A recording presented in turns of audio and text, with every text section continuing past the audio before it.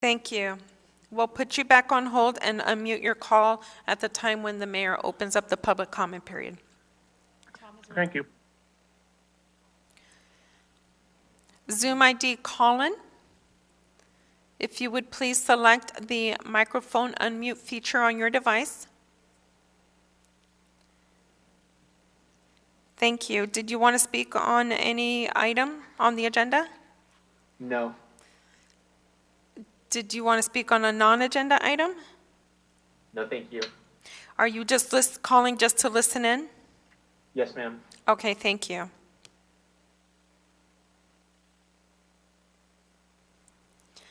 Caller with the last three numbers 251. If you would please dial *6 to unmute your call. Hello?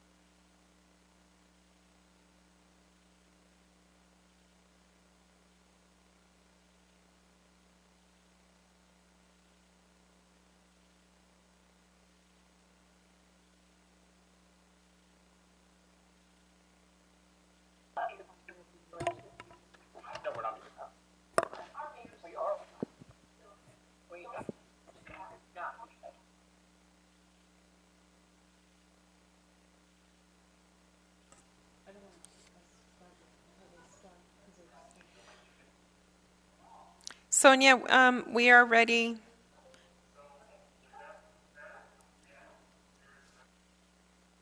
So let me go ahead and call this closed session meeting to order. For everything, there is a first time, and this is my first time, so everybody, let's all be patient with one another. Thank you all. Clerk, will you please call roll? Councilmember Becerra?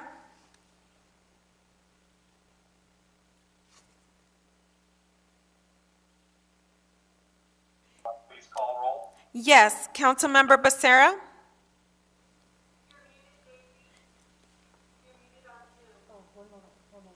One moment. Okay. Councilmember Becerra? Councilmember Hernandez? Here. Councilmember Lopez? Here. Councilmember Mendoza? Mendoza. Oh. Daisy, we're having a hard time understanding what you're saying. Councilmember Fan? Hi, Daisy. It's Councilmember Mendoza. I'm present. Okay. Your communication is garbled. It's not clear.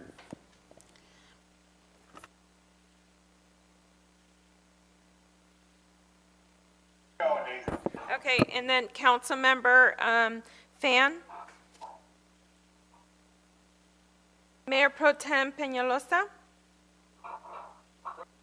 And Mayor Sarmiento?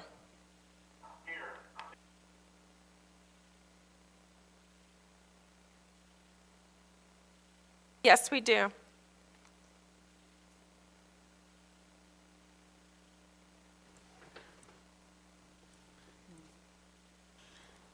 Caller with the last three numbers 971. If you would please dial *6 to unmute your call, and you may proceed with your comment. You have 3 minutes. Good evening, Mayor Sarmiento and members of the City Council.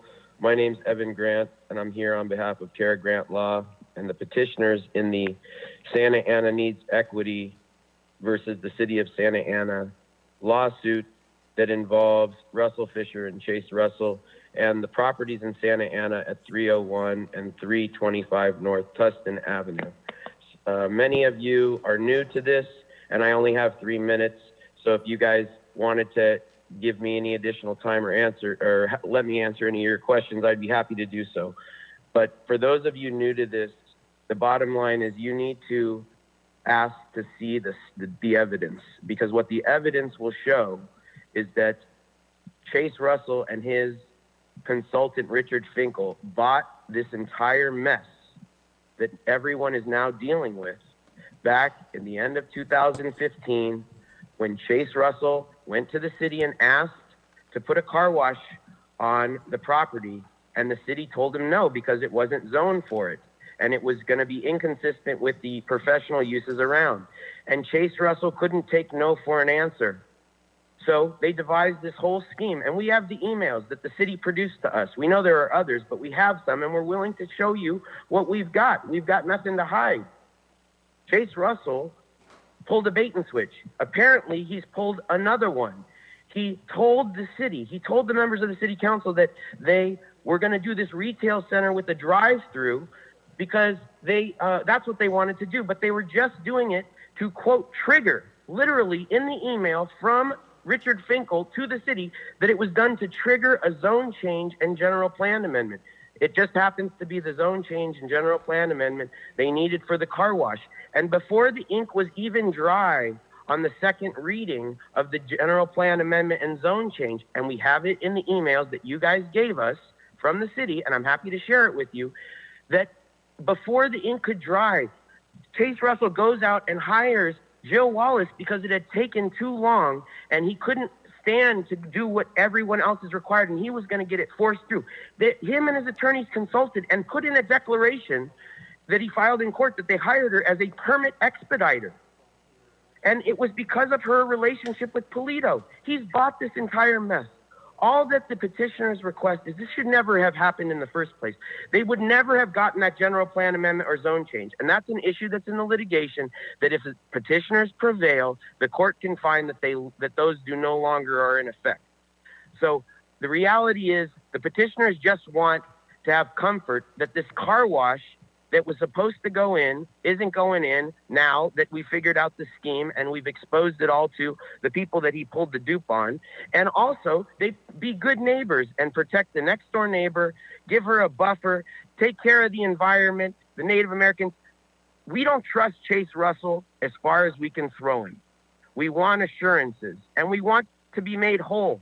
They want to have all of their attorney's fees. That Chase Russell and his attorneys at the big-time firm use scorched earth tactics to make it as difficult to this day. They are making it as difficult and as expensive as possible.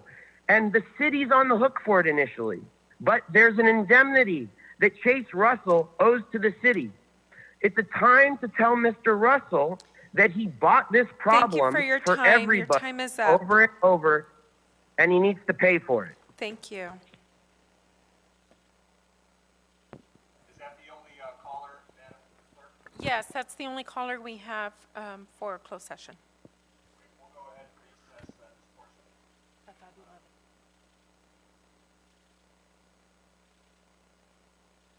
Myself on the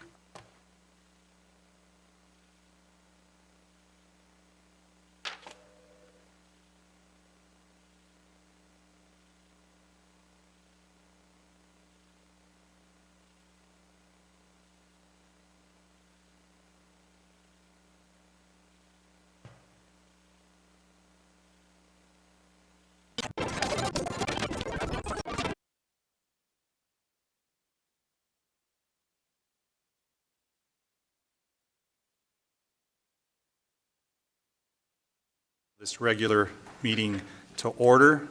So for everything, as I said before, there is a first time, and this is my first time presiding over this new city council. Welcome to everybody. Welcome to the members of the council, those past and present, and welcome to all the members of the public. Before I turn it over to the clerk to conduct the roll call, I just want to describe the setting here. We have 5 council members here present at City Hall with a limited staff, all compliant with our CDC rules. We have plexiglass between us, and everybody is masked up with the exception of the person who will be addressing the council. So for those of you on the phone, just so you get a visual, that's what we're doing, and we have 2 council members that are joining us remotely by phone, so that is the way we'll be conducting tonight's meeting, and I'll go ahead and turn it over to Madam Clerk to call roll. Thank you, Mayor. Councilmember Becerra? Here. Councilmember Hernandez? Here. Councilmember Lopez? Here. Councilmember Mendoza? Here. Councilmember Fan? Here. Mayor Pro Tem Peñalosa? Here. And Mayor Sarmiento. Here. Thank you. So let me go ahead and turn it over to the clerk once more before I proceed with the Pledge of Allegiance. I believe she has an announcement that she'd like to make. Thank you, Mayor.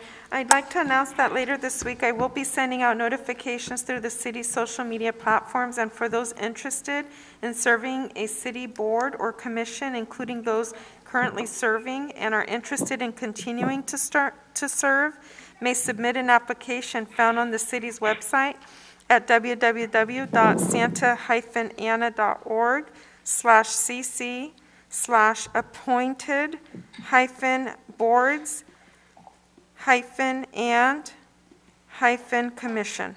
Thank you, Mayor. Thank you, Madam Clerk. Let me go ahead and have us all do the Pledge of Allegiance, and if you'll all please stand. Place your right hand over your heart and repeat after me.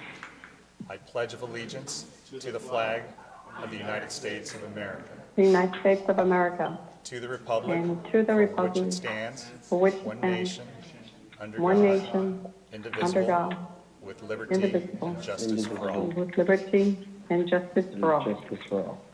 Thank you, and if you'll all please remain standing, we are going to go to our invocations section of our program tonight, and we are going to change things up a little bit. We are blessed in this city to have people of many faiths, and we have synagogues, mosques, parishes, temples, and we have people that worship differently, so we want to make sure that we reflect that diversity in our city and make sure we all give everybody a chance to come and address us, give us blessings, give us wisdom, and tonight we will begin our invocation with Hussam Ayloush, who is going to be addressing us for the invocation. Thank you, Mayor. Thank you, members of the City Council. Again, my name is Hussam Ayloush, and it's a great privilege and honor to start this special City Council meeting with an invocation. As Muslims, we begin every prayer and every action by reciting the following verse from the Quran. In Arabic, it goes as such: Bismillahir Rahmanir Rahim. In English, it translates as, in the name of Allah, God Almighty, the most compassionate, the most merciful. And indeed, it is so befitting to start the City Council meeting with a prayer that focuses on mercy and compassion. We pray, our Lord, God, you know that our people in our city, in our country, and around the world are anxious and worried about their health and the health and safety of their loved ones due to the COVID-19 pandemic. People are worried about their jobs, their houses, their apartments, and about putting food on their table. We ask you, O merciful God, to bless our mayor, our city council members, our city staff, and all healthcare professionals and their respective families as they serve the needs of the residents of Santa Ana. We ask you to guide them to serve our city with mercy and to advance justice, equality, liberty, and dignity for all people. We ask you to inspire them to lead and strive for America's founding ideals, for an America that embraces and cherishes its diverse people. Oh God, we ask you to unite and bless our city, our country, our leaders, and all of our people. Ameen. Amen. Thank you so much for that. That certainly inspires us to have a very fruitful meeting, so thank you, Mr. Ailouche. Let me go ahead and move along to our ceremonial section of the meeting, and I believe we have a certificate of recognition that Councilmember Mendoza is going to bestow on somebody, so I'll go ahead and yield the floor to Councilmember Mendoza, please.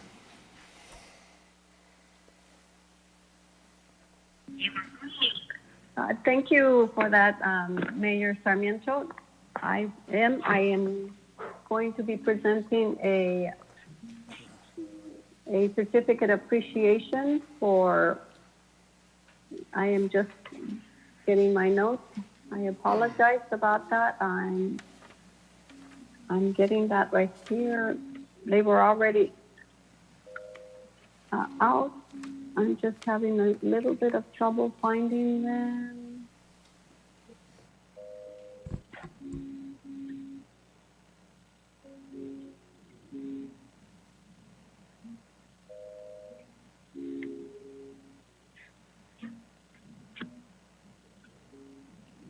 I'll be right with you, okay?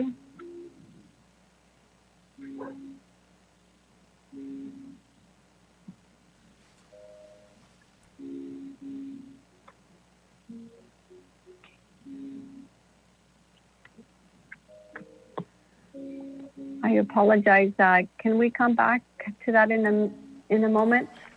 Sure, Council Member. Let me go ahead, and I believe we have a presentation from staff that was going to follow this item, so why don't we go ahead and begin with that, and if you could find your notes and gather everything, we'll go ahead and come back to the presentation. So let me turn it over to staff for this item, which is a COVID-19 update to the community, and I want to begin by thanking staff and recognizing staff for the update. Thank you. Honorable Mayor, Mayor Pro Tem, and council members, I have a brief PowerPoint for you. You know that after we got the good news that the state was going to share some of the CARES federal dollars, you had requested for routine updates on this, and I did it mainly through city manager comments, but based on some other inquiries, I'm doing more of a formal presentation tonight. So it's to update you on our activities, the state of COVID-19 within our community, and just important to note, all of the funded activities have to conclude this month. That allows us for sufficient time. We're actually ending the programs December 20th, the majority of them, so that we have sufficient time, and staff will be busy working over the holidays to make sure that all of the final payments are processed and that we meet all of the U.S. Department of Treasury spending requirements. We've already had one introductory meeting with the State of California's Department of Finance, and they already are beginning their audit of our expenditures. So first, I just want to start with the counts, the state of our community. At a county level, cases to date are 107,937. Deaths to date, 1,695, with an overall positivity rate in the county of 13.2. If you drill down at our city, our cases to date are 18,452, with 338 deaths, and our positivity rate is 21.07. We do have, and I know most of you are aware that there has been a disparate impact on our community as a result of COVID-19 when compared with the rest of the County of Orange. If you are interested in more details on these numbers, Orange County Healthcare Agency does post on their COVID website pages by zip code, so you can certainly look at that, but the last information I received is we do have 5 of the highest zip codes with positive test cases in them. So one of our largest expenditures on our CARES money has gone to COVID-19 testing. So we engaged a contractor to perform testing. The goal was to provide up to 32,000 tests. They are provided to our community at no expense, And as of today, I'm really excited to say that I believe at the close of the testing that was done today, we have exceeded 30,000 tests for our community. We still have, as you can see from the screen, we still have locations and future testing dates and times, several at Santa Ana College, and then we continue to also do our mobile resource centers. So with that, the testing will conclude on December 20th. And we will definitely hit the 32,000 threshold, and potentially we will go over the 32,000. And just today, staff has been scrambling to see if we could scrape together additional dollars to try to keep funding it so we don't have to turn anybody away at those already publicized locations. And one of our other large contracts is one that we have with UCI. This is their public health college. And UCI contracted with the county to do some serology testing for the entire region. So they would have only tested a couple hundred within our city. So we turned around and did our own contract with UCI for them to come in and conduct antibody testing. So by doing the antibody testing, they can determine the prevalence of exposure, which will definitely help us in the future and I'm being optimistic that we receive additional resources to continue these efforts. It's a unique test that they will then take and analyze the data and extrapolate, and they can help us determine where potential hotspots could occur in the future. So if you have one community that the serology test indicates the presence of antibodies, that is a community that's already been exposed. So it could help us identify other communities where the exposure rate could be significantly higher. And they are starting to believe that there is a presence of antibodies from having it that lasts longer than what they originally thought. So that's good news in that regard. And you probably have seen the advertisements for the serology testing, and I believe they've done about 700 of to date. To take a look at the overall spending plan, I know some of you council members are familiar with this. This was we held a special meeting when we found out we were going to get the dollars, and these were the buckets where we put the funding to.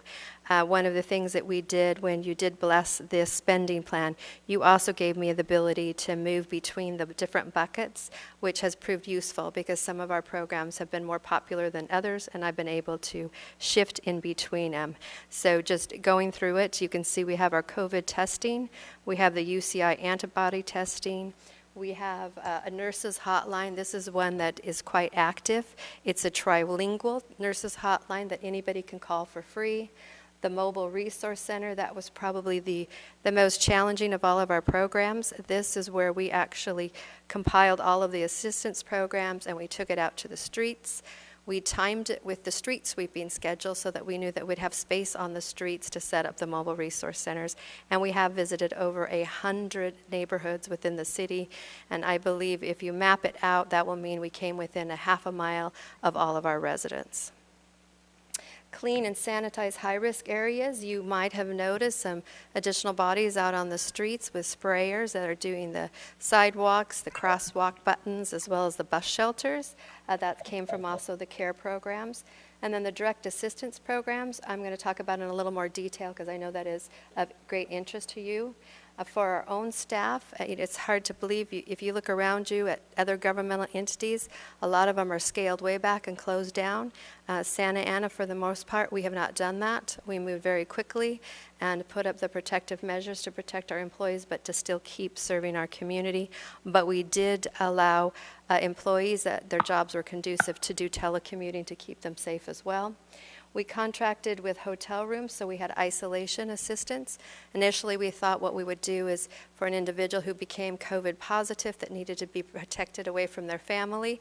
But what ended up happening is the individuals with the COVID wanted to stay in their house, and the rest of the household members got to go stay at the hotel. So we did keep the family protected from exposure. Homeless services, we do run our own homeless shelter, and we had to take additional precautions to protect the homeless individuals that were living in those conditions. Personal protective equipment, with that for our employees, but as well as part of the mobile resource, we handed out over 270,000 masks, and we're still handing them out today. Indirect city services, we have had to shift a lot of bodies over to do the work under the CARES program. And then outdoor dining, this is to keep, right now they're not opening, but in the past when restaurants were allowed to do the outdoor dining, we did, as requested by the council, contract out to set up and do the street closures so we could provide those restaurants the area to continue to offer the dining. And then a larger category also first responders and EOC. Since the moment that we've been declared a pandemic, we have had our emergency operations center opened. At first it was 7 days a week, 24 hours a day, but it has since scheduled down just to regular working hours. The direct assistance programs, to break them down, we had utility assistance, we did child care assistance, rental assistance, small business assistance, arts and cultural relief, and the arts and cultural relief went to museums and nonprofits as well as individual artists. We had allocated $8.6 million. We've actually expended already $5.5 million, and we have $3.1 million. The remaining balance has been obligated, but we haven't quite cut the checks yet on those. On the utility bill assistance, and this was one that was specifically requested by a council member, it was a one-time $500 payment, and it was for eligible households to pay any type of utility, whether it was their internet, electricity, gas, water, or phone. And in addition to the general outreach, staff did use our water customers and reach out directly to those that already had past due accounts via mail and bill inserts and phone calls. The assistance programs, as I mentioned before, the federal requirements for the spending on our $28.8 million comes to an end the end of this month. The good news is we do have some other money that we had received that can fund some of these assistance programs so we can keep them going until we receive additional money. So the types of assistant programs that we can continue after this month is the CARES for tenants. We do still have funding that we can use for rental assistance payments. We still have funding that we can use for eviction prevention program. And then we also have some funding to keep small business incentive grants running.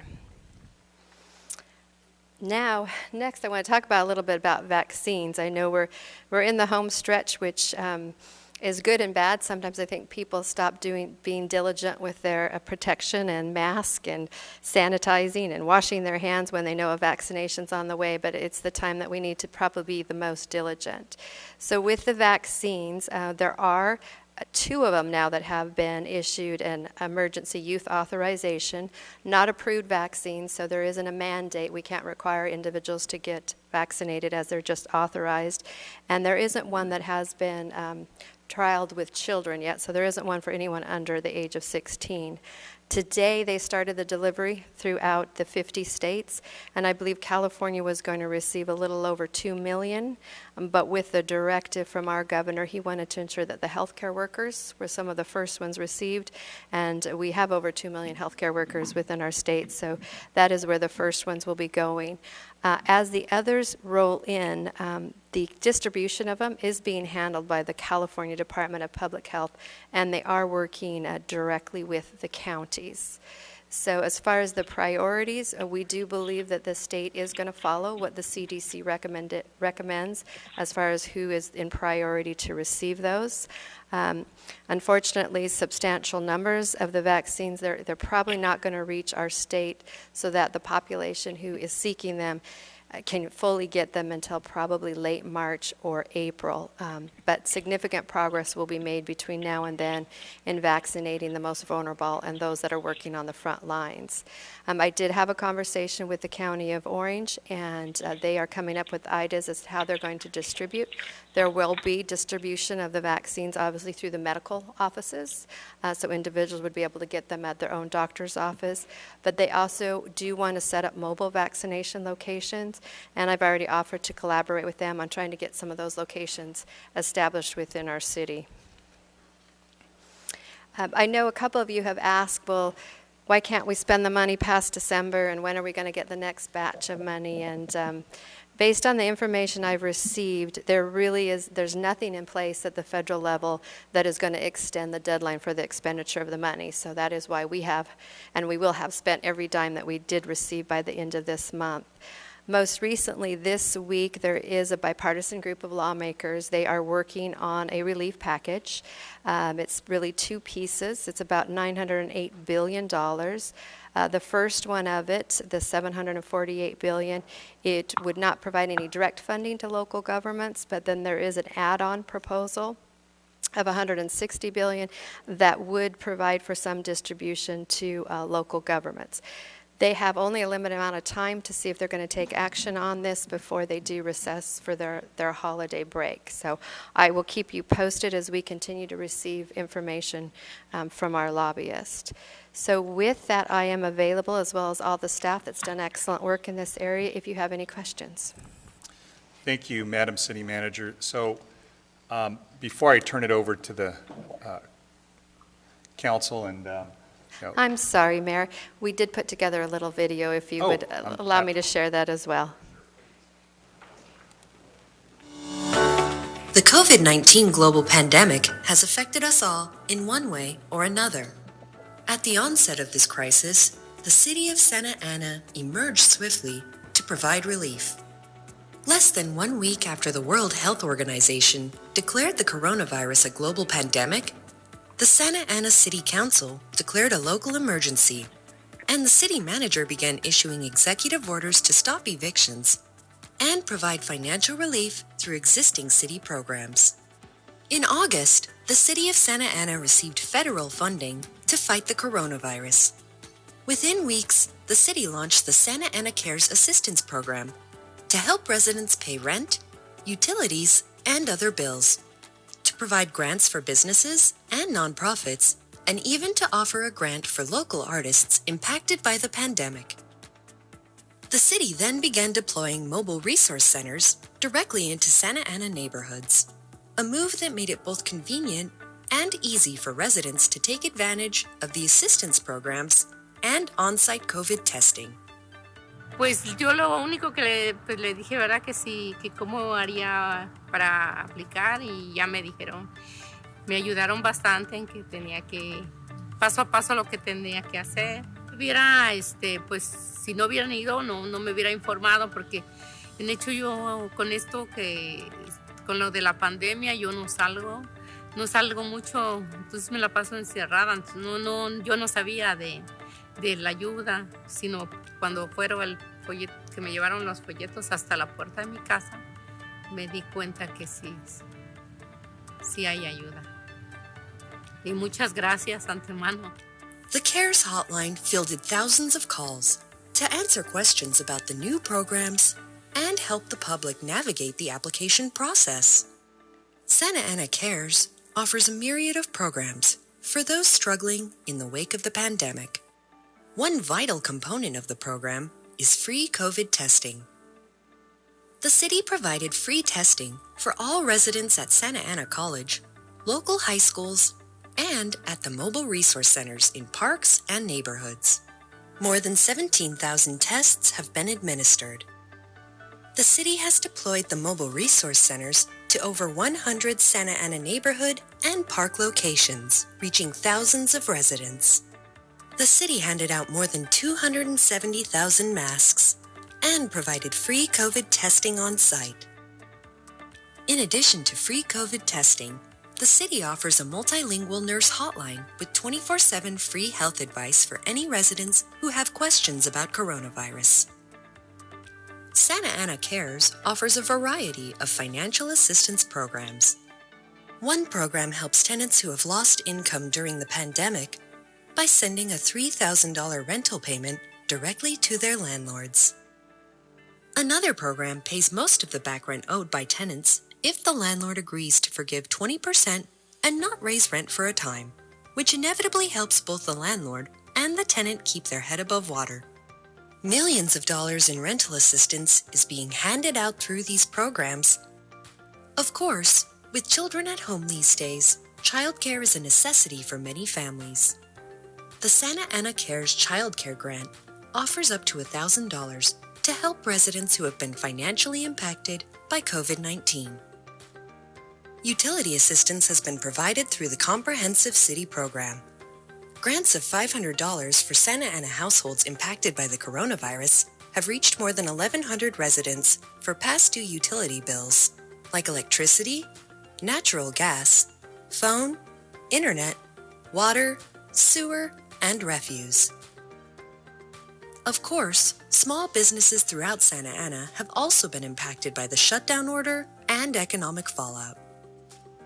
Again, The Santa Ana Cares program stepped up to the challenge with several resources for businesses, including grants of up to $10,000 for those with up to 25 employees.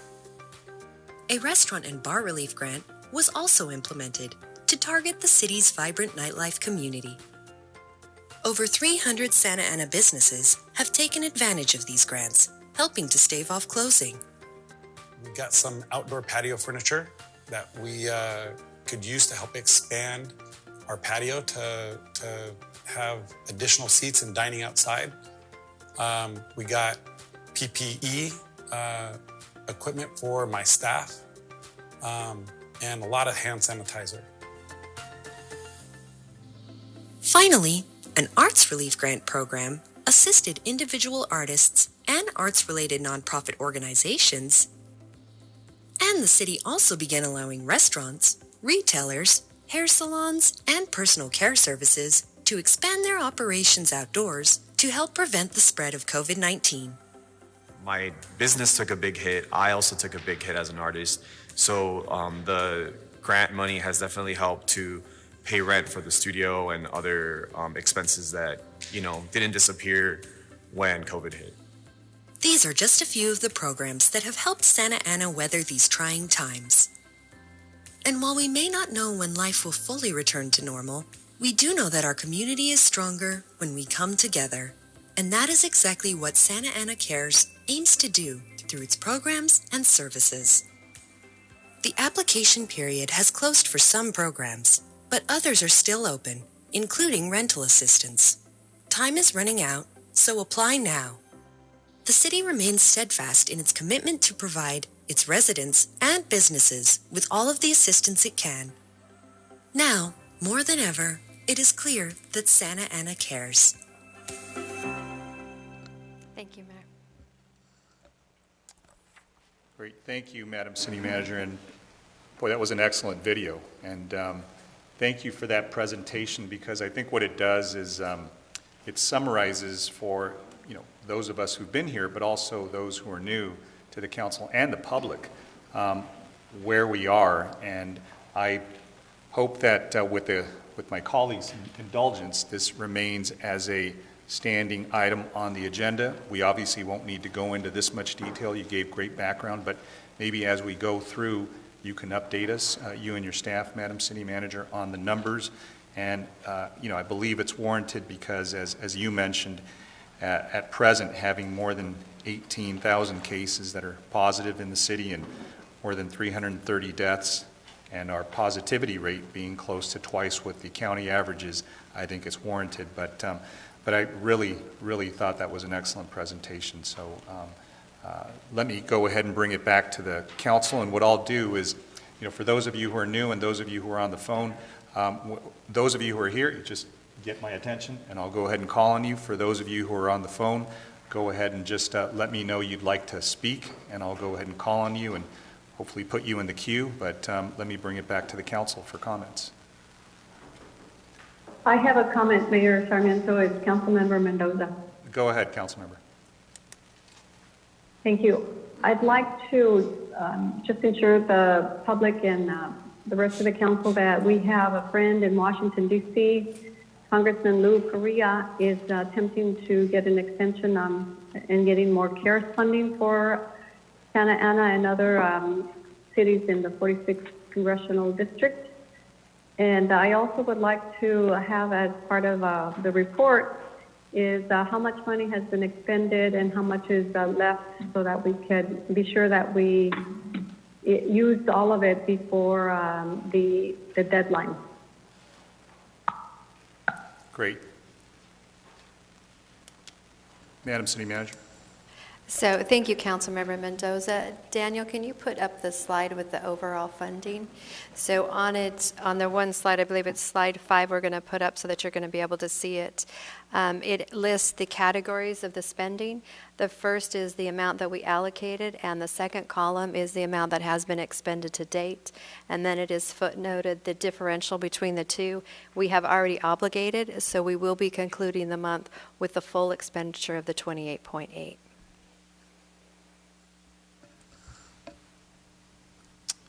Great. Thank you for that, Madam City Manager. Mayor Pro Tem Peñalosa. Thank you, Mr. Mayor. And just for clarification, I could go out of turn, right, as Mayor Pro Tem? I mean, does it matter when I go, or? Whoever wants to speak and raise their hand, that's fine. Thank you for that. Madam City Manager, I just wanted to get clarification on the $6.8 million that have been obligated. Do you have a general idea of what different areas we've obligated that money to? The reason why I was asking is because some of the notes that I wrote pertaining to slide 5 in particular were that $5.5 million still haven't been expended for, I believe it was direct payments to residents. And I know that the holiday season coming up and whatnot, I know that especially with a community like ours, there's a lot of need out there in our community. I know it's out there, and just because they might not be at our CARES events, applying for something, doesn't mean they don't necessarily need it. And I know that there's a lot of residents out there that could use some of this assistance citywide. So if there is any possibility that in the next, I know we only have about 2 months left in the month, but in the next couple of days, we do some heavy outreach, door-to-door knocking with our CARES ambassadors in these high-impacted communities, and just really reemphasize that there is resources available for any bill they might need paid or whatnot, or rental assistance. Because, I know that even growing up, my mom being a resident, a legal resident, would be terrified of asking the government for any assistance. So if we could do that, that'd be nice if it's available. I know time is tight, but with those extra money that you haven't expended, but you did say they were obligated, so if you could give us a general idea of where. Certainly, Mayor Pro Tem. So it's in a bunch of different buckets. So to the extent our contractor continues with COVID testing, we receive a bill, so we're obligated to pay him under his contract. The UCI contract, we haven't paid their entire amount, but we're obligated to pay it. There's outstanding purchase orders, and then there's the applications for the various assistance programs that are in the pipeline that just haven't been paid yet. But to the extent there's any available dollars, we still have been pushing very, very hard. Some of the programs did close as of today, but a few others are open through December 20th. So we will certainly do a last-minute push to try to get every penny completely spent. Thank you for that. And then just one final thought on the COVID testing.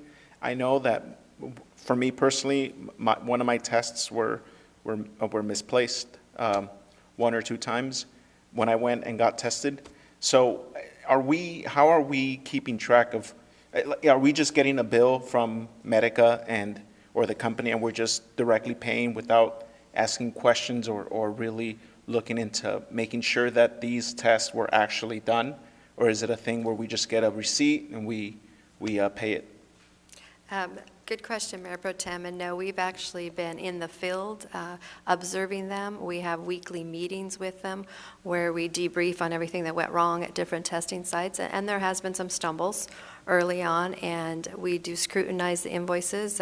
We did find some invoices where we were billed for tests that weren't performed at one of our sites. So we did identify that, and that is being led by my office and Assistant City Manager Stephen Mendoza and Assistant to the City Manager Daisy have been staying on top of that. And the weekly meetings have helped out tremendously with the vendor, because you can imagine it was a big undertaking to roll out that level of testing in the community. Right. And I appreciate that. I just want to make sure that, and I know from conversations in the past, your office has done a good job at staying on top of these things, but I just want to make sure that we're carefully vetting every invoice we receive from these different companies that we're working with, because I could see someone just kind of, fluffing up the numbers to get paid. So with that said, those are my comments, Mr. Mayor, so thank you. Thank you, Mayor Pro Tem. Let me go ahead and recognize Councilmember Lopez. Thank you, Mayor Sarmiento. Well, I have a comment and a question, and my question, City Manager, is what are the programs that closed today? I am going to see, I don't see Daisy. Oh, Daisy is here. I will ask Daisy to come up and speak to the programs. I know the UCI is continuing through the month. The testing is continuing through the 20th, but I believe she's probably asking on the different assistance programs. Mayor and council, so for the different assistance programs, for the rental assistance, even though you don't see it fully expended out there, staff does have enough applications to fully fund that. I don't believe we're taking any more from the CARES program, but we are taking them from the CDBG program, so that will continue. For the utility assistance program, we're taking those until December 15th, and that gives staff enough time to process the paperwork. For any of the small business programs, we also have enough applications in the pipeline to fully fund those with CARES in the budget that you saw, and then anything remaining after that will be funded by the CDBG program as well. So all of the applications that we take for the CARES program, we will take through December 15th, and then we will finish testing, the actual COVID testing, December 20th. And then the antibody testing will continue through December 26th. Thank you, Daisy. Mm-hmm. Thank you. And moving on to my comment, I wanted to thank Mayor Sarmiento for taking charge and making sure that we had this, and Christine for providing us with the important presentation. As we all know, we've been one of the hardest hit cities in the county. And as someone who is in direct contact with people who have been exposed to COVID or have COVID, I really want to ask our community members that are listening to, if they have any plans, any travel plans for the holidays, to rethink them, because we are seeing a high number of cases go up because of the Thanksgiving gatherings that people were having. And so I think it's important to remind folks that there has been a surge because of that. And I just really want to, thank everybody for their patience and and encourage them to continue practicing good hygiene. And again, I'm really excited to see this presentation, and I am supportive of having this be an item that continues. Thank you. Thank you, Councilmember Lopez. Any other comments or questions from staff? I'm sorry, from the council? Hearing none and seeing none, I'll go ahead and bring it back to myself. I wanted to, again, thank staff for the presentation, thank my colleagues for the questions and comments. I did have a couple of comments, maybe some direction for staff. I understand that there is a vaccine task force that the county has assembled, and so to the extent we may already have somebody on there representing the city, maybe something for us to do. Madam City Manager, looks like your head is nodding. Or... Yes, Mayor. They did allow one slot for one city manager, and the county selected the city manager of Huntington Beach. So I will get routine updates through the Orange County City Managers Association from that representative. Great, thank you. And I understand that the county was going to be allocated, I think, an initial 25,000 vaccines to begin with. I'm not sure if those arrived today, but I know that they were supposed to arrive yesterday. They might have been delayed, but to the extent that, we want to make sure we're vigilant about vaccines and how we receive our proportionate share, which should be very high, I don't want to lose sight of the fact that we are going through a very dark period, as was mentioned by Councilmember Lopez, and I think, probably the darkest moment in this pandemic, since it began. So, as we see hope on the horizon, we have to realize that this is a very difficult time for many. These numbers really are disturbing, 21% in some of our, 5 zip codes and, 18,000 cases. That is very alarming. So I want you all to know that, there is an effort, a campaign that is going to be launched within the next couple of days that is going to be a concerted effort amongst the county, the school district, and the city, and Latino Health Access, to push out a singular message, because all those agencies have been trying to blunt this surge, but we realize that we're all saying good things, but we're not under one banner or one uniform theme. So we all agreed to do something that is going to be much, much more visible, and all of us are going to get behind the theme of, basic, simple direction, which is, 6 feet apart, wash your hands, wear your mask. but it has to be a uniformed effort. So we know that the county is going to be leading the effort and funding some, so will the district, and so will the city. And I want you all to know, this isn't county-wide, this is specific to just Santa Ana. So I know I see Paul Eakins in the audience, and he'll go ahead and share. I think he's working with the team right now. He'll share when the press conference is scheduled for. I believe it's scheduled for the 17th of this month, which is Thursday. We still have a tentative time and date, but we'll make sure to apprise the council so you can be present virtually. So I will make sure that happens. But that's just one more way to, let the community know this is not over. And before any vaccines reach everybody, it's going to take a while. So in the meantime, that is something that we need to do through this campaigned effort. So those are my comments, and let me go ahead and, I believe, seeing none, we'll go ahead and move along to the next item, which I believe we skipped over, and that was, we gave some time to Councilmember Mendoza. Let's go ahead and go back to her so she can do her recognition.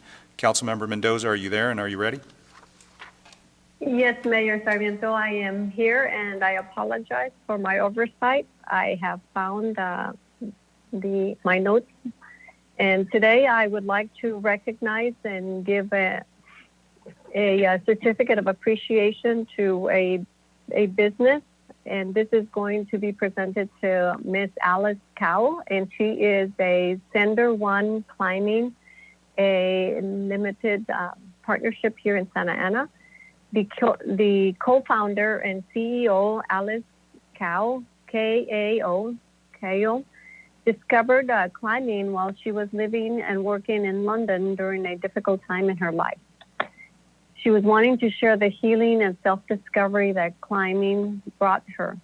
Alongside with her business partners, she launched Sender One in 2011 in the United States.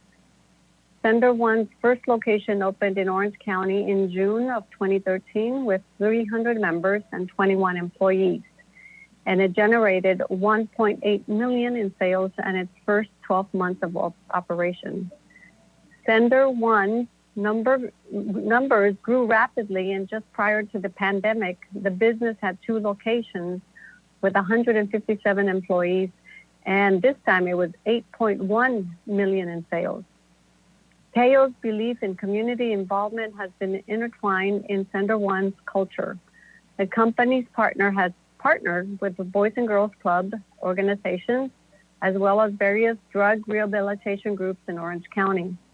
It is for those reasons that Ms. Alice Kale was recognized as the SBA 2020 California Small Business Person of the Year.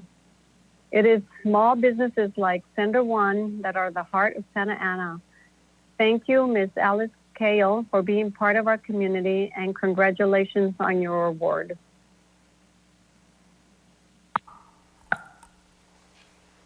Great. Thank you, Councilmember Mendoza. Let me go ahead and move along. I believe we don't have the recipient on the line or anything. She wasn't going to make a comment. Ms. Cowell? Got it. Perfect. So let me go ahead and recognize the Madam City Attorney. Is there anything to report out from closed session? Thank you, Mayor, and members of the council, members of the public. We have no reportable action this evening. Great. Thank you for that. Let's go ahead and move along to the next section, which is a public comment section of the agenda. And this is for the members of the public to address the City Council on agenda and non-agendized items. You will be given 3 minutes to speak. The public comment line has been opened at least since 5 p.m. It will now be closed. So, Madam Clerk, is there anybody on the line wishing to speak and address the council? Yes, thank you, Mayor. There are speakers ready to provide their comments, and as a reminder for callers wanting to speak on any public hearing items, please let me know when you are unmuted, and you will be placed back on hold until the mayor opens the hearing.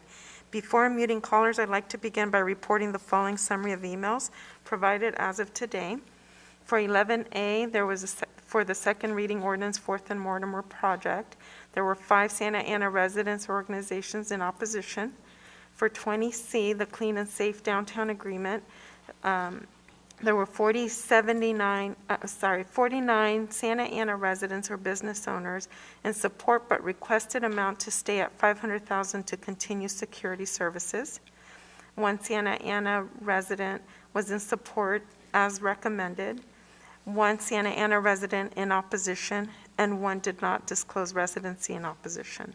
For 55A, we had one Santa Ana resident in support. For and that is for all the consent items. And beginning with the first caller with the last three numbers, 174.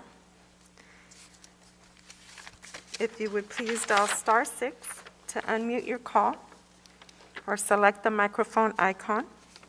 Persona en el teléfono con los tres últimos números, 174, por favor marque *6 para reactivar su llamada.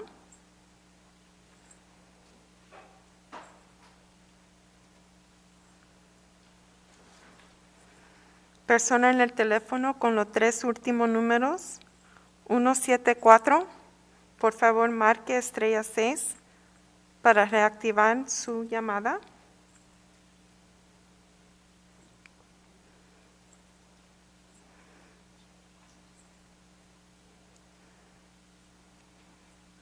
Persona en el teléfono con los tres últimos números, 174. Por favor, marque *6 para reactivar su llamada o active el sonido en el aparato en cual está usando Zoom.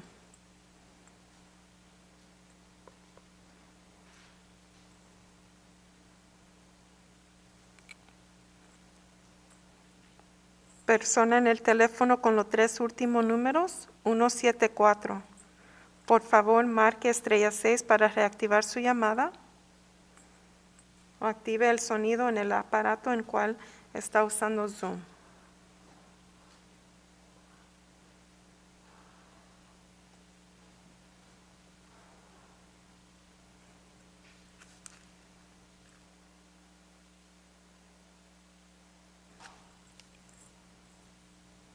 Persona en el teléfono con los tres últimos números, 174. Por favor, marque *6 para reactivar su llamada.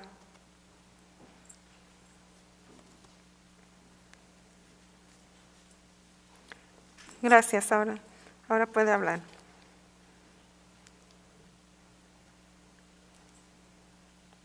Persona en el teléfono con los tres últimos números, 174.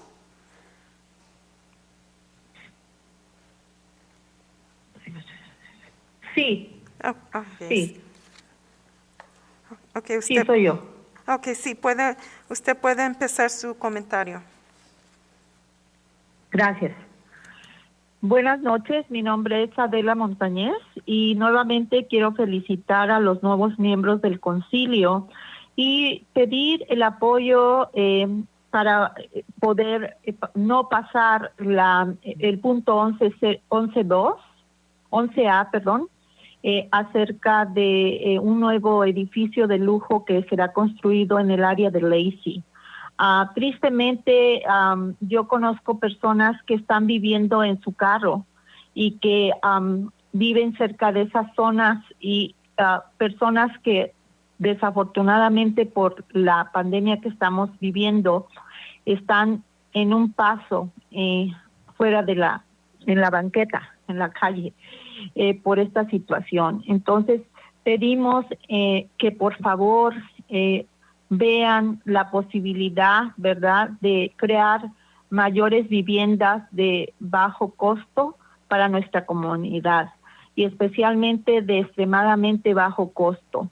Y también que consideren que en esa zona hay muchas familias de bajos ingresos que al hacer un edificio de lujo pueden ser desplazados del área donde viven. Y ya lo estamos viendo, muchas de esas familias se están yendo a otras ciudades por falta de poder pagar sus alquileres.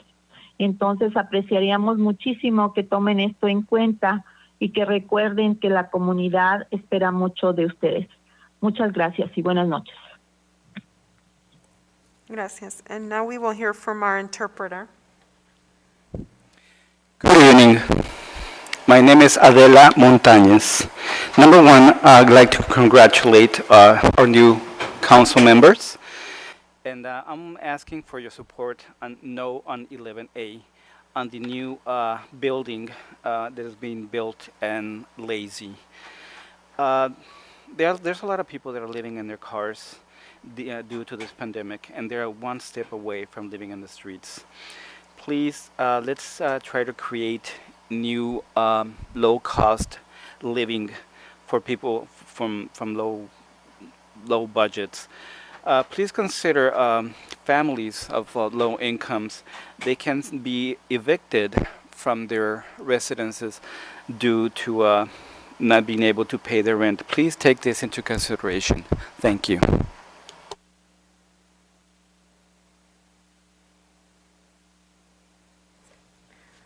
Thank you. Caller with the last three numbers, 251.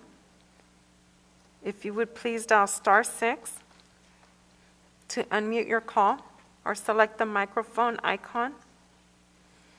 Thank you. You may proceed. Hello, can you hear me? Yes, we can hear you. You may proceed with your comment. Thank you. I just wanted to say that I have been living in Santa Ana all my life. Me and my siblings and my parents, we are very connected to the city. And though I feel very frightened by the new development, only because there is a lot of people that I know that are still members of the community that aren't able to afford at-rate market value apartments. The fact that there is consideration for a luxury apartment to be built is pretty surprising. I know the city of Santa Ana has done wonderful things in order to develop housing for residents of Santa Ana who have fallen on hard times, homelessness. But I would really love to see a development come online for members of the community who've been part of the Santa Ana community for years that are moderate to low income, to really support the community that you guys represent.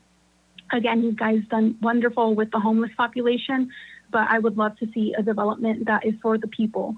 Santa Ana is great because of the people that have come together to live here, the culture that is here, and it's really unfortunate to see, something like Northgate try to push members of that same market out. So thank you for all your work, and that's all. Can you please announce your name for the record? Myra Vargas. Thank you.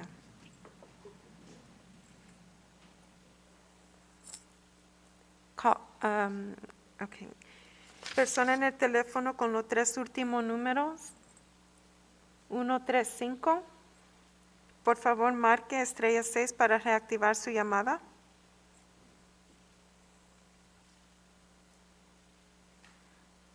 Gracias. Hola, buenas tardes. Mi nombre es Rachel Pozos. Soy voluntaria en la organización Alianza Trans Latinx, y el motivo de mi llamada esta tarde es porque me gustaría que los nuevos congresistas nos apoyaran más, ya que hasta el momento no hemos recibido ningún apoyo de la ciudad de Santa Ana, ya que contamos aproximadamente abiertas con 6 o 7 meses atrás, y no hemos recibido ningún apoyo de la parte de la ciudad.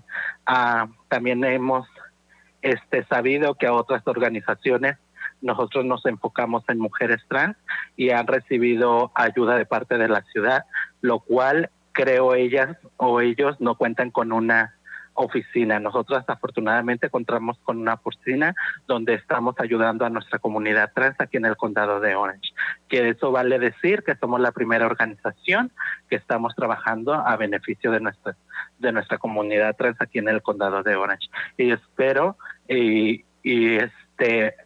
se nos ayude a nuestra organización para seguir manteniendo nuestras puertas abiertas, ya que hasta el momento en el condado de Orange, en lo que llevamos 6-7 meses abiertas, hemos hecho más de 40 cambios de nombre.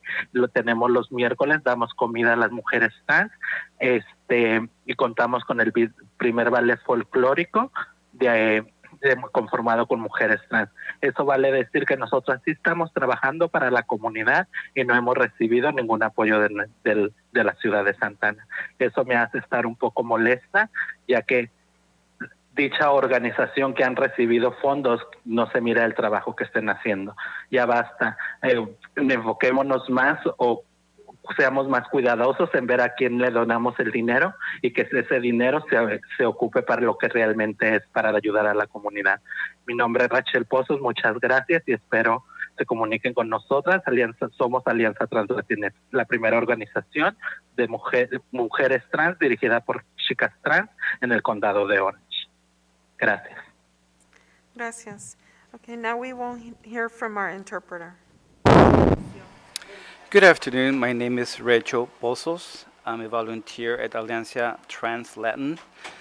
I like to request help from our new Congress people to get our support. We are not receiving any support from the city of Santa Ana. We have not received any other support. There's other organizations. We are concentrated in trans women. We are the first organization that supports trans women for our community. We need your help so we can continue with our work, with our labor. We've been working for 6 to 7 months so far, so we would like to continue with our doors open. We are on Wednesdays. We are feeding our women. We are helping, and we are working, and we're working hard in our community, and we're not receiving any support from our city. We don't see any work for us. So we're seeing all this money that is coming to the city from all these organizations. So we'd like to see where this money it's being spent. Thank you so much. Once again, my name is Rachel Pozos, and we are working with the, I'm a volunteer at Alliance Trans Latin Women, and we're the first organization in the city that is helping this population. Thank you.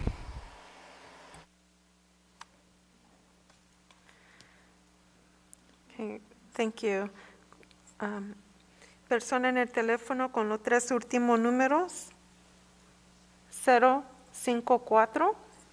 Por favor, marque estrella 6 para reactivar su llamada. Gracias. Puede empezar con su comentario. Sí, buenas tardes, concejales. Mi nombre es Rosa Ramírez. Soy una residente de Santa Ana, California. Estoy en desacuerdo con el punto 11A. Me gustaría que se construyeran viviendas accesibles a la comunidad inmigrante o para trabajadores que tengan una vivienda digna. Recuerde usted, alcalde Vicente Sarmiento, que cuando tuvimos una reunión con Latino Access, usted nos dijo que usted estaba para escuchar a la comunidad. Pues quiero decirle que este es su momento de que nos escuche y nos apoye y no apoye esta ley 11A. Gracias. Gracias. And now we will hear from our interpreter. Good evening. My name is Rosa Ramirez. I'm a Santa Ana resident. I'm here to request your support. No on 11A. Please work more on our low-income housing. Remember, Mr. Mayor Sarmiento, that once you came to one of our meetings and you said that you're here to listen to our community. So this is the time that we need to listen and to support us. Thank you.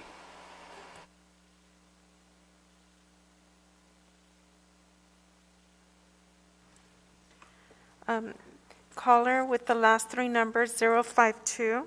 If you would please dial *6 or select the microphone unmute feature on your device, and you may proceed with your comment.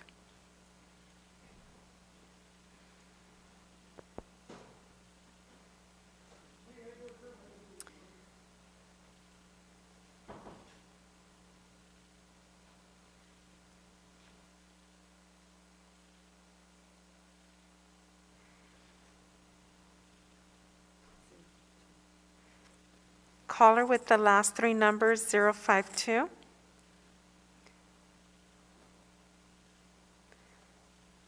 If you would please dial *6 or select the microphone unmute feature on your device and proceed with your comment.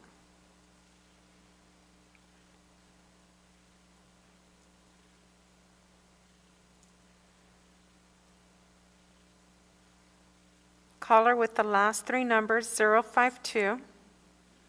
If you would please dial *6 or select the microphone unmute feature on your device.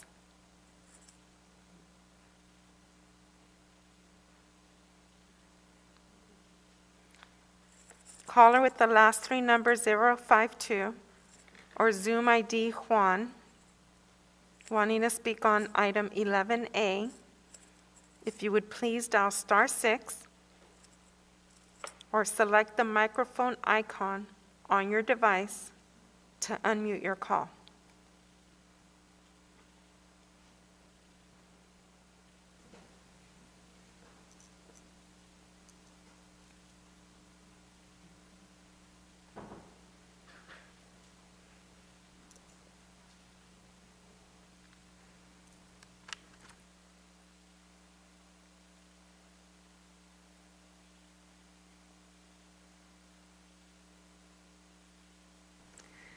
Persona en el teléfono con los tres últimos números, 160.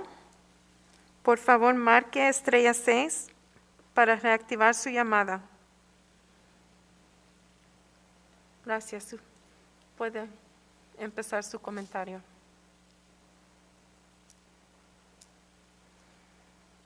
Persona en el teléfono con los tres últimos números, 160.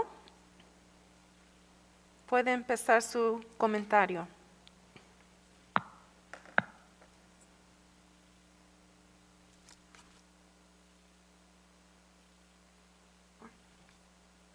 Caller with the last three numbers, 924. Please dial *6 to unmute your call or select. Oh, okay. Usted puede empezar su comentario. Ok. Sí, mi nombre es Fausto Ramírez. Yo vivo aquí en Santana. Ya tengo aproximadamente 20 años viviendo.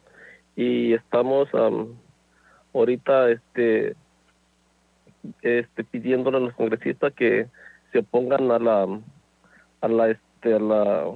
número de agenda 11A, que esto, como habían mencionado mis compañeros anteriormente, en la construcción de la vivienda de lujo. Nosotros estamos viendo que hay más necesidad aquí en la ciudad, y no se nos hace justo el lujo, porque lo que se está viendo es que este año han subido más las rentas más que anteriormente, y todo eso más aparte lo que estamos viendo ahorita de la enfermedad del COVID, eso nos está perjudicando tal vez más y más. Entonces le estamos pidiendo que nos apoyen, en que se opongan a que no se construyan estos edificios de lujo, ya que la familia González, yo pienso que también ellos anteriormente fueron también personas que nos apoyaban, que personas que veían la necesidad de la comunidad. Gracias. Gracias. Now we will hear from our interpreter. Hello, good evening. My name is Fausto Ramirez. I'm a Santa Ana resident for over 20 years. I'd like to one message to our council members. Please help us know on 11A with this housing. There's more need for low-income housing rather than luxurious housing. This year it has increased a lot more, and due to COVID-19 it's really affecting a lot of people. So please help us and not to build this development. There's a family Gonzalez that they were also in support with us. So thank you for your time. Thank you. Caller with the last three numbers, 052. Please dial *6 or select the microphone icon on your device to unmute your call.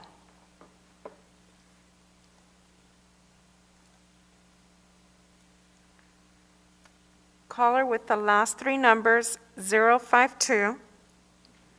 Zoom ID, Juan.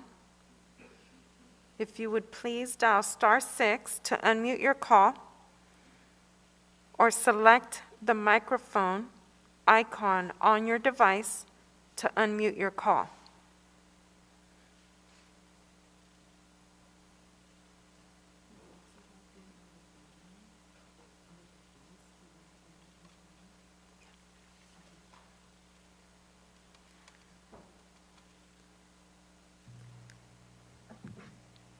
Hello, can you hear me? Yes, we can hear you. Go ahead. You may proceed with your comment. I'm sorry, I was trying to get in using my telephone, and so I'm going to go ahead and do it right now via Zoom. Okay, thank you. You may proceed with your comment. You have 3 minutes. So, good evening, Honorable Mayor Sarmiento, Mayor Pro Tem Peñalosa, and members of the City Council. My name is Juan Garcia, and I am the Community Engagement Liaison for Northgate Real Estate. I'm here to comment on Agenda Item 11A, the Fourth and Mortimer Mixed-Use Development Project. I mainly want to address and clarify a few points that have been made by some project opponents. First, it's important to understand that Northgate has philosophically always provided quality products at fair prices to its customers. The same philosophy is going to be carried over to the current proposed housing component of the development, which we believe is a quality urban project. The goal is to offer housing for single individuals on up to multifamilies. While this project does not have an affordable housing component, our team is currently in discussions with CNC Development and the city for a 100% affordable housing development.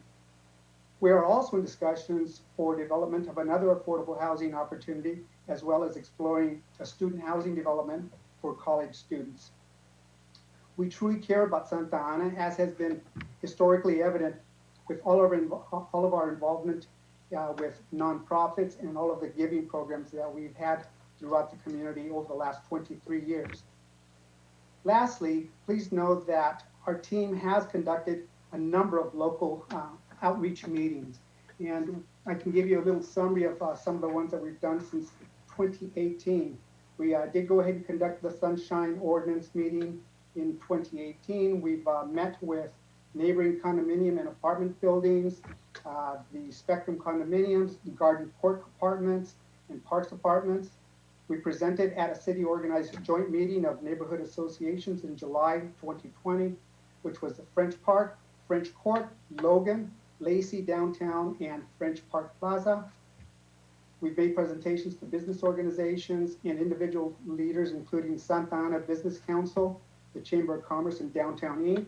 We met with Historic Preservation Representative, and our partner in this project right here, Andrew Nelson, has knocked on nearly every door that's adjacent to our current store right there, and he's spoken with a number of neighboring residents. We've always had an open door policy since the start of the project, and we've held meetings both in person, via Zoom, and met privately with any person or organization who wanted to meet with us. And we've always 15 shared seconds left. information as to how they can go ahead and get a hold of us. If this item does get pulled for public hearing, we're going to ask that we be invited to address any questions or concerns that the City Council may have. At that point in time, we will end up having myself, Carl Middleton, who is president of Northgate Real Estate, Andrew Nelson, who is a principal at Red Oak Development, and then also Jennifer Lynch, who's our land use counsel. We truly appreciate the City Council's action at the December 1st meeting and humbly ask that you please approve the second reading tonight. Thank you. Thank you. Caller with the last three numbers, 214. If you would please dial *6 to unmute your call or select the microphone icon. Thank you. You may proceed with your comment. Hi, can you hear me? Yes, we can hear you. You may proceed with your comment. Yeah, hi, good night, Council. My name is Alexis Teodoro, and I'm calling as a Santa Ana resident. And I encourage and urge the current council to postpone this vote and not approve it. I think I don't need to add to the reasons the community has already chimed in. I echo every single comment against this proposal, but I also want to make it clear to the Northgate real estate, the Northgate family, that the best way to create participatory community development is to sign a community benefits agreement with the community that lives in the area, surrounding the area, and the organizations who have historically done a lot of work in the community, particularly those organizations that do land use work. Because there are a couple of, there is one community organization, I believe it's called Thrive, if I'm not mistaken. And in the past, they have repeatedly come to the city with different ideas on how to develop the land along with community interest, not capital interest of a specific family. So the best way, and I encourage you to consider this, is to actually meet with the people and sign what is called a community benefits agreement out in the open. And you'll be the best example of what sometimes is called participatory development, meaning it's bottom up and not the other way around. Historically, us residents in Santa Ana have been primarily ignored, even when we make public comment. And I think it's about time we take our ideas very seriously, because we're experts in this as well. Thank you for hearing me, and I hope that you make the right decision, Council, and do not approve this vote and allow more time for more community input, especially because we're in a pandemic and we cannot properly discuss this out in the open because of the precautions that we have to take. So that's another reason why this should not be approved. But if the Norgate family wants to develop housing for us, the residents who don't have it and can't afford it right now at the market rate, then sign a benefit agreement, the community benefits agreement. So thank you, and I hope that the council listens to us residents. Thank you, and have a good night. Thank you. Caller with the last three numbers, 073. Please dial *6 or select the microphone unmute feature on your device. Thank you. You may proceed with your comment. Hello, welcome council and new council members. Can you hear me okay? Yes, we can hear you. I think so. Okay, wonderful. Okay, so I want to talk about item 20C, the clean and safe contract for downtown, and start by saying that I'm a resident of Santa Ana, and my wife's family has been in Santa Ana for over 70 years, and I'm concerned that the $400,000 from the YMCA sale is going to the Clean and Safe program to benefit the interests of Downtown Inc. primarily because the YMCA is a citywide historical asset, and the revenue should really serve the interest of all the city, not just the downtown. The downtown for years has gotten quite a bit of investment, and we really need to share that with the rest of the city who also need cleaning. To say that I don't know if the security guys are in this contract. I didn't see them, but I see pictures of them. But just to say that my experience with the security guard is that they have primarily been there to serve the interests of Downtown Inc. by underreporting crime to the police, underreporting violence from the bars, and that the downtown business owners are actually instructed not to call the police, but to call the Yellow Jackets. And so I think that the main purpose of the Downtown Inc. and this Clean and Safe is to serve the interests of the Downtown Inc. board members and their properties. An example is that looking at this contract, primarily the alleys that are cleaned are on 4th Street, even though the bid area is much larger. And 4th Street contains a lot of businesses and properties owned by DTI board members. So, they should be spending their private money on the cleaning of their private alleys, ways, but the public money should really be spent to help the other businesses paying into the bid. I noticed there were a lot of letters of support that were in favor of keeping the amount at 500,000 and in support of this, but I just wanted to point out that the majority of those letters also were from Downtown Inc. property owner tenants or board members. And I don't think that that's an indication. It's a sign of kind of the inherent conflict of interest that exists, and having DTI manage this amount of money. I think there needs to be an open RFP for a competitive bid. I have seen that Downtown Inc. inflates its budget. I think, especially now that we're in a pandemic, and this notes that the parking revenue has gone way down, it also means that the amount of traffic of people in the downtown has gone. So to pay the same amount for cleaning the downtown when there's not that many people coming to the downtown, I think that needs to be re-examined, and that the money from the sale of the YMCA should go somewhere else. And also, just that there's an inherent conflict of interest in giving contract to Downtown Inc. to serve its own areas and properties, and that, to know that the money needs to go to a wider area, in this case, the people that are paying into the bid. Thank but the you, money caller. actually Your 3 minutes is are coming up. from the sale of the YMCA. Thank you. Caller with the last 3 numbers, 841. Please dial *6 or select the microphone unmute feature. Thank you. You may proceed with your comment. Hi, good evening, City Council members. My name is Sammy Carmona. I'm a 32-year-old resident of Santa Ana. I'm a second-generation Latino. And I want to thank the City Council members for unanimously approving the 11A development last week. We have a lot of affordable housing in Santa Ana, and we have a lot of new development happening now as we speak. This new development on 4th Street would be great for people like myself trying to set our foot in the place. I myself attended Henninger Elementary just down the street there, and I remember my parents walking me to school every morning. This development gives me that chance with my son attending Henninger Elementary. So I thank everyone for the approvals, and I hope this goes through. Thank you very much. Have a great night. Thank you. Caller with the last 3 numbers, 170. If you would please dial *6 or select the microphone icon on your device. Thank you. You may proceed with your comment.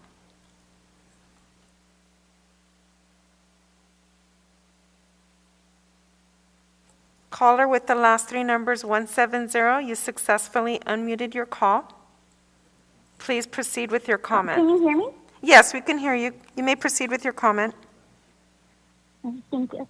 Hi, my name is Penelope Lopez, and I'm organizing director of CHISPA, a reorganizing political home for young Latinx identifying people.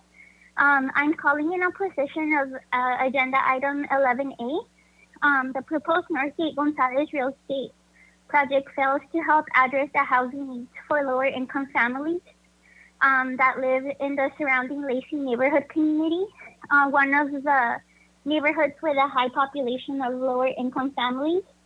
This development project needs to provide affordable housing to help address existing housing needs and mitigate the gentrification and displacement that its project will create. The Northgate Gonzalez real estate team cannot claim that this development will serve the Santa Ana residents without including housing that will be affordable to families with extremely low and very low incomes. We urge you to reject this project until on-site affordable housing is included.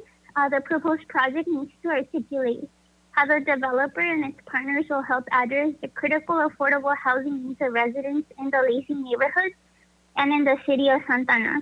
Thank you. Thank you.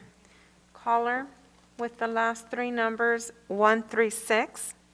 Please dial *6 or select the microphone icon on your device to unmute your call.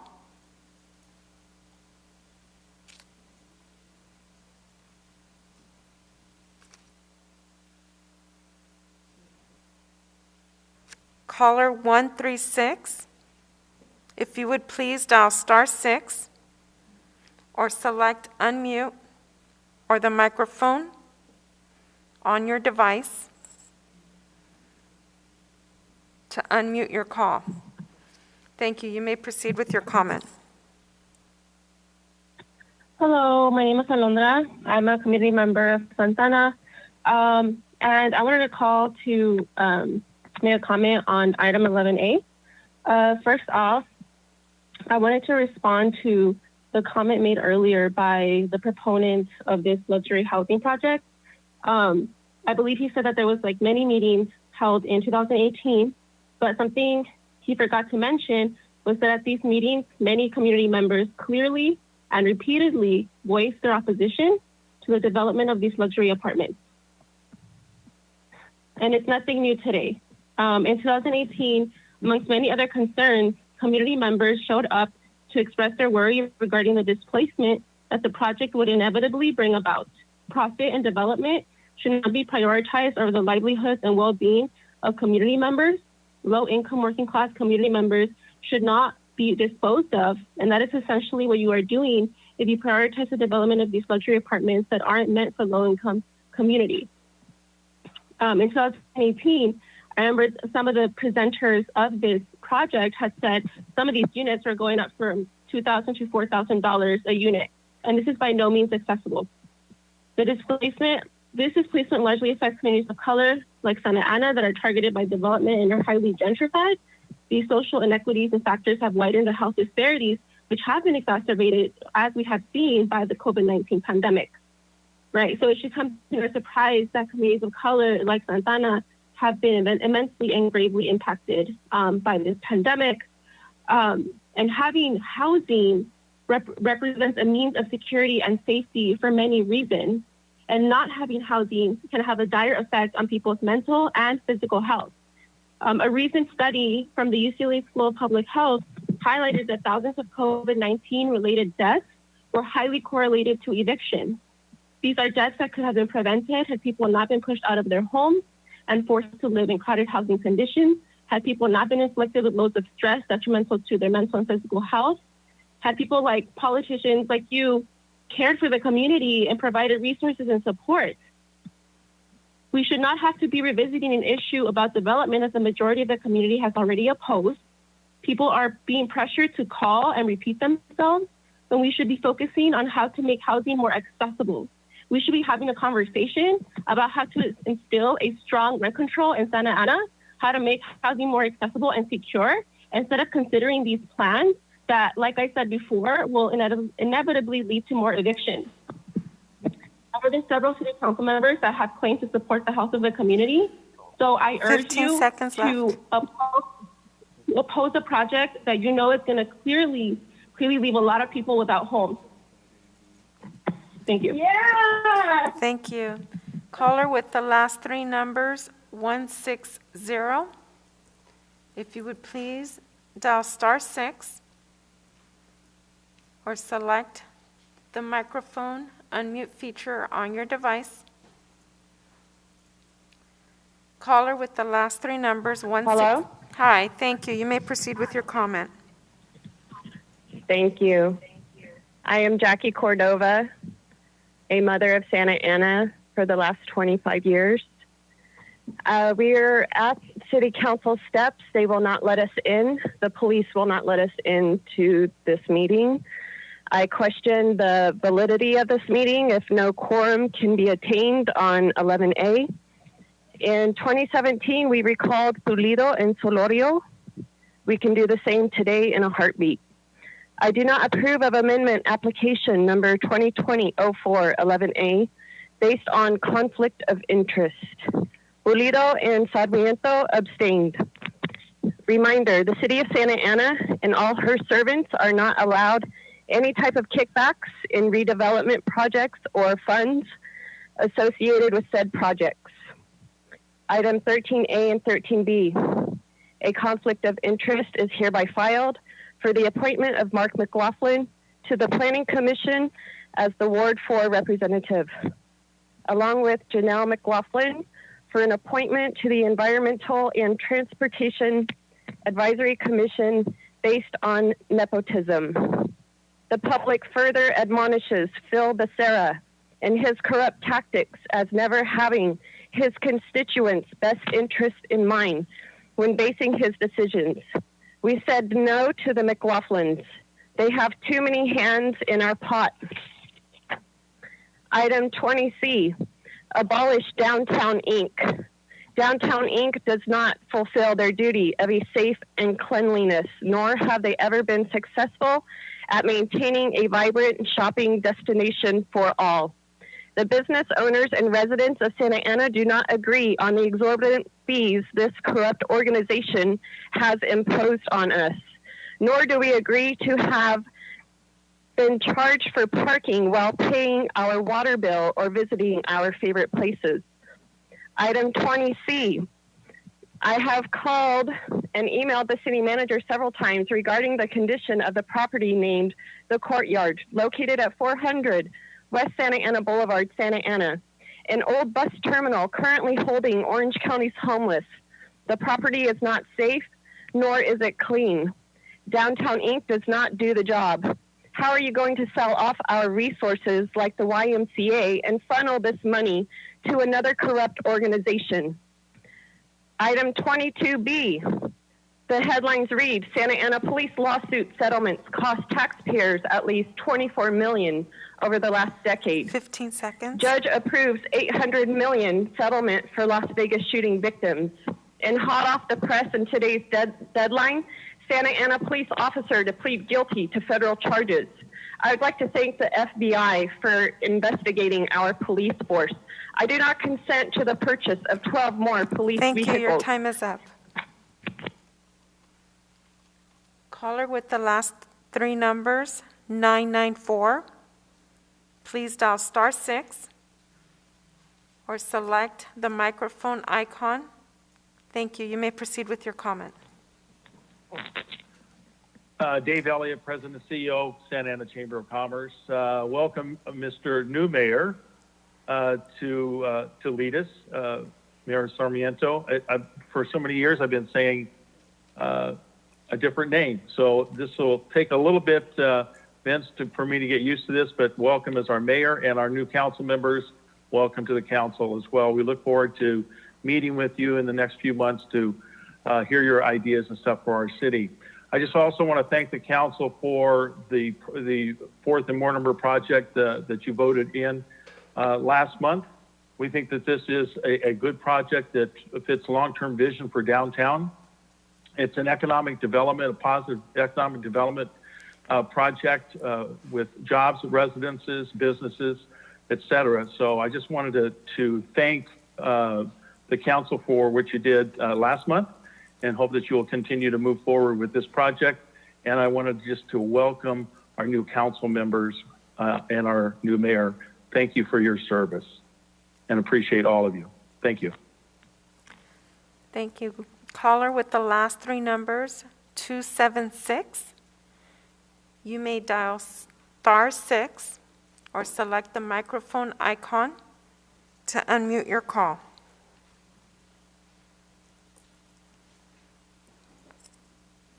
Caller with the last three numbers, 276, please dial *6 or select the microphone icon on your device.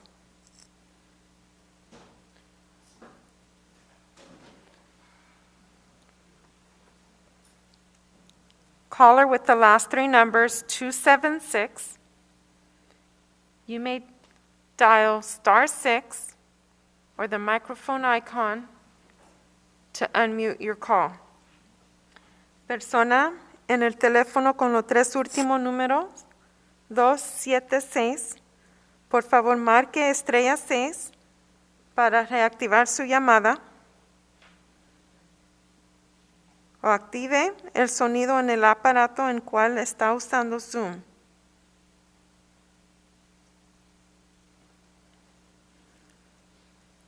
You may proceed with your comment. Puede empezar con su comentario.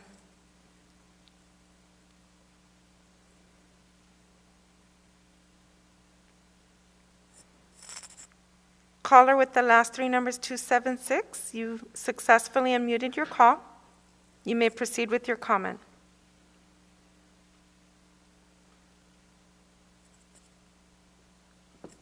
Persona en el teléfono con los tres últimos números, 276. Puede empezar su comentario.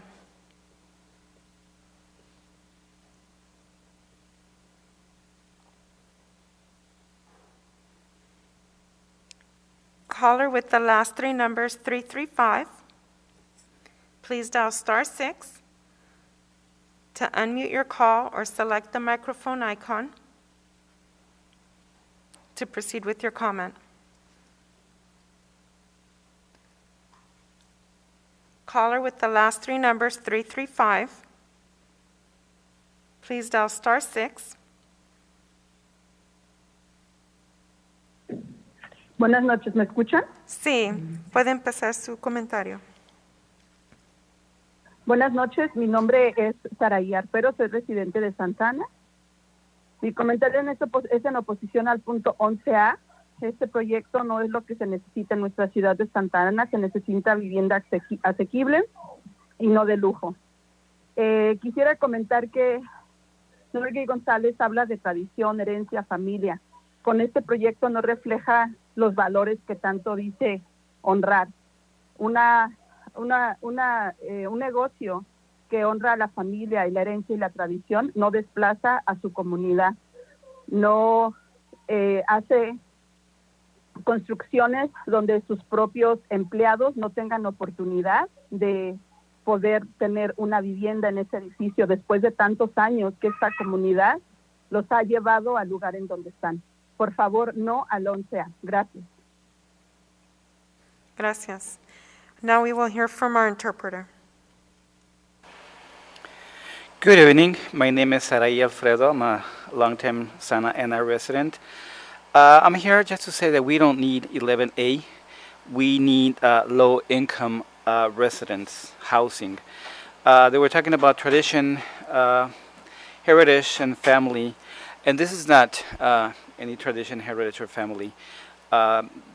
This does not evict their community members when in a place where their own employees cannot afford living in this neighborhood, in these buildings. So please support us on saying no on 11A. Thank you.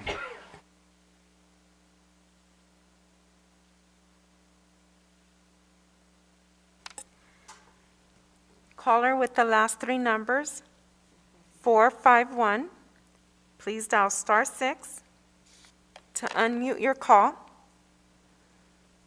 or select the microphone icon on your device. Hi, can you hear me? Yes, you can hear you. You may proceed with your comment. Thank you. I will speak in Spanish and then I will speak in English. Mi nombre es Isuri Ramos y soy una residente de Santa Ana que ha trabajado mucho en el vecindario Lacey y con los residentes que viven ahí. Yo llamé hace 2 semanas para pedir al concilio que votaran para continuar este proyecto o votar en su contra hasta que el equipo de Northgate pudiera tener una reunión en persona y hasta que pudiera responder a los pedidos que hace la comunidad para vivienda de bajo costo como parte de este proyecto. Hoy llamo otra vez con más esperanza que este nuevo concilio que tuvo sus campañas diciendo que iban a responder a la comunidad, hoy llamo con esperanza que nos van a escuchar. La única reunión en persona que tuvo Northgate ocurrió en agosto del 2018 y en esta reunión hubieron casi 100 personas y todas en oposición a este proyecto. Desde entonces, Northgate no ha tenido ninguna reunión en persona. Y la reunión por Zoom, por Internet que tuvieron este año, tuvo una participación muy pobre. Entonces, yo dudo del enlace comunitario que dice Northgate que ha hecho. Yo conozco a varios residentes que viven a pocos pasos del proyecto y Northgate no tocó sus puertas. Esos mismos residentes estuvieron presentes en la reunión de agosto del 2018, que significa que Northgate tiene sus nombres y tiene sus números telefónicos, pero Northgate no hizo el esfuerzo de comunicarse con ellos. Estos son residentes que se oponen al proyecto y que representan el vecindario Lacey. Este tema tiene que ser continuado y con nuevo alcalde Sarmiento y concejales, esta es tu oportunidad de poner el ejemplo y demostrar que valoras a los residentes de Santa Ana y las preocupaciones que tienen. La necesidad para vivienda de bajo costo es real. Y dije esto hace 2 semanas y lo voy a decir otra vez. Northgate, tus planes para construir vivienda de bajo costo en otras partes no importan ahorita. Si quieres hablar de vivienda de bajo costo, tienes que incluirlo como parte de este proyecto. I'll speak in English now. Good evening, Mayor Sarmiento and council members. My name is Isuri Ramos. I am a Santana resident with close ties to the Lacey neighborhood and the residents that live there. I called in 2 weeks ago to ask that the council vote to continue this project until Northgate Real Estate can hold an in-person meeting and respond to the community's ask for affordable housing at this project. I call again today more hopeful that this new council that campaigned on their community responsiveness will listen. The only in-person meeting on this development occurred in August of 2018. At this meeting, there were nearly 100 people present, all those in opposition. Since then, the Northgate Real Estate team has not had any in-person meetings. Their online meeting this year had poor participation. I questioned the Northgate Real Estate team's community outreach. I know several residents that live steps away from the project site, and the Northgate team did not knock on their door. These same residents attended the Sunshine Ordinance meeting, meaning that Northgate had their names and phone numbers, but Northgate did not reach out to them. These are residents that oppose this project, and they represent the Lacey neighborhood. This item must be continued. This is your opportunity to set an example and to demonstrate that you value Santana residents and their concerns. The need for affordable housing is real. I said this 2 weeks ago, and I will say it again. Northgate Real Estate team, your affordable housing plans elsewhere sound nice, but they are irrelevant to this item. If you want to bring affordable housing to the discussion, then you must include affordable housing in this development. Thank you. Thank you. Caller with the last 3 numbers, 288. Please dial *6 or select the microphone icon on your device. Caller with the last 3 numbers, 288. Please dial *6 or select the microphone icon on your device, and you may proceed with your comment. Hello, my name is Abraham Sandoval. I would like to congratulate the new council members for taking a part of being in the huge and important decisions that are made in our beautiful city of Santa Ana. I would like to speak on item 11A, specifically gearing towards the council members. That is important that as the new council members, you guys set the tone for the future of Santa Ana and the people of Santa Ana. As somebody whose family was displaced and had to move out of Santa Ana due to the lack of affordable housing, I understand that there's many developments, but that does not take away the amount of need of the people of Santa Ana, and how when we apply for that affordable housing, just as my family did, it takes a very long time to get approval to move in, as much as 6 to 9 months. And that time does not give us enough time to act in a way that allows us to find comfortable housing and forces us to leave the city and search for cheaper housing. So with that being said, the people of Santa Ana have spoken tonight, and it is obvious what the people of Santa Ana want and what the people of Santa Ana need. So that with that being said, just as we had your backs with voting you into these positions, we hope that you have our backs and continue to protect the people of Santa Ana. It is known that the Northgate Corporation has big plans for their pockets, and that plan does not include the people of Santa Ana. So with that being said, I hope you guys can really take this into thought, and I urge you to vote no on 11A. Thank you. Thank you. Caller with the last 3 numbers, 602. Please dial *6 to unmute your call or select the microphone icon on your device.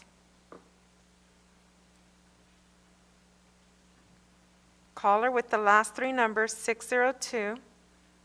Please dial *6 to unmute your device or select the microphone icon on your device.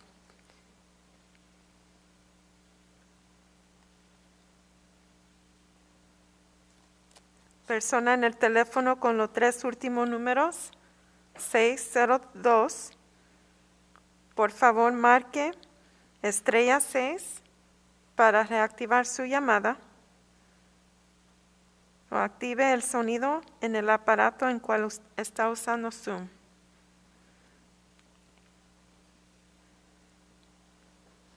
Persona en el teléfono con los 3 últimos números, 602. Por favor, marque estrella 6 para reactivar su llamada.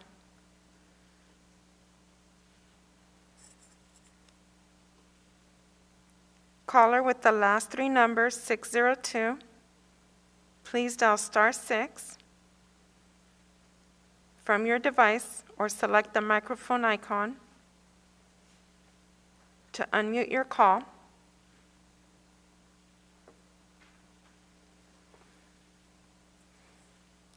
Caller with the last 3 numbers, 589. Please dial *6 to unmute your call or select the microphone icon on your device.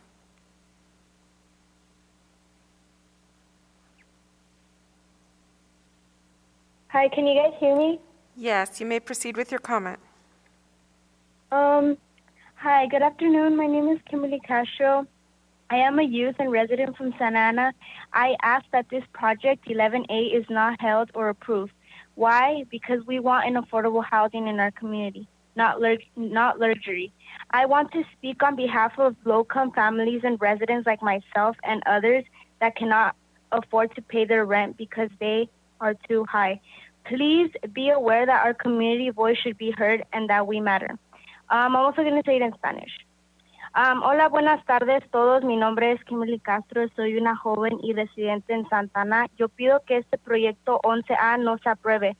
¿Por qué? Porque queremos una vivienda accesible y no lujosa.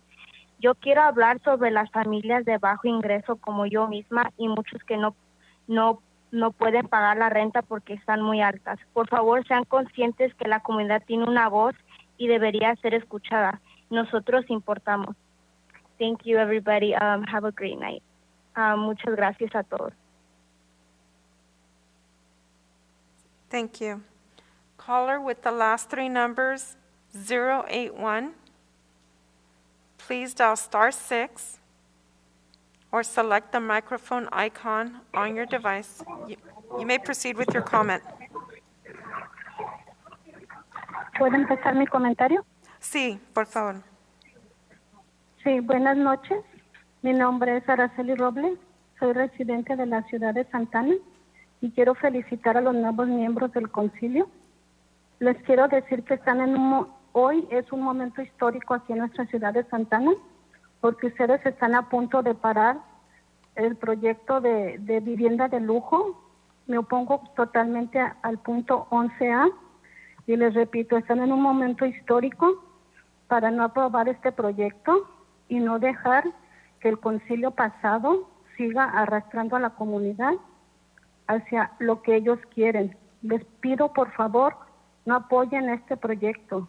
Nosotros confiamos plenamente en ustedes, que no vamos a seguir teniendo esa dictadura que tuvimos con el concilio pasado, que simplemente veían su beneficio personal y la comunidad nunca les importó para nada. Por favor, ahorita pueden hacer historia y van a hacer que nuestra comunidad crea que tomamos la mejor decisión al votar por ustedes y que pensamos que van a estar apoyando a nuestra comunidad. Gracias, buenas noches y los felicito porque yo sé que van a escuchar a la comunidad, porque en el 2018 lamentablemente teníamos un dictador en la ciudad de Santana que no escuchaba a su comunidad junto con los concejales que salieron. Gracias y buenas noches. Gracias. And now we will hear from our... Good evening. My name is Araceli Robles. I'm a Santa Ana resident.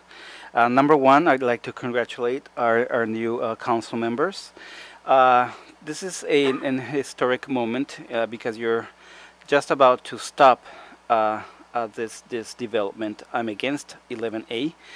I don't want you to be like the previous council that dragged their community.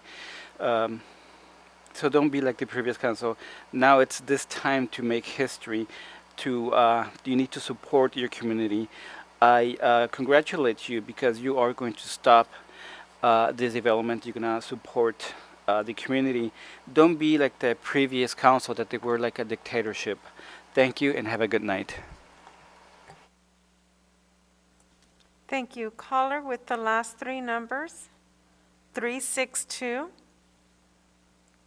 Please dial *6 or select the microphone icon on your device to unmute your call.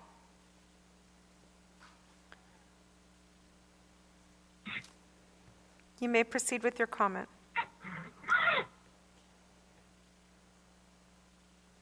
Hola, buenas tardes. Buenas tardes. ¿Puede comenzar su ¿Sí me comentario? escucha? Sí, le podemos escuchar. Sí. Ok. Hola, mi nombre es María Victoria. Soy residente de Santana y mi comentario es para el punto 11A.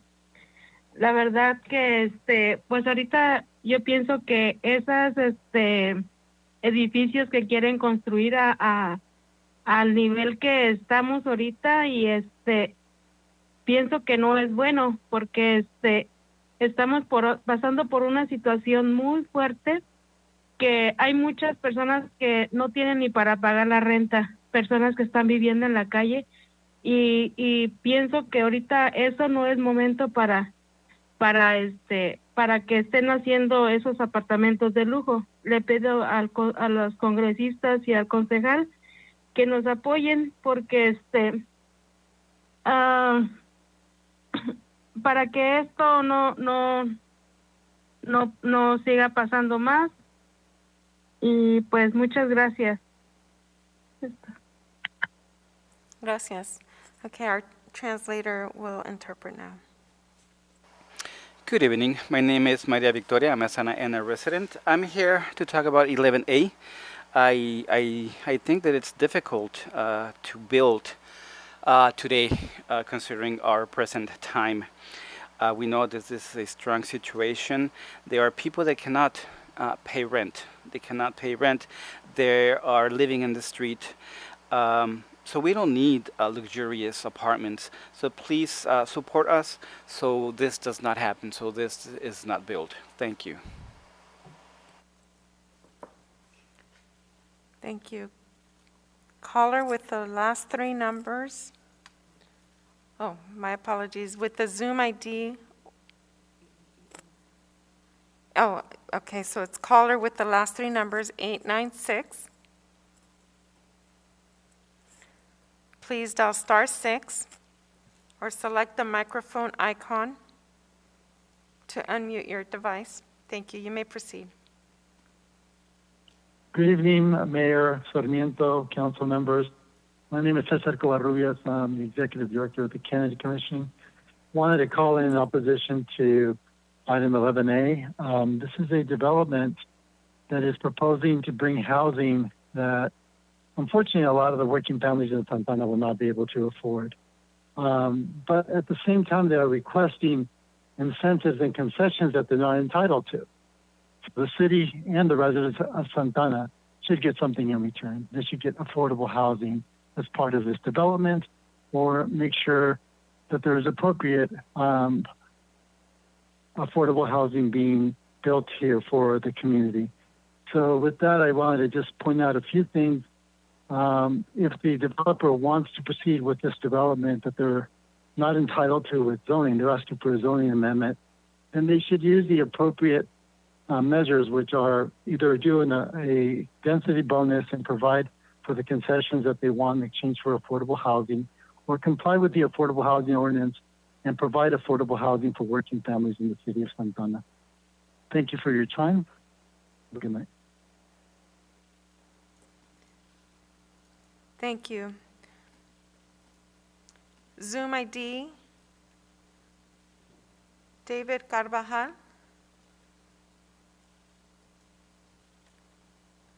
Please dial the, yep, you may proceed with your comment.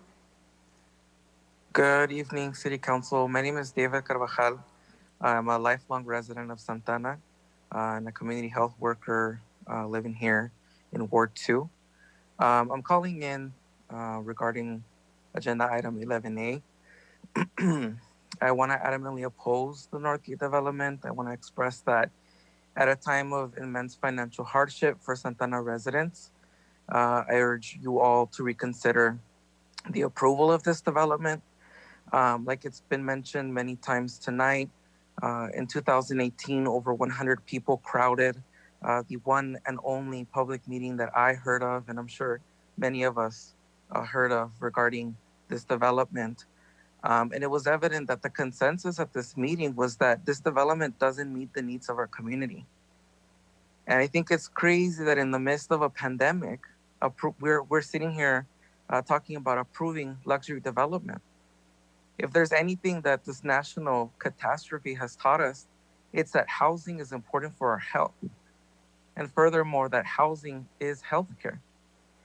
Do not continue burdening Santana residents with developments that the people of Santana cannot afford to live in.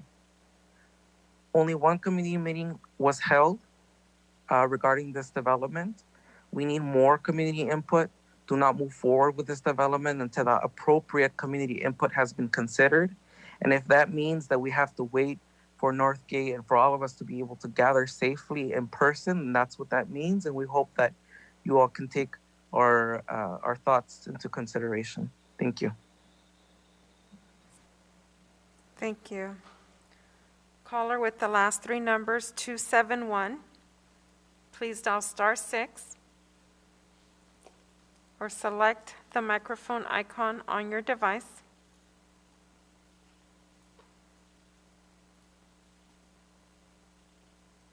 Caller with the last three numbers, 271. Please dial *6 or the microphone icon on your device. You may proceed with your comment. Hi, my name is Bumalo Vicente. I'm calling on item 65D on the police oversight survey. I'm a lifelong resident of Santa Ana, and I'm also currently a Soros Fellow with Chispa. I just want to highlight the response from the community on the police oversight survey. I think these responses only serve as a reminder that the community strongly agrees that we need police oversight, and oversight with teeth, ideally with subpoena and investigatory powers. Our residents are listening and they want to be involved. I hope this survey can serve as a first step toward a more engaged community process with residents in the city in determining the type of commission we want to see. Residents of Santa Ana pay a premium for this public safety service and should be a part of this conversation. This item comes at a very interesting time when our residents are learning the city pays $24 million in payouts for the last decade on police-related settlements. And recently today, with Santa Ana police officer Steven Lopez, who pleaded guilty to a federal charge of bribery. This is just yet another issue exposed by federal authorities on Santa Ana police and city officials. Our city has shied away for too long on police accountability and oversight. I suggest staff look into models like Oakland and Portland, which serve as good models that are independent commissions with investigatory powers. I hope the new council can take the right steps in addressing this long pertinent matter. Thank you. Thank you. Caller with the last three numbers, 943. Please dial *6 or select the microphone icon on your device. You may proceed with your comment. Yes, my name is Albert Castillo. 2 years ago, Northgate wanted to demolish a market on Calle Cuatro. The reason for this was to build luxury apartments. The community came together and shamed them for wanting to demolish a neighborhood market where many in the east side bought their groceries. We made Northgate wealthy. You would think a family-owned business would support our community, but greed has no boundaries. We believe that Pulido, who is a consultant or on their own, decided to move forward under the cover of a pandemic that has devastated our city. The Pulido era is almost over.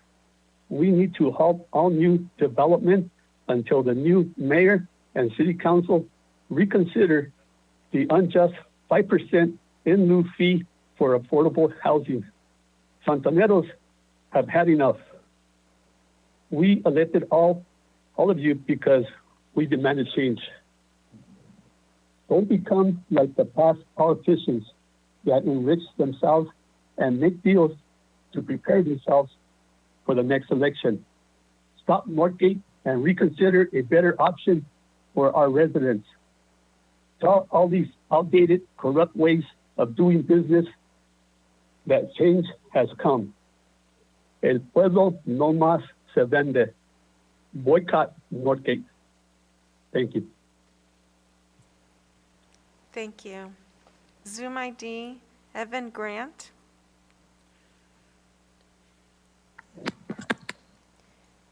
Good evening, Mayor and members of the council. Again, this is Evan Grant on behalf of Kara Grant Law.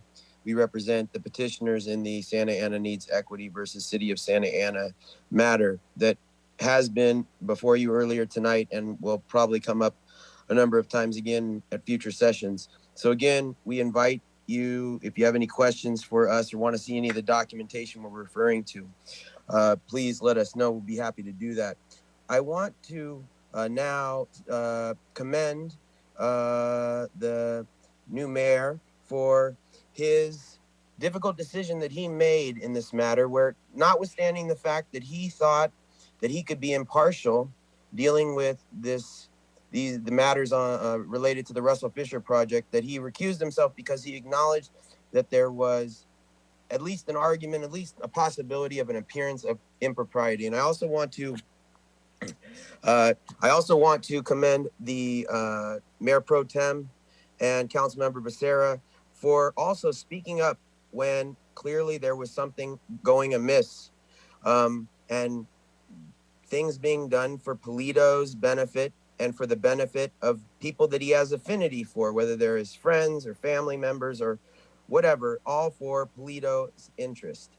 What I would suggest to you is that how many of you know that Jill Wallace was reading Pulido's emails, official emails from the city? How many of you know, just ask the city attorney, how many of you know that Jill Wallace was writing emails for Pulido at the same time that she was being hired by consultants for the express purpose of using her influence with Pulido and Pulido using his influence at the city to expedite permits? They called her a permit expediter, and she only does it at one place, the city of Santa Ana, and I suspect that's all but over now that Mayor Pulido's gone. We don't have any problem with Mayor Pulido. He seemed like a wonderful guy for the first number of years, but somehow he became the very people that he opposed and that gave rise to his mayorship 30 years ago.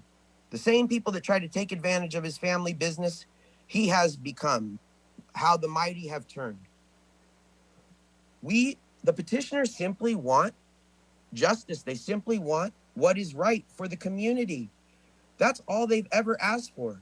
And why the city council? You know, Christine Ridge recommended, and she reiterated last session, that she recommended that the city council approve a settlement agreement with Russell Fisher 15 seconds left. That would put the city on the hook for all of the fees when Russell Fisher owed the indemnity. Why did she do that? Does anyone know that it was Miss Ridge and her staff that were well aware of Jill Wallace's involvement at the same time she was acting as a consultant? Enough's enough. I encourage all of you to take a new step forward on the new council. Call. Your time is up. Thank you all for... Caller with the last three numbers, 415. Please dial *6 or select the microphone icon on your device to unmute your call. Hi, can you hear me? Yes, we can hear you. You may proceed with your comment. Thank you. My name is Irlanda Martinez. I live in Ward 3. I would like to express my opposition to item 11A and would like urge the council to continue this item until an in-person community meeting can happen. The proposed project fails to help address the housing needs of the surrounding community and instead increases gentrification and displacement in an area that's already deeply affected by it. In 2015, I had the honor to work with multiple organizations on a study overseen by 2 university professors that specifically looked at the income levels and overall housing conditions of the residents in this specific neighborhood. During the study, I saw firsthand the hardship these families are living through and learned that half of the households in this area have a household income of $25,000 and below. I also learned that nearly 20% of those household incomes were between $10,000 and $15,000 a year. While this study happened 5 years ago, I can't imagine that things are dramatically better now. During election season, I kept hearing candidates say things like born and bred in Santana and advertise themselves as community champions. This right now is a way to walk the walk and show up for the 100 plus residents who said no to this project 2 years ago. This is a perfect opportunity that you should all take to take a stand for the disenfranchised community in Santana, the way that previous council members stood with the community surrounding the 2525 North Main project. In the midst of a pandemic, council already reduced the housing opportunity ordinance fees, which was a significant generator of affordable housing funds. Approving projects without affordable housing, in addition to decreasing affordable housing fund generators, would be a double hit to our community. Thank you all for your time. Have a good night. Thank you. Caller with the last 3 numbers, 193. Please dial *6 or select the microphone icon on your device.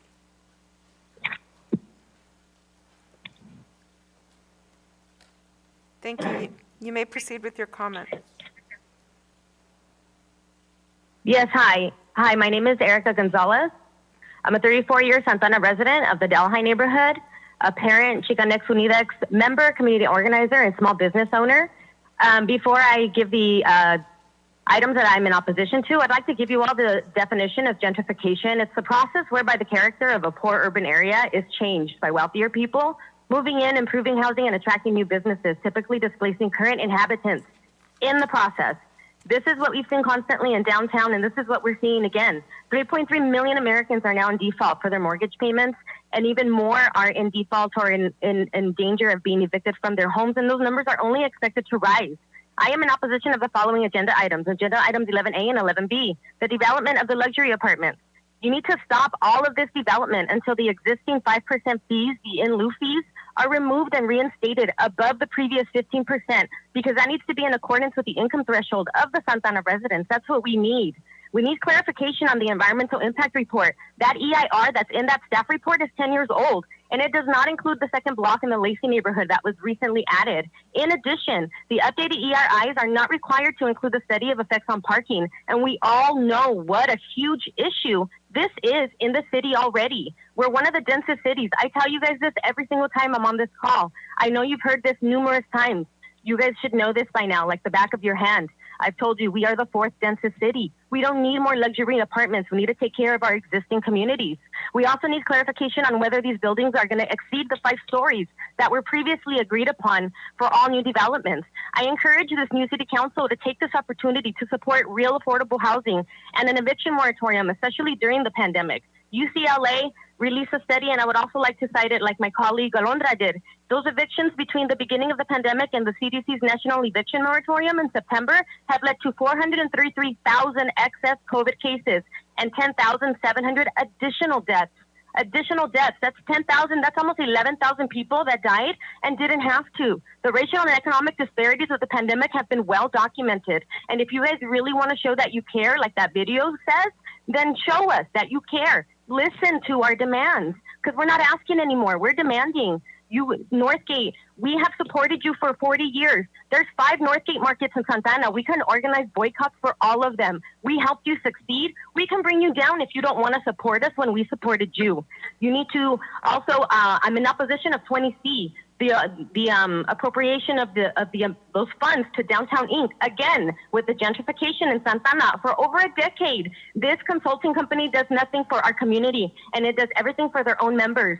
Okay, so you guys need to 15 just seconds. cancel that contract. Give those money to the people, to that organization for the transgender women that called earlier. She's called multiple times, and I've heard her call. Give money to the people that need it, to the community. Listen to us. We are asking you, and we are not going to ask. We're demanding. Thank you. Thank you. Caller with the last three numbers, 941. Please dial *6 to unmute your call or select the microphone. You may proceed with your comment.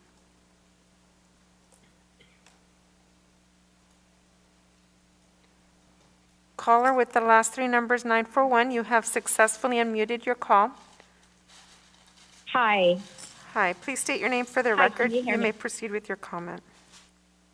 Yes, my name is Perla Dionisio, and I am calling on behalf of for agenda item 11A on regards to the Gonzalez, Northgate Gonzalez development. Northgate Gonzalez has been a staple in our community, and up until a couple years ago, it was a great example of what Hispanic companies can achieve. Since 2018, however, dissolution I have all my life of La Gonzalez has been tainted by gentrification and their willingness to be a vessel. Gentrification is the process whereby the characters of poor urban areas is changed by wealthier people moving in, improving housing and attracting new businesses, typically displacing current inhabitants in the process. In 2017, the Georgetown Journal for Poverty Law and Policies wrote in an article titled Examining the Negative Impacts of Gentrification, that gentrification usually leads to a negative impact such as forced displacement, a fostering of discriminatory behavior by people in power, and a focus on spaces that exclude low-income individuals and people of color. So as you can see, this is a perfect opportunity for this city council to do what they said they did every weekend at the community walk for them. Because this is going to show to the public and to all their constituents that they really meant what they said. And I am a member of Chicanos Unidos, and we have been doing work for years calling attention to these projects. And I am so proud of Santa Ana residents that are calling in today with the same passion that we have spoken about this for years. Furthermore, I would like to oppose the appointment of Mark McLaughlin to Ward 4 because he lives in Ward 3. And it doesn't make sense to me that Gentrifil Becerra is appointing him to represent my ward. So isn't 14 years of city commissions enough?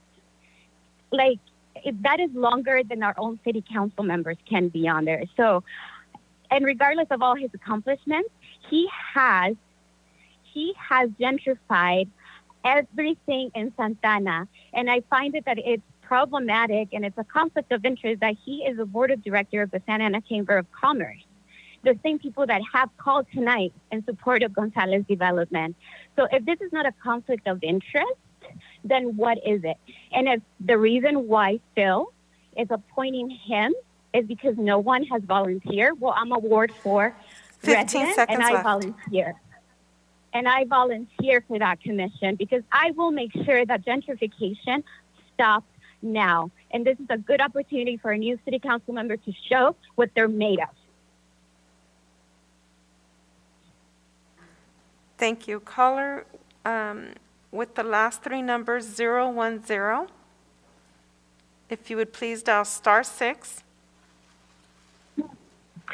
Can you hear me? Yes, you may proceed with your comment. Don't try me yet, just a real quick blurb. This is not a reflection of anybody, but it took me 3 hours to get on. And somehow, 3 hours waiting to participate in democracy is like waiting 10 hours to vote. It doesn't really work. So just my comment, 3 hours from the time I started to now. And most of the comments were duplicative. So give that some thought, in the future. We're trying to be good participants, good citizens.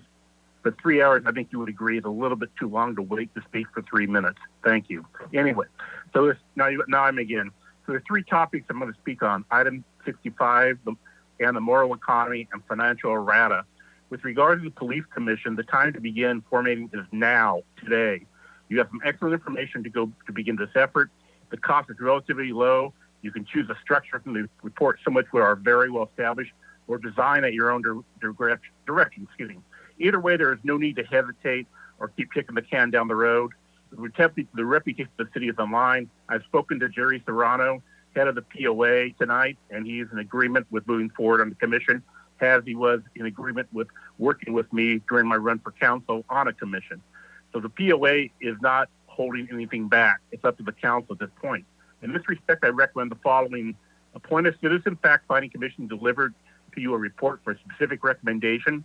The commission can provide much more time for hearings and input from the community and can free the council up to do its normal duties. All commissioners should be randomly selected as an ad-hoc. Let's eliminate the politics of this commission and ensure fairness to residents who want to serve. Along the way for police operations, they should increase the probationary period for sworn officers from 18 months to 36 months.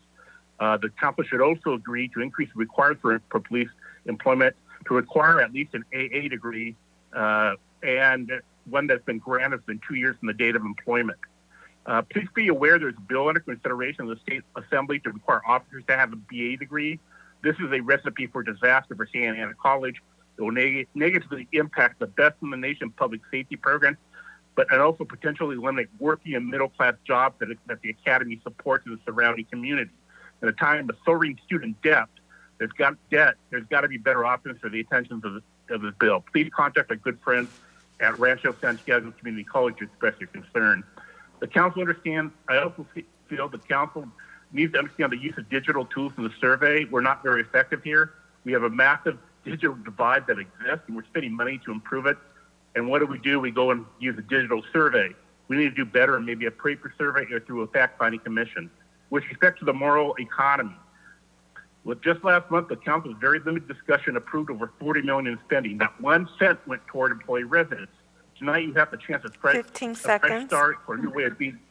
Mr. Mayor, may you exercise privilege. I have a speech impediment, and this is rather difficult to get through in 3 minutes. I promise that I'd only need 60 seconds more. Go ahead. Thank you, sir. Tonight, you have a start for us to begin a new way of business through a moral economy by keeping tax dollars in Santa Ana. Item 22B for the sole source contract for 4 trucks at a time when this auto industry is devastated is simply immoral.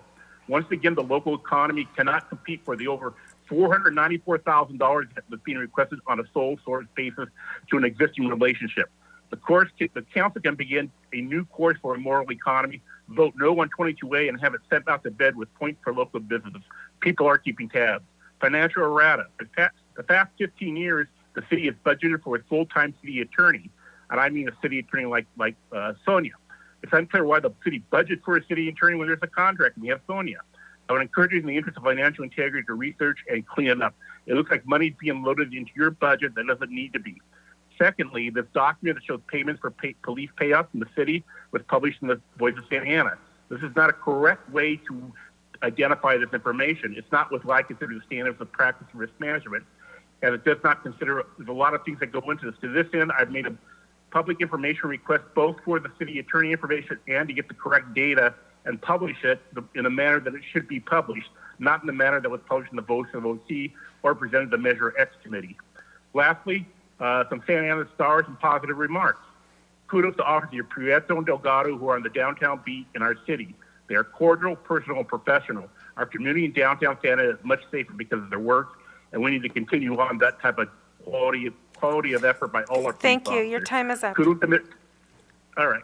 And caller with the last 3 numbers, 351. Please dial *6 to unmute your call.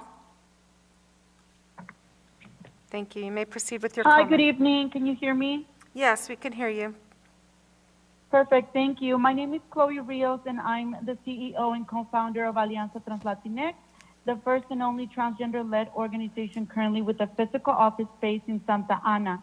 We highly oppose 11A, and we wish for this luxury apartment complex to not be supported by our city.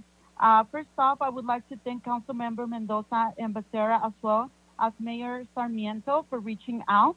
Alianza Translatinx has been trying to get the city's attention and support since back in July of this year, and we are just thankful that you finally paid attention to us. Alianza Trans Latinx currently offers name and gender marker change supportive services to 50 transgender people per month. We offer hot meals to over 40 houses, transgender and gender nonconforming people every Wednesday. We offer monetary support through our fiscal sponsor partnership with the Trans Latina Coalition to over 30 transgender and gender nonconforming people. We also offer hormone replacement therapy through our collaboration with the Trans Wellness Center in Los Angeles. We have the Alianza Trans Latinx Ballet Folclórico, which promotes community building and physical activity.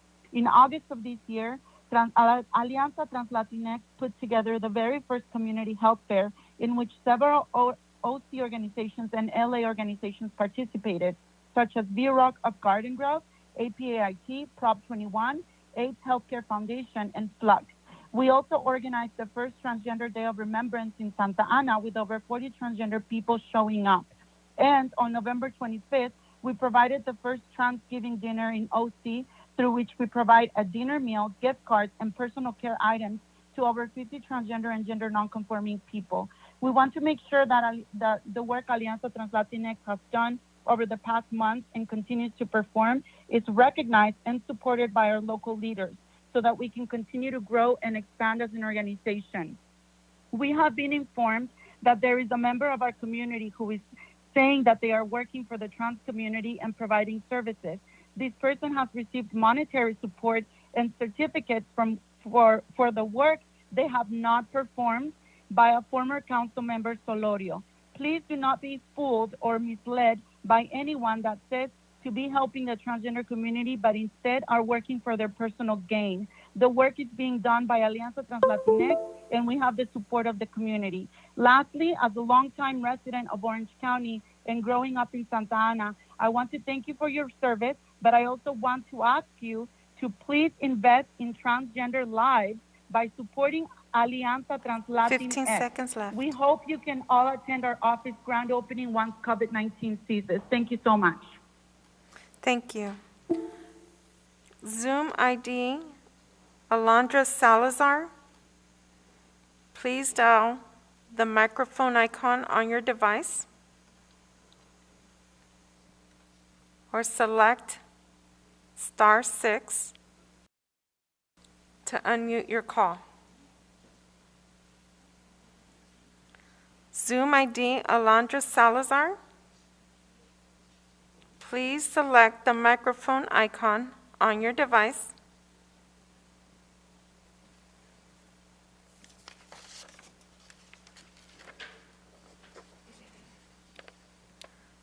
Persona en el teléfono con Zoom ID, Alondra Salazar. Por favor, active el sonido en el aparato en cual está usando Zoom.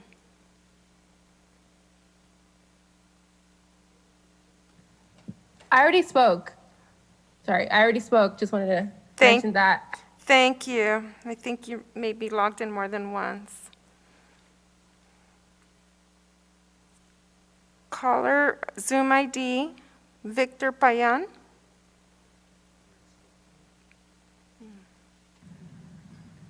Hello, can you hear me? Did you already speak? I did, but I have a second comment for 11A this time. Okay, you've already provided your comment. What was that? You've already provided your comment at that time. You could send us an email for additional comments. I spoke on 20C.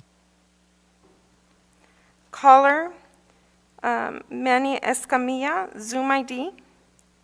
If you would please select the microphone and you may proceed with your comment. All right, can you hear me there? Yes, we could hear you. Thank you. Okay, yeah, I guess hello to the new council and mayor. Congratulations on the successful runs for all of the folks up there. It's quite an interesting bunch, and you already have a lot of big decisions to make on your first outing there. I'm actually probably going to go to some of the more obscure items on the agenda. There's the item 20. Oh my gosh, I can't believe I'm missing the item number 25E E, which is going to be an approval for a new digital planning service or planning process. So I think that's actually one of the, for me at least, big highlights in this particular agenda packet. And I want to kind of let you all know how great it is to be able to kind of do these types of things electronically, especially under COVID conditions, just because of the fact that you're going to be making your staff a lot more efficient and not having to kind of carry around all this paper throughout the city and then making it easier for folks to submit. So I really do think that that's a good example of the way that the city can implement technology programs in order to serve the residents and folks a little bit better. But I do want to caveat that with the worry that some of these documents and plans do have kind of long-term value. So, you know, when it comes to the digital storage, sometimes we kind of let things go and get outdated and then we can't access the files. So I just want to make sure that we kind of keep an eye on making that available in the long term, especially when, you know, kind of down the road, if someone ever needs to modify some of these buildings, we can still kind of have the plans around in, you know, 10, 20, and 30 years and even longer down the road. So that's the first item there. And then the second one is actually related to the housing joint session that you're having later for item 80A. And it's great to just kind of look to see where the moderate income housing asset fund is at currently. But what's buried in there is actually one of these parcels, or these remnant parcels from the 5 freeway that's kind of been sitting around and owned by the redevelopment agency and now by the housing successor agency. And it's kind of just been sitting around and not being used. As a parcel by Spurgeon and 22nd Street. It's really kind of behind these homes, and it's a big empty lot, and it's been up for sale a few times, but there's no one that can really develop it because it doesn't conform to any of our standards, and it seems to be, quite frankly, a bit of a wasted space. And we have a gardening program that's in the same neighborhood in Park Santiago, and you know, we do actually allow agricultural uses and greenhouses and that sort of thing in that type of zoning. And definitely we'd want to do this maybe in conjunction with some of the residents there, but it just seems like such a waste that, you know, in this time of COVID, when folks are kind of wanting to have gardens and a little kind of more outdoor activity and trying to find creative ways to add outdoor recreational spaces, you know, it seems like a really good opportunity to kind of finally take this parcel from one agency, you know, the housing agency, and maybe over into Parks and Rec or some other maybe nonprofit that would be able to use that as a gardening space outdoors. So I just wanted to put that on your radar and wish you all the best with this tough decision that you have on 11A. I understand both sides of the debate here, and leave it all to you up there to see what that decision is going to be. But I really do admire the passion of the residents that have called in and, you know, are basically fighting for their Thank you, Manny. Your time is up. Thank you. Zoom ID, Adriana. If you would please select the microphone icon on your device.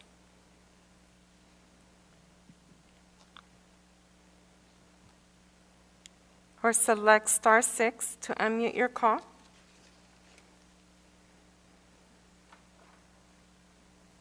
Persona en el teléfono con Zoom ID, Adriana. Por favor, active el sonido en el aparato en cual está usando Zoom.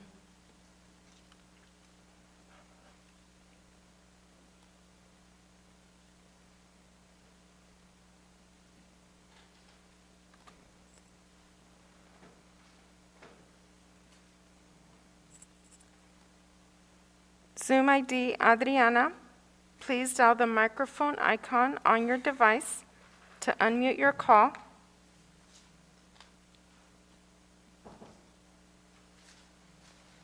Or select *6.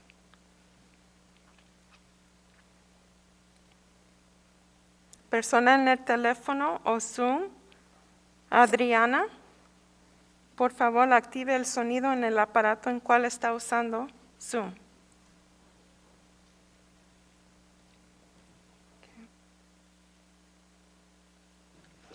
Carla Juarez. Zoom ID Carla Juarez.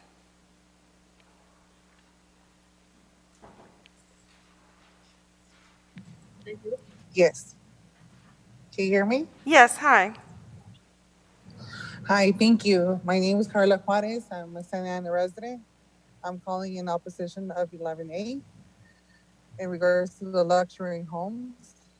I want to address the individual that called complaining that he's been waiting for 3 hours on the phone. Well, we have as well, because our livelihood is on the line, or not livelihood, but our being able to stay in Santa Ana is on the line. With luxury homes that we can't afford, families are being pushed out.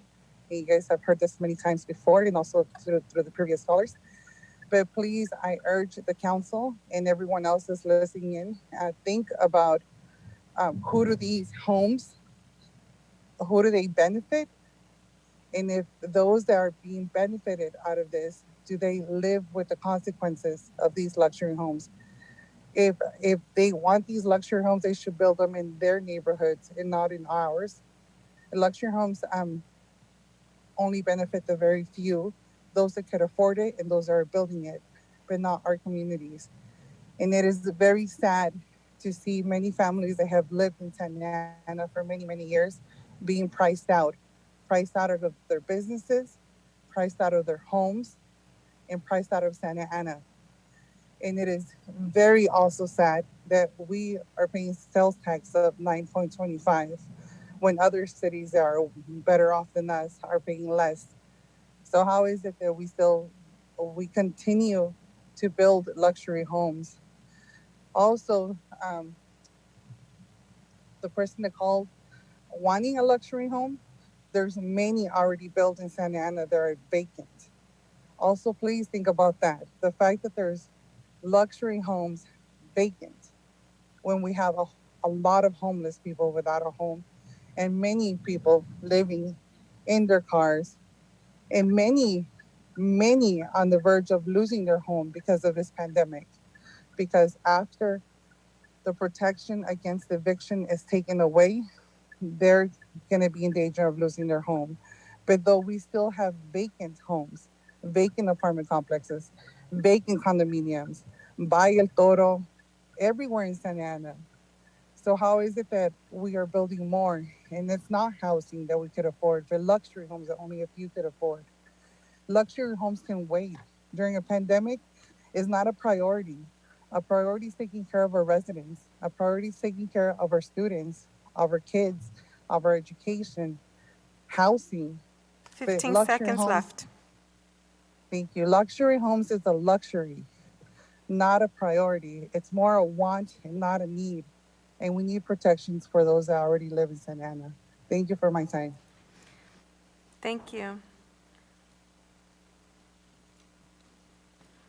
Zoom ID, Leonel Velasquez. Please select the microphone icon or unmute feature on your device.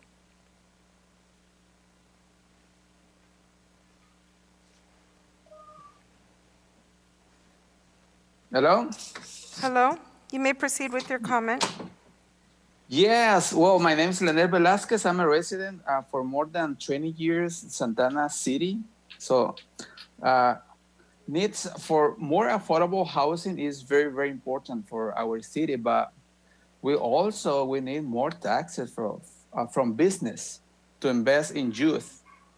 Luxurious apartments sounds wonderful, but with 30% for low income. For low income, that means for minimum wage. Luxury apartments without a diverse community to prevent gentrification. So item 11A is very good opportunity to change the rules for a new apartment, especially for new luxury apartments in Santana. Thank you.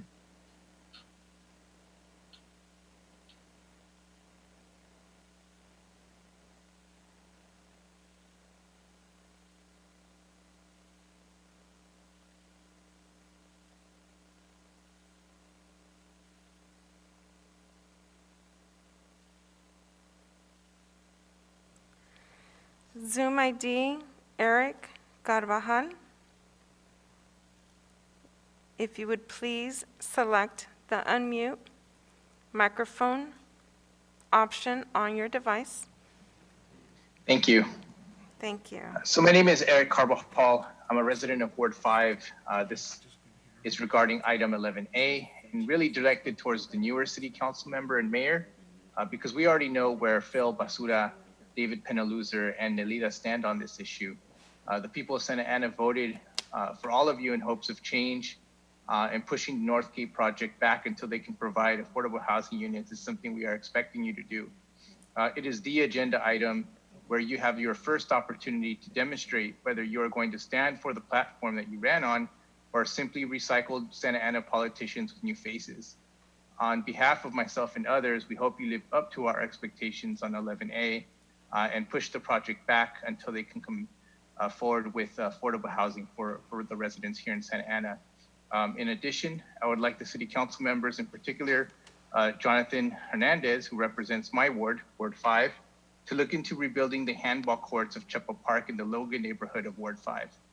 My understanding is that this happened without the prior city council's knowledge or approval, but now that you're aware of it, we're hoping that you can rebuild the handball courts or move to rebuild the handball courts that the community enjoyed using for decades. If you love the Barrio Logan neighborhood so much, like you said during your campaign, and I hope you can demonstrate it by moving to rebuild the Chepa Park handball courts. Thank you.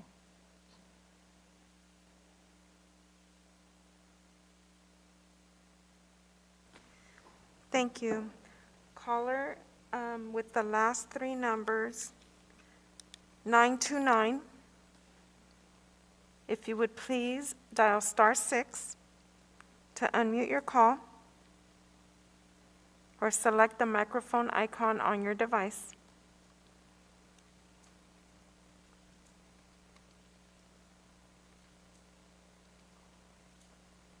Caller with the last three numbers, 929.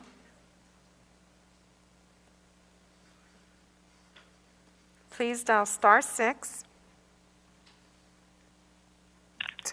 Thank you. You may proceed with your comment. Hi, I'm Gabby Hernandez Castillo. I am a social worker here in Orange County, and I also live in Ward 3. And I'm calling regarding item 20C and 75A. And I believe my comment will probably apply to all the agenda items. It's heartbreaking to hear that during this pandemic, people are begging to stay in their homes and to stay in their communities, when on top of that, they're also like striving to live, striving to eat, striving to provide for their kids. And what privilege that city council members are able to be at home and decide if people should be kicked out of their community or not. This responsibility as a city council member carries so much weight. And as many of you recently joined the city council, as you were campaigning and knocking on doors and talking to these people and telling them that you're going to represent them, whether you recently got on or you got on a few years ago, it is your duty to protect residents. This framework that the city of Santa Ana has worked off of is so outdated, where you have the city, the staff, the politicians have prioritized developers and investors and have not cared about the basic needs of their residents. As an essential worker, it baffles me how the streetcar and luxury apartments are considered essential in a time during a pandemic. When is it going to be enough? When is it that, how many luxury apartments do you have to create to meet that goal that you want to be a thriving city? I ask that the city council members, all of you, before making a decision on the bid or on giving money to Downtown Inc., that you look into the Orange County Grand Jury report from 2011 and how it found that Downtown Inc. had structural unlawful racist and intolerable actions. Ask yourselves, why did they even come in to the city? What is their agenda? How have they helped? Because it seems like they have harmed businesses more than they have helped. There is a business that recently went out in downtown Santa Ana. They had been there for decades. And when they went out of business, they still had to pay over $70,000 in bid fees. So even though they lost their business, they lost their livelihood, they still owed this money. So how can a city continue to impose these fees on businesses when they are struggling to even survive? And the businesses in downtown, which were striving even before the pandemic, with the high parking fees, the citations, the never-ending streetcar, the changes in the social climate as they cater to out-of-town young crowds. It is time that you change this narrative, that you commit yourself to the needs of residents and not to the people that we hear calling that have been on the commissions for over 15 years, the CEOs reminding you of the favors that you have to provide for them. Zoom ID Melissa Palmerin. Please dial the microphone, select the microphone on your device or the unmute feature. Hello, everyone. I would like to bring attention to something I found out recently. In the Santa Ana City's website, in Facts and Figures, there's one paragraph about the history of what we call Santa Ana. Yet there's nowhere in this paragraph about the nations who lived on this land over 10,000 years ago and still do. Yet we talk about Portola, who arrived on the land of the Quiche Nation and Nadashima Nation. Is it accurate to say he discovered this land? He did not discover this land. Colonizers came to this land, committed genocide. They killed first people in masses, caused serious bodily injury and mental harm to first people, deliberately tried to eradicate and hold the first people, and forcibly transferred children away from their families. That is what occurred. That is still what is occurring around the world today. We need to have an extensive understanding of the land we are on, the history before colonizers, because we have a colonial and capitalistic mindset. We continue to take away the Quiche and Adashima Nation's land in hopes of revenue and profit. This land is not ours. I want to urge all of you to propose an amendment or an item to create a section in our website talking in detail about the land of the Adashima and Quiche Nation, their culture, and the benefits that they contribute to the land that we settle on. And I would like you guys to collaborate with these nations as well. I urge you all to acknowledge that this land that we that was once filled with greenery has reduced to 4%. The amount of First people who live on this land, Santa Ana, has decreased drastically. First people represent only 0.63% of the population, which equates to around 2,106. Yet before colonizers came, the first people who lived on this land were more than 300,000. Every single city council meeting, we should normalize saying we are gathered here today on the homeland of the Quiche and Adashima Nation. I think acknowledging is the first step. Next, we need to take action and work closely with these nations. Lastly, I oppose 22B, 11A, and 11B. Thank you. Thank you, Mayor, council members. That was the last caller. Thank you, Madam Clerk, and thank you to all the callers. I think we had some very articulate comments. I think your comments are obviously more effective when they're not made personal and we stick to just the policy. So thank you, all of you, for calling in. Let me go ahead and bring us to the consent calendar items. And for our new council members, this is a section of items that you can pull if you'd like to discuss individually. If not, they would be voted on en masse. Or if you'd like to recuse yourself or abstain from any of the matters, you can do so as well. So I'll go ahead and use this time to call on you if any of you would like to pull or abstain from any items. And let me start with Councilman Becerra. Thank you, Mr. Mayor. I'd like to go ahead and pull items 20C as in Charlie and 20E as in elephant. Great, thank you. Mayor Pro Tem. Thank you, Mr. Mayor Sarmiento. I'd like to pull items 20D as in dog, 20E as in elephant, 25E as in elephant, and 55B as in boy. Great, thank you for that. Councilmember Fan. Mayor, I'd just like to state on the record that I will be abstaining and recusing myself from item 55D. The property owner on this item is Arnell Developments, and they are a long-term client of my employer, Rattan and Tucker. I've never worked on any of their projects. And although on consent calendar items, I'm not normally required to leave the dais, but I will do so on that particular item. Great. Thank you. Thank you for that, council member. Any other council members wish to pull any items? Councilmember Lopez? Hi, yes. I want to pull 11A, and I want to comment on 20A, but I don't need to pull it. Great. 20A, you want to comment on it? Yes, I can do so now. I just want to comment that... Let me go ahead and just so we'll move the other items, and that way, you probably want to pull it to comment on it. That's technically what we want to do. Okay. And so I'll go ahead and just set it aside and have the clerk pull it for us, so you can comment on it, and then we can address it then. Any other items, Councilmember? Yes, this is Councilmember Hernandez. I would like to see us further discuss 11A as Jesse requested, and the item on police oversight as well. Great. Yeah, we'll take that up. That's outside the consent calendar section, so we'll go ahead and take that up. Thank you, Councilmember. I might as well just go ahead and call on Councilmember Mendoza. Any items you wish to pull or abstain from? No, Mayor Sarmiento. I don't have any items to pull or abstain on. Great. Thank you for that. So I'll be abstaining on item 11A.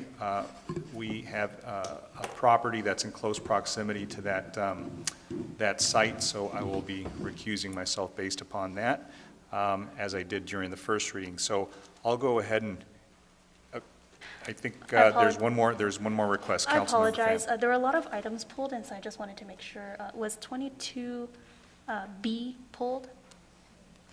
No, we did not. I don't think so. We'll add that. Thank you. Great. So, Madam City Clerk, did you get all those items? I believe so. Okay. So I'll entertain a motion on the balance. Motion to move the balance. I'll second, Mr. Mayor. Great. Thank you. We have a motion and a second. Madam Clerk, will you please call roll? Councilmember Becerra? Yes. Councilmember Hernandez? Yes. Councilmember Lopez? Yes. Councilmember Mendoza? Yes. Councilmember Fan? Yes. Mayor Pro Tem Peñalosa? Yes. Mayor Sarmiento? Yes. Motion carries 7-0. Great. Thank you for that. Let me go ahead and I think the first item that you'll be pulling is 11A, and that's the one I abstained on, so I'll turn the meeting over to Mayor Pro Tem. Mayor Pro Tem, meeting's yours. Thank you, Mr. Mayor. And 11A was pulled by Councilwoman Lopez, correct? Okay, Councilwoman Lopez, the floor is yours. Thank you. Before I make my comment on this item, I want to, for full transparency, I want to state that I have spoken to our city attorney because I am employed by Latino Health Access, and Latino Health Access has taken a position on this project. However, I have my own opinion, and I do not have any conflicts in acting on this item, and I am able to remain objective. I have a question for the Northgate team. I don't know if we are able to get them back online. Is the applicant on the phone, Yes, Madam City Clerk? Yes, the applicants are online, and we can unmute their call. For all the applicants for 11A, if you would please select your microphone and unmute your device, or select *6 if you're on a telephone. Okay, they are unmuted now. Thank you. Can you please clarify how many community meetings were hosted from the point of application until now? I would like to know how many meetings you hosted in 2018, 2019, and 2020. Andrew Nelson, I can speak to that. We had our Sunshine Ordinance meeting per city direction in 2018. We have met, we participated in the city-organized joint meeting of neighborhood associations in July of 2020 that included French Park, French Court, Logan, Lacey, Downtown, and French Park Plaza. We have on our own organized meetings with all of our adjacent property owners and with a number of other business and city organizations, historic preservation, and neighborhood property interests. So that it's a long list. I can go into further detail, but that's captures it. Thank you. So there was one in-person meeting in 2018, no meetings in 2019, and from what I'm understanding, one meeting in 2020 with 2 meetings in 2020 with adjacent property owners and a virtual meeting in the summer of 2020. So in 2018, residents from the immediate neighborhood, like the Lacey neighborhood, showed up to express their real concerns about this market rate development. And just to clarify, I have no more questions for the applicant. Some of the concerns that they expressed were that there would be no affordable housing. They felt betrayed by the Gonzalez family, and that really speaks to how invested our community was with them. And they are concerned about the food desert that this market leaving their neighborhood is going to create. We've heard today about displacement. We've also heard about the transportation problem that this is going to create, because for those of you that live in the surrounding neighborhood, or as I drive by this store on a weekly basis, you will know that this is always a busy store. And so people that don't have cars access the store by foot. And so that was another issue that they brought up. And so listening to the concerns of all of the callers that called in today, I think that it is more than appropriate to ask that if this is something that wants to be built in our community, that more than 2 meetings are given to the Lacey neighborhood, because I do believe in fairness, and I do believe that, and if this was happening in any other neighborhood, more than 2 meetings would be given to them, and I just think that it's the right thing to do. And so, going back to 2018, there was a very large opposition, and moving forward now to 2020, we have all heard that those concerns haven't gone away. And if anything, we know that they have worsened because people are unemployed. They are on unemployment. They don't know if the federal government is going to give them more unemployment. They are expected to receive their last check this month. And we're also going to see a tsunami of evictions that are going to not just impact our residents, but Orange County residents. And what is that going to mean for us in terms of people not being able to afford a home or their rent? And so, we know that people are living paycheck to paycheck and that they need support. And I think that, we are not a community that is hard to work with. We know what we need and why we need it. And if the community members, not in particularly, but Ward 3 members are coming out in support of the Lacey neighborhood and saying we should have more open discussions, then I think that this is our obligation to fulfill, to answer the calls of our community, and to really extend them that wish. Those were my comments. Thank you. Thank you for that, Councilwoman Lopez. Are there any other council members that would like to speak on the item? Yes, Mayor Pro Tem Peñalosa, this is Councilmember Hernandez. Go ahead, Councilmember Hernandez. Thank you. I want to say thank you to the residents that took hours on end out of their day to speak on this item. As the council member of this district, I became a parent at a very young age, and I lived in Santa Ana my whole life, and I know firsthand how discomforting it is to live in poverty and to live in a community that does not prioritize you, and to see luxurious buildings be built that you will never have access to. And during a time like this, when we as a city are supposed to be a shining example of what government is supposed to do, which is serve the people, I don't think that this building is exactly what our community needs, as evidenced by the outpouring opposition to this item. The lack of affordable housing concerns me. I did speak to the Northgate family and in Red Oak, and I was able to learn about this project, and I wanted to bring as much information and education about this project to the dais as possible. And after doing that, I, in good conscience, cannot support this project.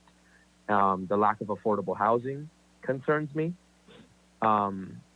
The public safety concern is the most concerning to me. The fact that not having enough access to affordable housing actually causes spikes in crime to happen. And that's not what we need in our community. We need to create safe havens for families to thrive. And I think that this is something that is going to be good in theory, of course, right? It looks like a beautiful building, and I'm all for that. But in practice, it's going to potentially do a lot of harm, and I can't support that. Thank you, Councilmember Hernandez. Are there any other council members that would like to speak? Councilmember Fan, the floor is yours. Hi, thank you, Mayor Pro Tem. So this project had come before me actually as a commissioner on the Planning Commission, and I had a meeting with the developer, and we had, obviously several meetings about this on the commission and now here. Is the applicant still on the line, Daisy? Madam Clerk? Yes. Okay, great. So I do have a few questions for the applicant as well as our director, Min Tai, on this project. And so the first thing is, I hear a lot of course, the concern for affordable housing is a major issue. I've experienced that, my family's experienced that. But as I understand it, this current site has no housing. That's correct, right? So with no housing. That's correct. Okay, and Director Tai, is there any way that we would ever be able to request or require a developer to build affordable housing?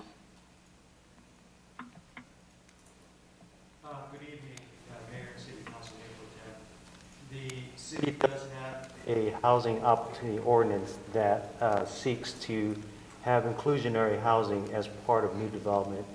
That inclusionary ordinance is known as the Housing Opportunity Ordinance under the zoning code. It was recently modified back in September. The current requirements is that any new project that has a density request that is above the current general plan designation would then be required to have an inclusionary affordable housing component within it.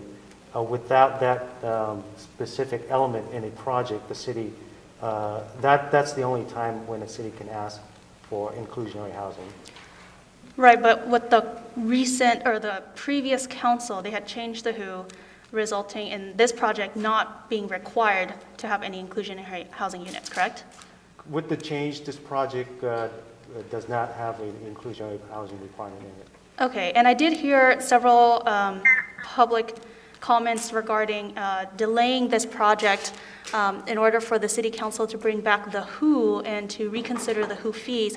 Madam City Attorney, if the WHO were brought back at the next meeting, at the earliest time possible in 2021, how would that affect this project and the inclusionary requirements? So my understanding is that when this application was submitted and was actually reviewed by the Planning Commission, the WHO ordinance had already changed and was already in effect. Correct. So at this point, if the City Council were to even desire revisit that public policy issue, it would be necessary to go back through a first reading and a second reading and notice that all over again. And it would also, you'd have to also wait 30 days after that second reading for it to become effective. So in effect, even if this City Council revisited its public policy issue, it would not automatically apply to this project because it's further down the road. Right, so I guess what I was trying to get at is that the WHO ordinance that applied was that which was in effect at the time the application was submitted, not something that is going forward and not acting retroactively. Another concern that I wanted our city to address, or the applicant, is the affordable housing issue. I understand that the applicant had discussed providing affordable housing off-site with a different developer. Will the applicant speak to that, please? Yes, this is Carl Middleton, and I'm president of Northgate Gonzalez Real Estate Company. The answer is yes, we do plan to have off-site affordable housing. And, you know, I think it's important that the listeners know that the Gonzalez family shares their passion.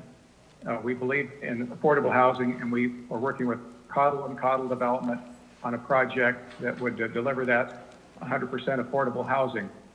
We just don't think this is the right location for it. And I just want to correct a talking point that's been shared consistently. And this is not luxury housing.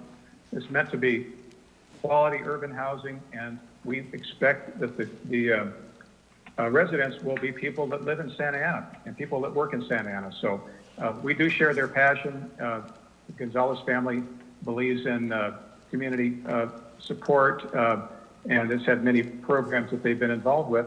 And, you know, indeed, we are committed to affordable housing.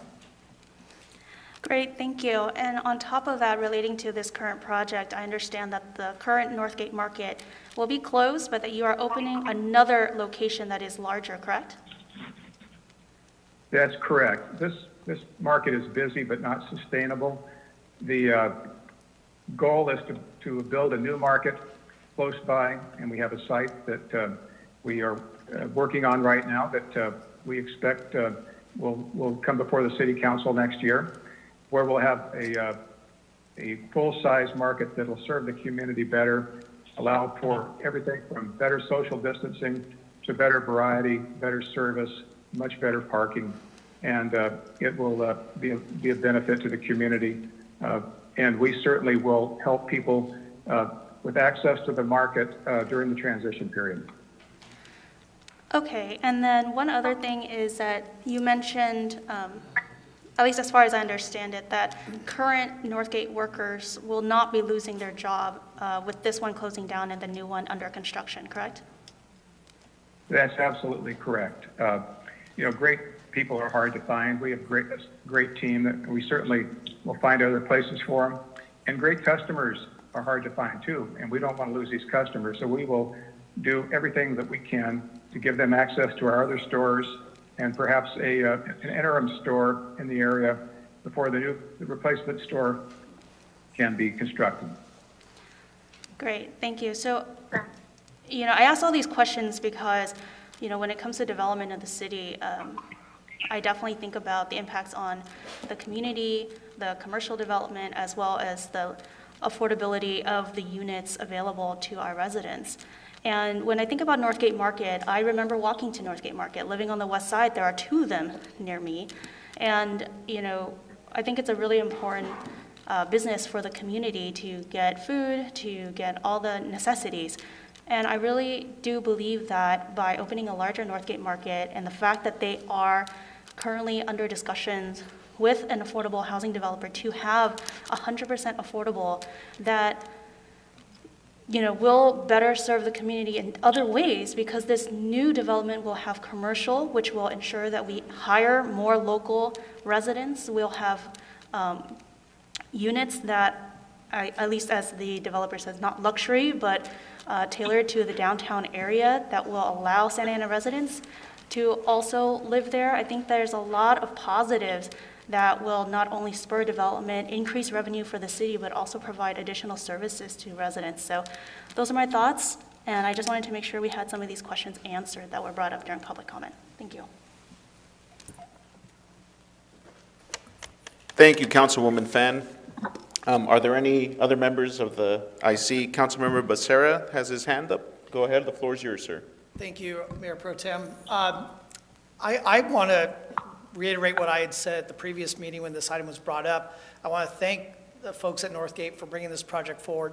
I also want to thank them for, you know, really looking beyond just this site. As I appreciate my colleagues and the questions that they've asked, because I think Councilmember Pham asked some very good questions in regards to, kind of more of a totality of what Northgate is hoping to do here in Santa Ana, and it's beyond just this site.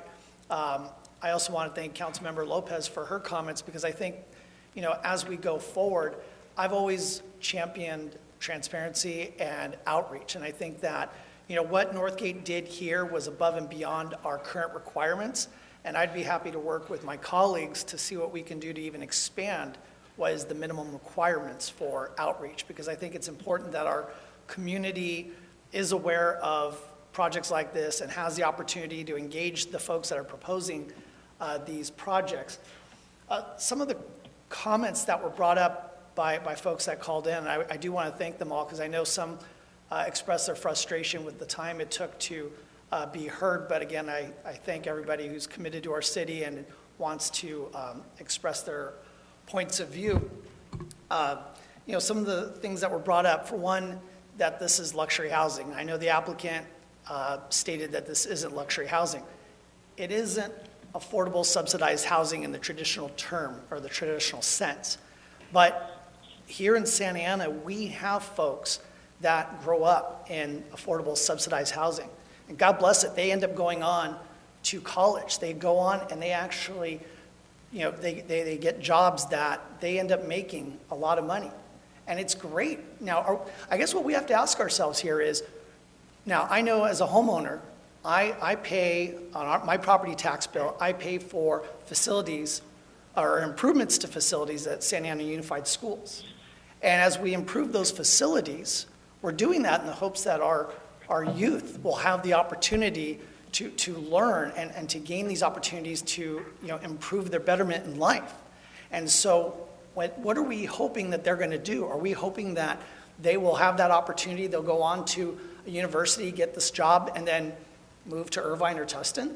I would like to see them come back to the community, invest in the community, strengthen the families that are already here. I don't want to see displacement. I want to see enhancement of our community. And I think that when we're talking about what can we do to sustain the folks that are here, adding affordable units does not necessarily guarantee that Santa Ana people will get those units. And we have to make sure that we understand that. A new affordable unit is not guaranteed to house a Santa Ana person. So what I'm hoping today is that we approve this project, we move it forward, because I think it's something that adds to the housing diversity of the city. We are the county seat. We are the county seat. We are the capital of Orange County. We should have housing diversity. We need to take care of the folks that are the most vulnerable, but we also need to enhance our tax base.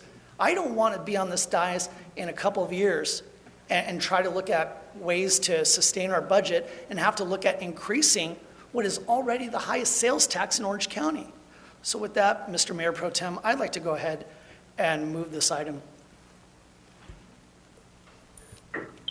Thank you, Councilmember Becerra. Is there a second to that motion? I second it, and I have comments. Go ahead, Councilwoman Mendoza. Yes, like my colleagues, I am in support of this project because this is a great development for the citizens of Santa Ana. And I appreciate all the people who have been waiting 3 hours or more to make their comments. And I just want to let you know that we hear you. We understand your concerns, and we are working to make this a better city for you and bring a higher quality of life for all our residents, not just a certain ward. And I want you to see, and hopefully you will look at the benefits that this project will bring, because this project is not just going to make this area look nicer, make it more attractive, and bring in more business to Santa Ana, but it's also going to benefit our residents. This development will have local hire, so it's creating jobs. And in addition, when this development is ready, it's going to bring in money, the revenue that we will be profiting from, and that is you, all of the city of Santa Ana residents. You will be benefiting from the services, because that means that we're going to have more money to give to other programs such as youth services, senior citizens, more parks, more cleaner space, more enforcement, more law enforcement. So ultimately, we're looking to what is the best for you as a resident. In addition, many of you have asked for low-income housing, and we do need it. However, Santa Ana has already exceeded its requirement for building affordable housing. And actually, we are way over the percentage that any city has had is required to build low-income housing. In addition, you residents of Santa Ana, we do not benefit from the low-income housing because you may not qualify, I may not qualify, and the people who qualify come from outside of Santa Ana. So it's not going to benefit us to continue to build low-income housing. So like my colleague Becerra indicated, we want our youth to get a good education, go and find careers that are profitable and where they can earn money and come back and live in these units. We do not want them to go to other cities. We want them to stay here and give back to their communities. And so the development is ultimately a good project for Santa Ana. And if you give us your patience, I know that you will see the benefits and that you will also be in agreement with me. So with that, I am in agreement and I am ready to take the vote. Thank you, Councilwoman Mendoza. Are there any other members of the council that would like to comment? Hearing none. Mayor Pro Mayor Pro Go ahead, Councilmember Hernandez. Thank you. I have a question for the developers. I want to say thank you for them to being accessible during this meeting. I know that we've been on this call for quite some time. I have a question, and in learning about the fact that they are willing to build affordable housing down the street, two-part question. Number one, can you tell us where these affordable housing units would be built? Sure. This is Carl Middleton again with Northgate. Right now, we're working to acquire properties along the west side of Grand between 4th and 1st, actually between 4th and 2nd Street, and we've already acquired the west side of Grand between 1st and 2nd Street. So we have a couple properties that we're working with the city to acquire, but we also have one property at the corner of 1st and Grand that will be a part of that project too. So we are absolutely committed to affordable housing. We hope that that's the location. We have another location, Councilman Hernandez, that we've talked to you about that's not quite public yet. We're working with the Diocese of Orange County on a site, and we would expect there to be some affordable housing there as well. Thank you. Thank you, Mr. Middleton, for committing to create a 100% affordable housing unit. My following question is, if you have the capacity to build 100% affordable housing, why not build this location as 100% affordable housing? Well, I think that a couple reasons. The first is the city's vision for the downtown is that of a lively downtown with residents to support the retail businesses. And we saw this as a location where we could have really a quality urban project. And right now it's planned to be 169 units, which isn't a large project by any stretch of the imagination. But we do realize that there's no WHO ordinance now that affects our project. And we thought, even when there was a WHO, why put money into the WHO? Let's actually build some affordable housing units. And so we went out and sought a site. And we don't have experience doing affordable housing, so we found a great developer, CNC Development, to partner with us. And we found a site that we thought was great and ties into an overall vision to renovate the area between 1st and 4th Street on both sides of Grand Avenue, where we hope to have our new store.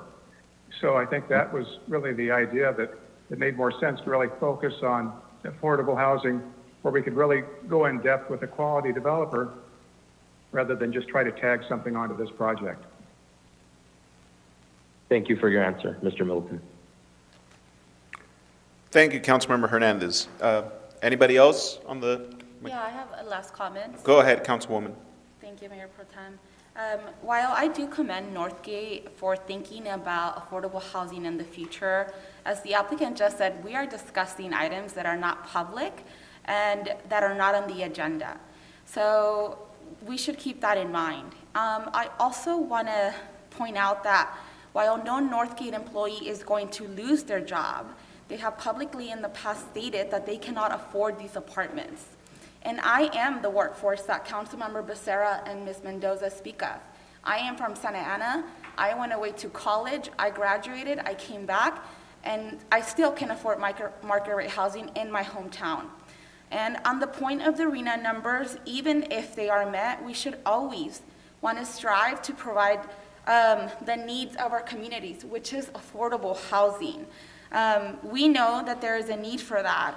And in order for this city to long-term address homelessness, overcrowding, poverty, and equity, a core value of the city, we need to have this conversation.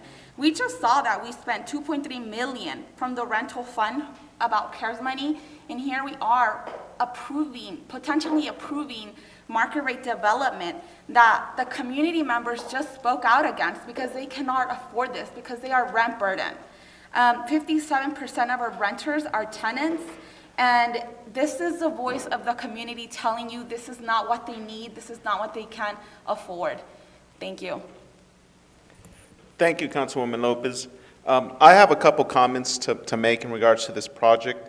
I know that, first I want to thank the callers that called in, demanding that we have affordable housing in our city. There's definitely a need in our city of Santa Ana. There's a need for affordable housing to be built.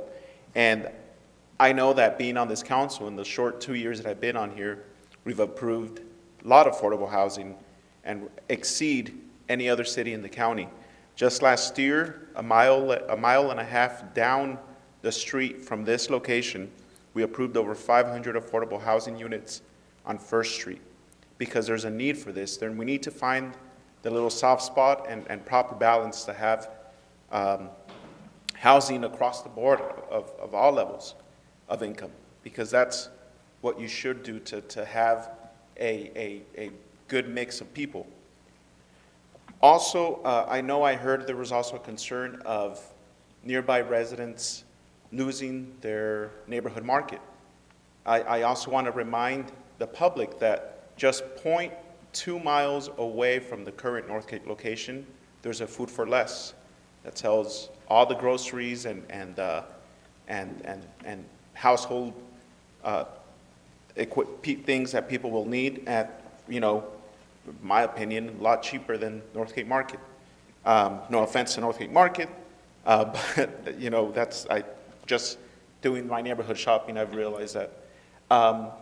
But with that said, I know that when the applicant, when the applicant reached out to me early last year, I said, make sure you get the support of the neighbors that butt up to this development site. The single-family homes immediately north of the site, the businesses east, west, and south, the residences right about the north side of the project, and they did. They provided as part of their presentation at the last meeting with the areas that they surveyed. And they all then letters of support from all those residents that share the street with this project site. So I think we need to have a balance of very low affordable housing and market rate. I mean, that's the reality. And we have built both of them, and we should continue to build both of them. I think this is a great project, and I know there's a motion on the floor by Councilmember Becerra, seconded by Councilwoman Mendoza. So if there's no further motion, Madam City Clerk, can you please conduct the roll call? Councilmember Becerra? Yes. Councilmember Hernandez? No. Councilmember Lopez? No. Councilmember Mendoza? Yes. Councilmember Fan? Yes. Mayor Pro Tem Peñalosa? Yes. Motion carries 4-2 abstaining, Councilmember Hernandez and Councilmember Lopez, and an abstention from Mayor Sarmiento. Thank you for that, Madam City Clerk. Please tell us the next agenda item that has been pulled by one of the council members. Councilmember Lopez pulled 28 to provide a comment. Thank you for that, and Mayor Sarmiento is back, so I will hand the floor over to him.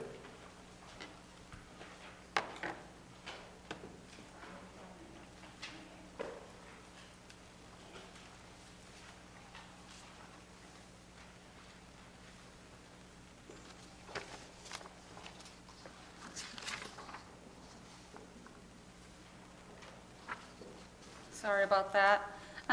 My comment on 28 is that I am supportive of recognizing the monies from the state of California. I just want us to be very watchful about any potential liability down the road, because this money is being given to one of the organizations accused of substandard practices by the ACLU. So city manager, Madam City Attorney, I want us to ensure that our city won't be sued for poor operations, and because I know that we don't tolerate any sexual abuse. Thank you. Great. Why don't we, since we didn't take a vote on this, is there a motion to approve? Mr. Mayor, this is Mayor Pro Tem Peñalosa, and I'll make a motion to approve item 20A. Is there a second? I second it, Councilman Mendoza. Great. We have a motion and a second, Madam Clerk. Unless there's any other comment or questions, why don't we go ahead and call roll? Councilmember Becerra? Yes. Councilmember Hernandez? Yes. Councilmember Lopez? Yes. Councilmember Mendoza? Yes. Councilmember Fan? Yes. Mayor Pro Tem Peñalosa? Yes. Mayor Sarmiento? Yes. Motion carries 7-0. Great. Thank you. What's next, Madam Clerk? Councilmember Becerra pulled item 20C.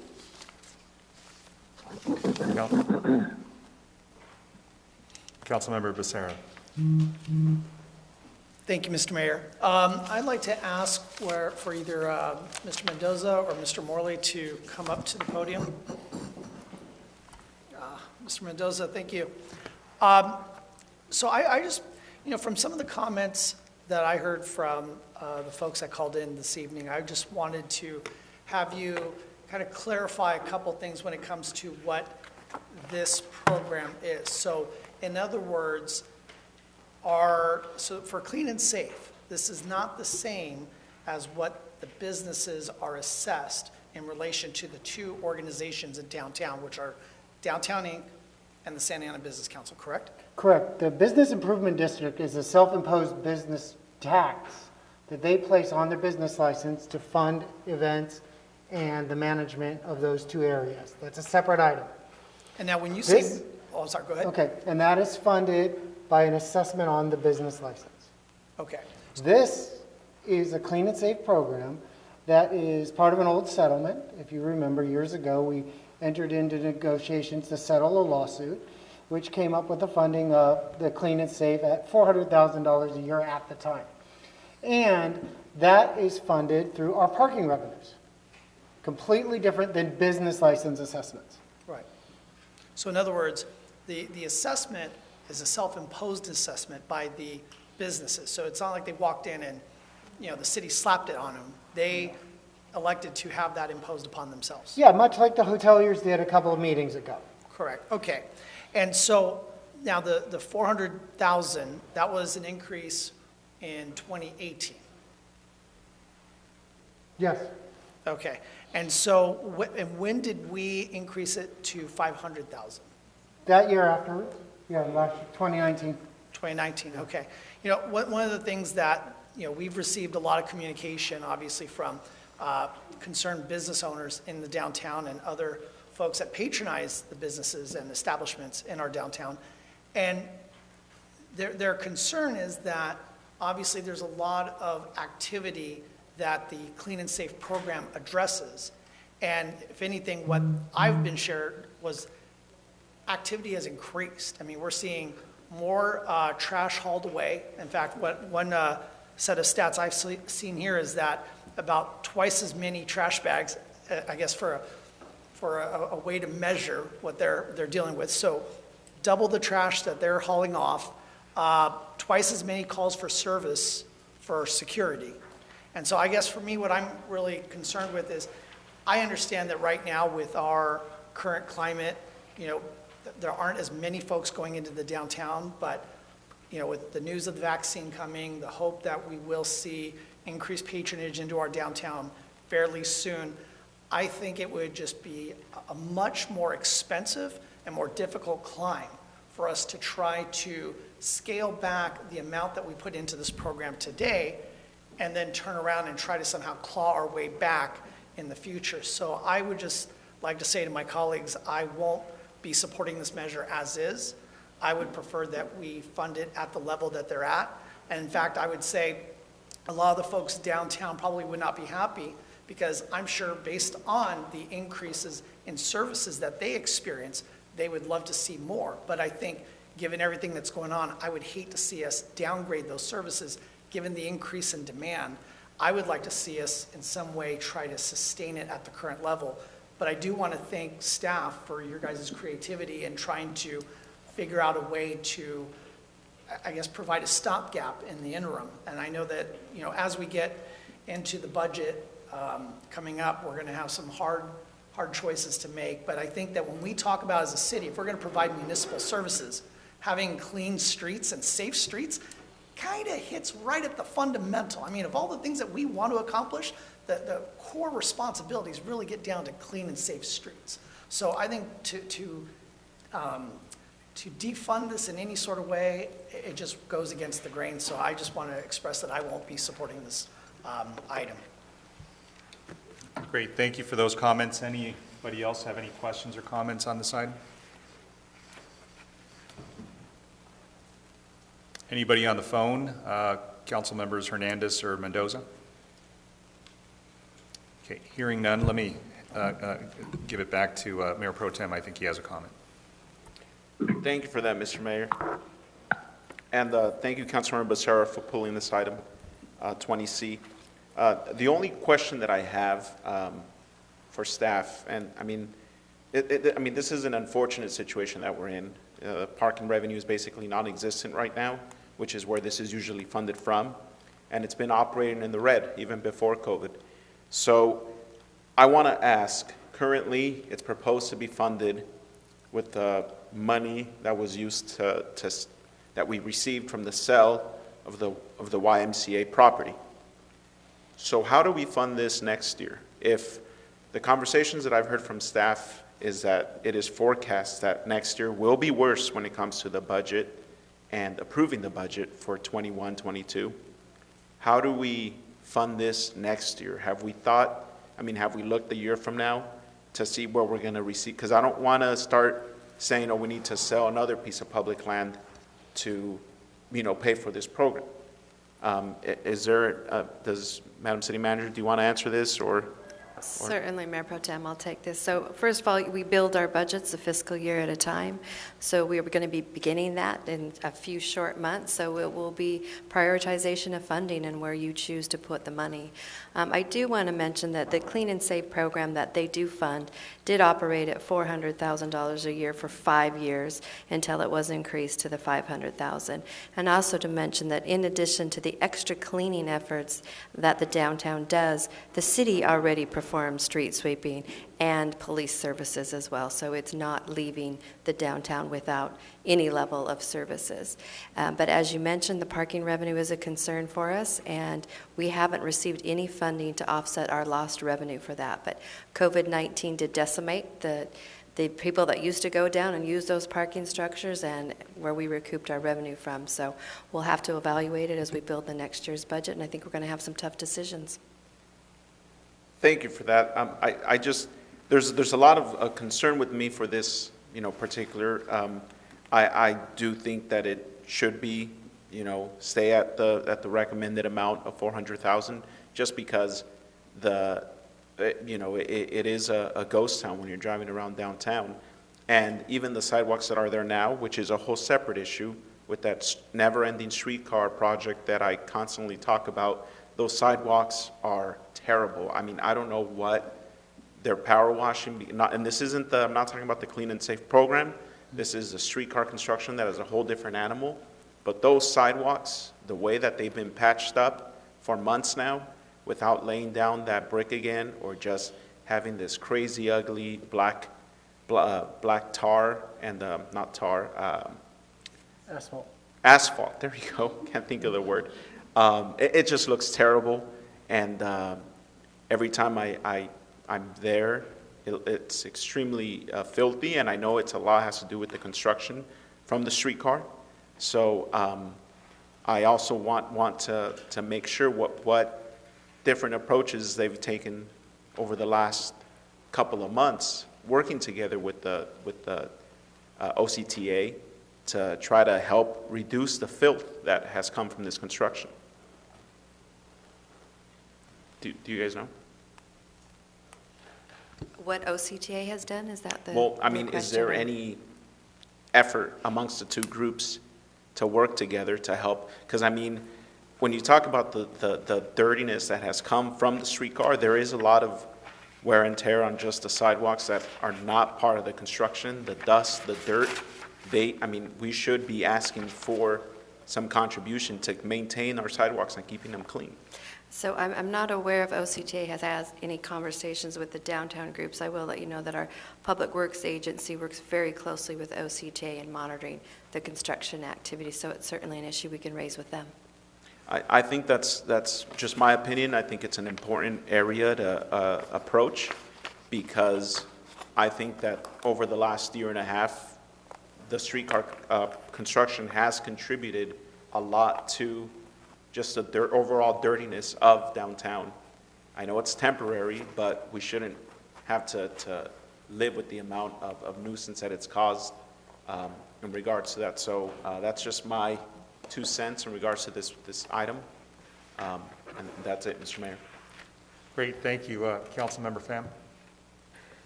Thank you, Mayor. Thank you, City Manager, for clarifying that Downtown Inc. the SAFE program operated for $400,000 for several years. And I definitely understand the need for clean streets, for safe streets. We need that throughout the entire city. The sale of the YMCA is public funds to help the entire city. Now, there is definitely really important there's an important economic engine in downtown Santa Ana, and I think the fact that we are considering this is us recognizing that.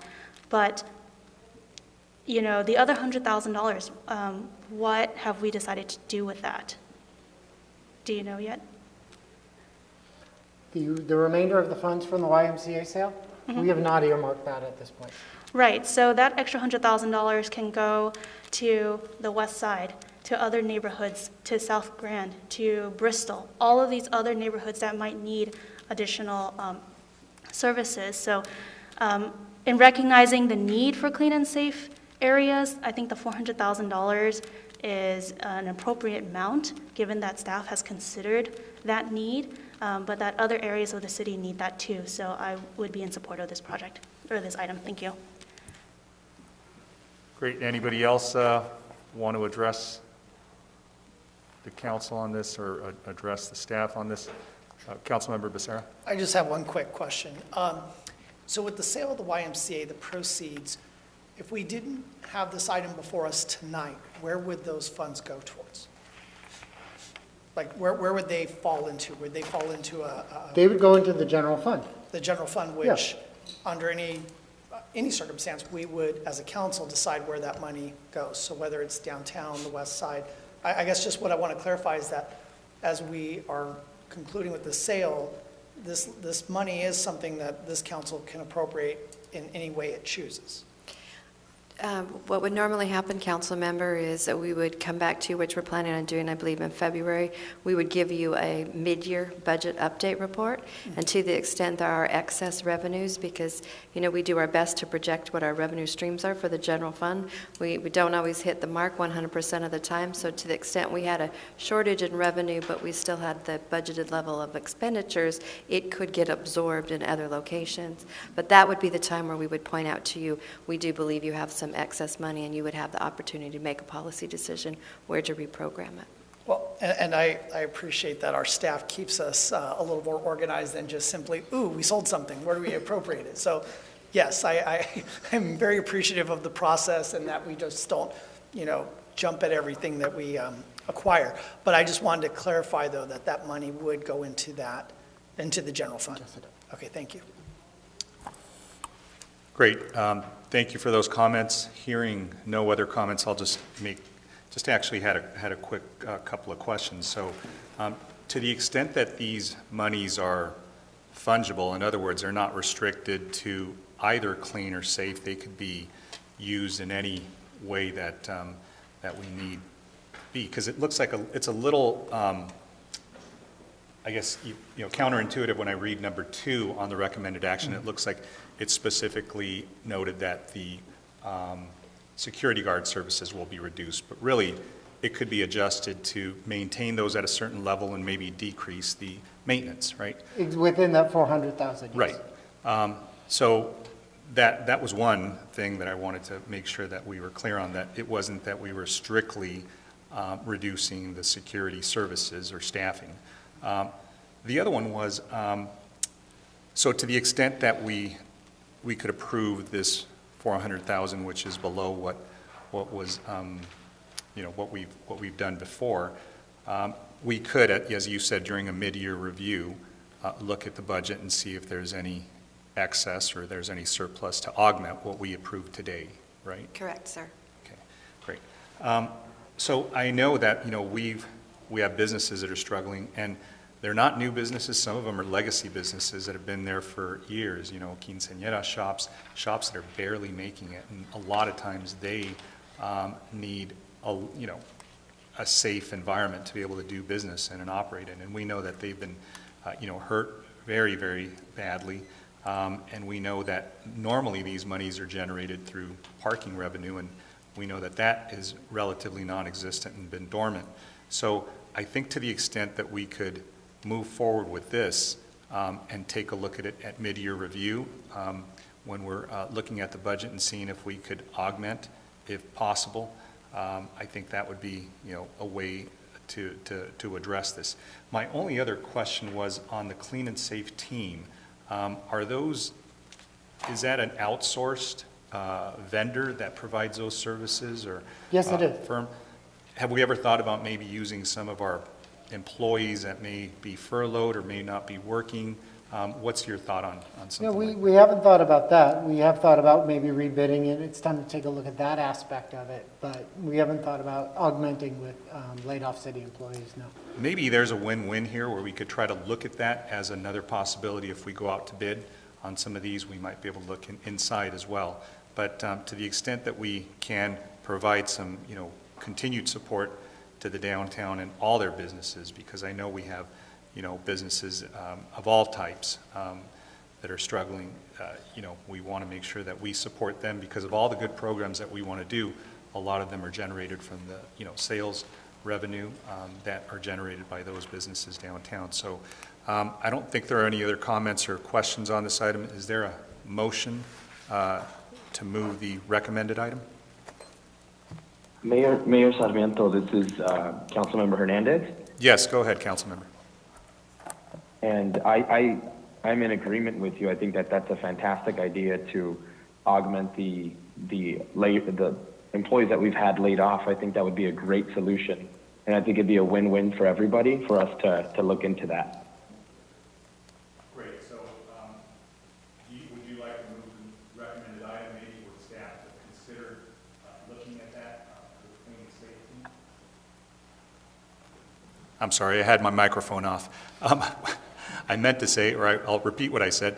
Would you like to move the item with that with that comment about having staff maybe look at, looking at the clean and safe team, some of the part-time employees maybe being considered for that. Mr. Mayor, yes, I would. Okay, so we have a motion to move the recommended item. Is there a second? Second, Councilmember Mendoza. Great. Thank you for that. Seeing no other comments or questions, Madam Clerk, if you'll please call roll. Councilmember Becerra? No. Councilmember Hernandez? No. Councilmember, I think that was your motion, so. Oh, yes, that's a yes. My apology. No worries. Yes, Councilmember Lopez? Yes. Councilmember Mendoza? Yes. Councilmember Fan? Yes. Mayor Pro Tem Peñalosa? Yes. Mayor Sarmiento? Yes. Thank you. Moving along to the next item, I believe it's 20D as in David. That's correct. Mayor Pro Tem Peñalosa. pulled Mayor this Pro item. Tem, go ahead. Thank you, Madam City Clerk and Mr. Mayor. 20D is approve an appropriation adjustment and approve a First Amendment to the agreement with Invocation Inc. for a total for the 2021 fiscal year amount not to exceed $750,000. 20D, Madam City Manager, you know that anytime we have software and technology upgrades that will allow us to provide services to our residents in a more efficient manner, I am happy. I also know that upgrades like these will also make staff time more efficient, so good all around. I just had a couple questions, Madam City Manager, and you might want to take the lead on this. Are residents able to opt out from receiving any billing correspondence via postal mail? The reason I ask is because I know that I personally at home would rather not receive any bills. I don't look at them, I don't open them, I just toss them in the shredder because I get everything via email, online, text message reminders to pay my stuff. So I know that if there are residents that want to choose not to receive correspondence or not to receive their water bill, I know there will be a lot of them because the less mail we receive, the better. And I hate to do that now, especially to our postal service, as they need all the work they can get. But we also need to look into if there's a cost savings in having that feature available with these programs that we're purchasing. Madam City Manager? Thank you, Mayor Pro Tem. That's an excellent question. And the most common bill that we do send out, as you mentioned, is water bills, and there is a paperless option for that. But we certainly can explore some of the other things that we do send out, maybe not as regular, to see if there's a way to go paperless with those as well. And if in the future, maybe we could bring back I don't know how easy or hard that would be, but to get back a report of just how many residents opt out of a paper bill, because I am a sitting council member and I don't know how to opt out of the bill. So if anyone's staff, if you could go into find my address and just send me an email, I don't need a physical bill at my house. That would be great. But it's something that we should, promote to our residents to, hey, if you want to receive a simple text message or an email of how to pay your bill. I know that I receive the emails, but I still receive the bill. That's so I'm receiving the emails, but the bills. But it would be nice if we advertise that and let our residents, because I'm sure there'll be a lot that would opt out of receiving a paper bill and therefore saving, even if it's a couple $100 a month in cost savings. I mean, it's still something. So just a thought, which was basically it. But with that said, I would move 20D for approval. I'll second. Great. We have a motion and a second. Madam Clerk, if you'll please call roll. Councilmember Becerra? Yes. Councilmember Hernandez? Yes. Councilmember Lopez? Yes. Councilmember Mendoza? Yes. Councilmember Fan? Yes. Mayor Pro Tem Peñalosa? Yes. Mayor Sarmiento? Yes. Thank you. Moving along to the next item, I believe it's 20E as in Edward. Correct. Mayor Pro Tem and Councilmember Becerra both pulled this item. Mr. Mayor, I along with Mayor Pro Tem, pulled this item. My reason for pulling it, and I wanted to speak to our Director of Public Works, Nabil Saba. So I'm definitely one to support protected bike lanes in town. To me, seeing, just striped lanes is just, I think they're dangerous. I think the more that we can do to protect those that not only enjoy biking, but really rely on bicycling as their mode of transportation, the more we can do, the better. And so when I saw this item, I was excited because anything we can do to have protected bike lanes. But when I went through the staff report, it wasn't clear to me because there are different ways that different jurisdictions offer protected bike lanes. And I think Santa Ana has some fantastic examples. So what I was hoping to have Director Saba do for us this evening was just to confirm what it was that would, or what is going to be constructed along Bristol between Edinger and First. Sure. Good evening, Mayor, Mayor Pro Tem, member of the council. Happy to be here. Item 20E is a Bristol Street protected bike lane from Edinger to First Street. It was a federal grant of $2 million to construct a bike lane along that stretch of Bristol. It will connect the newly constructed Edinger bike lane with Willett's bike lane. So it will be like a C-shaped type bike lanes connectivity there. This is just a sample of the design project, but the existing Bristol Street right now has a bike lane, but it's unprotected as you see in the picture. So we're hoping that with this project, it will look like this.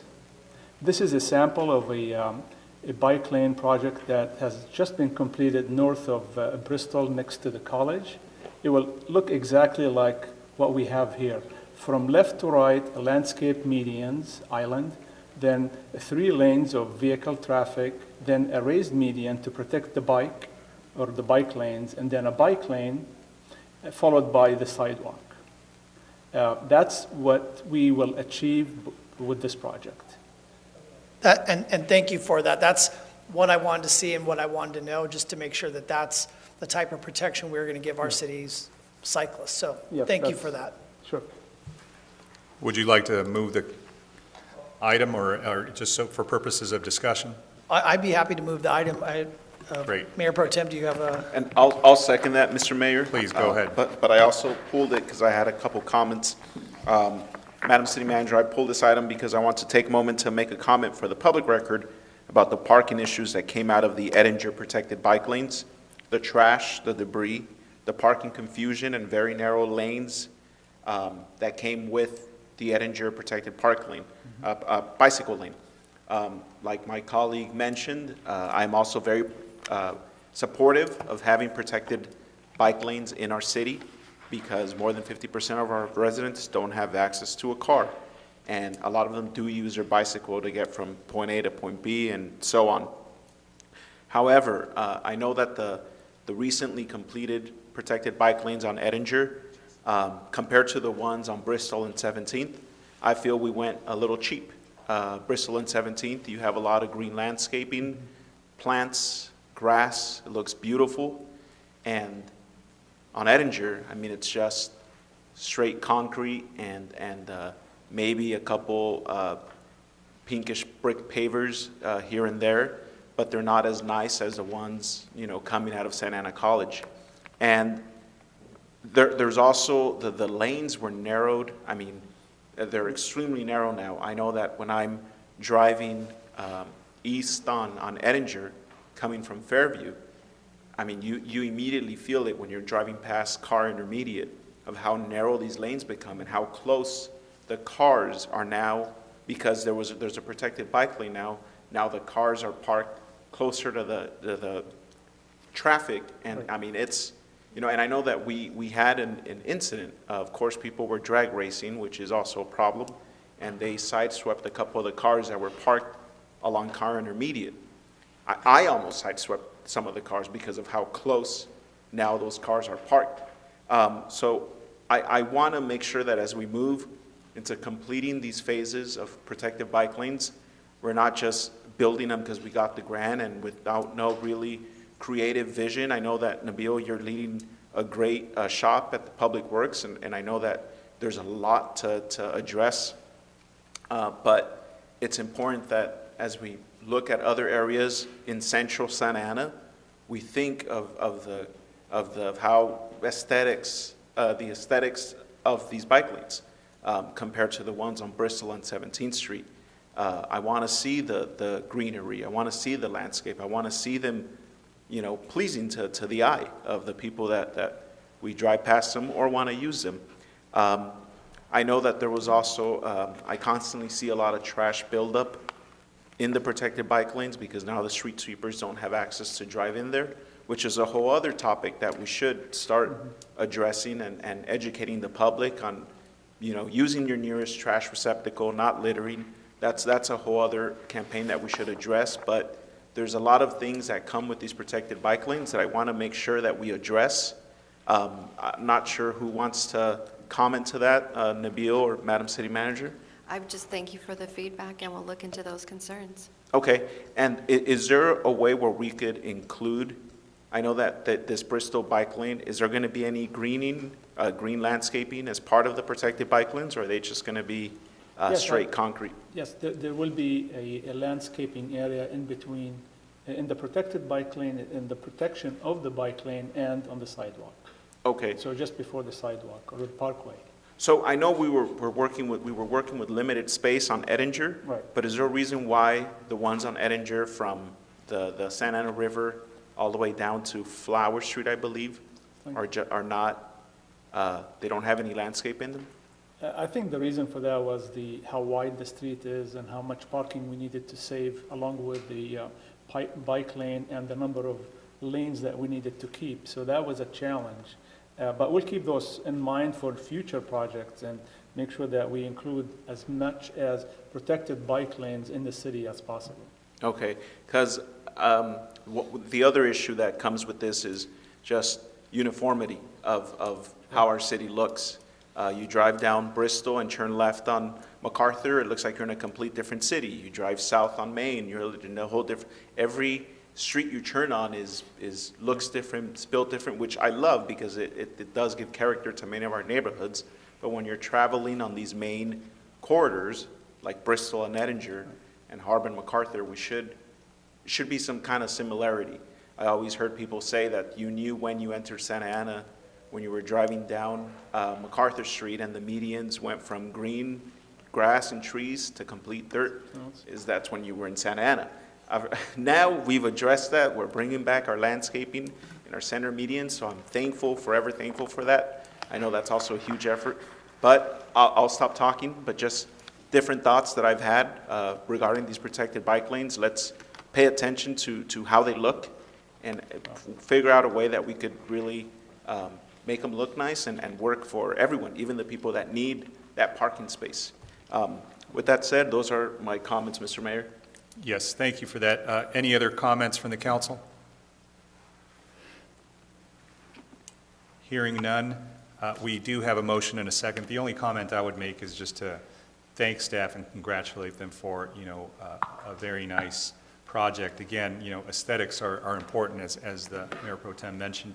For me, I've been reading a lot of, unfortunate accidents that have happened recently with pedestrians, being struck, and unfortunately there have been some fatal incidents recently, and to the extent these protected bike lanes do a lot to prevent those types of fatalities is really important. So thank you for following through with this. I know this is, we've had discussions about the whole Safe Streets effort, and here in the city a lot of people ride their bikes, a lot of people are pedestrians, so it's really important that we do everything we can just to keep them safe. So with that said, Madam Clerk, if you'll please go ahead and call roll.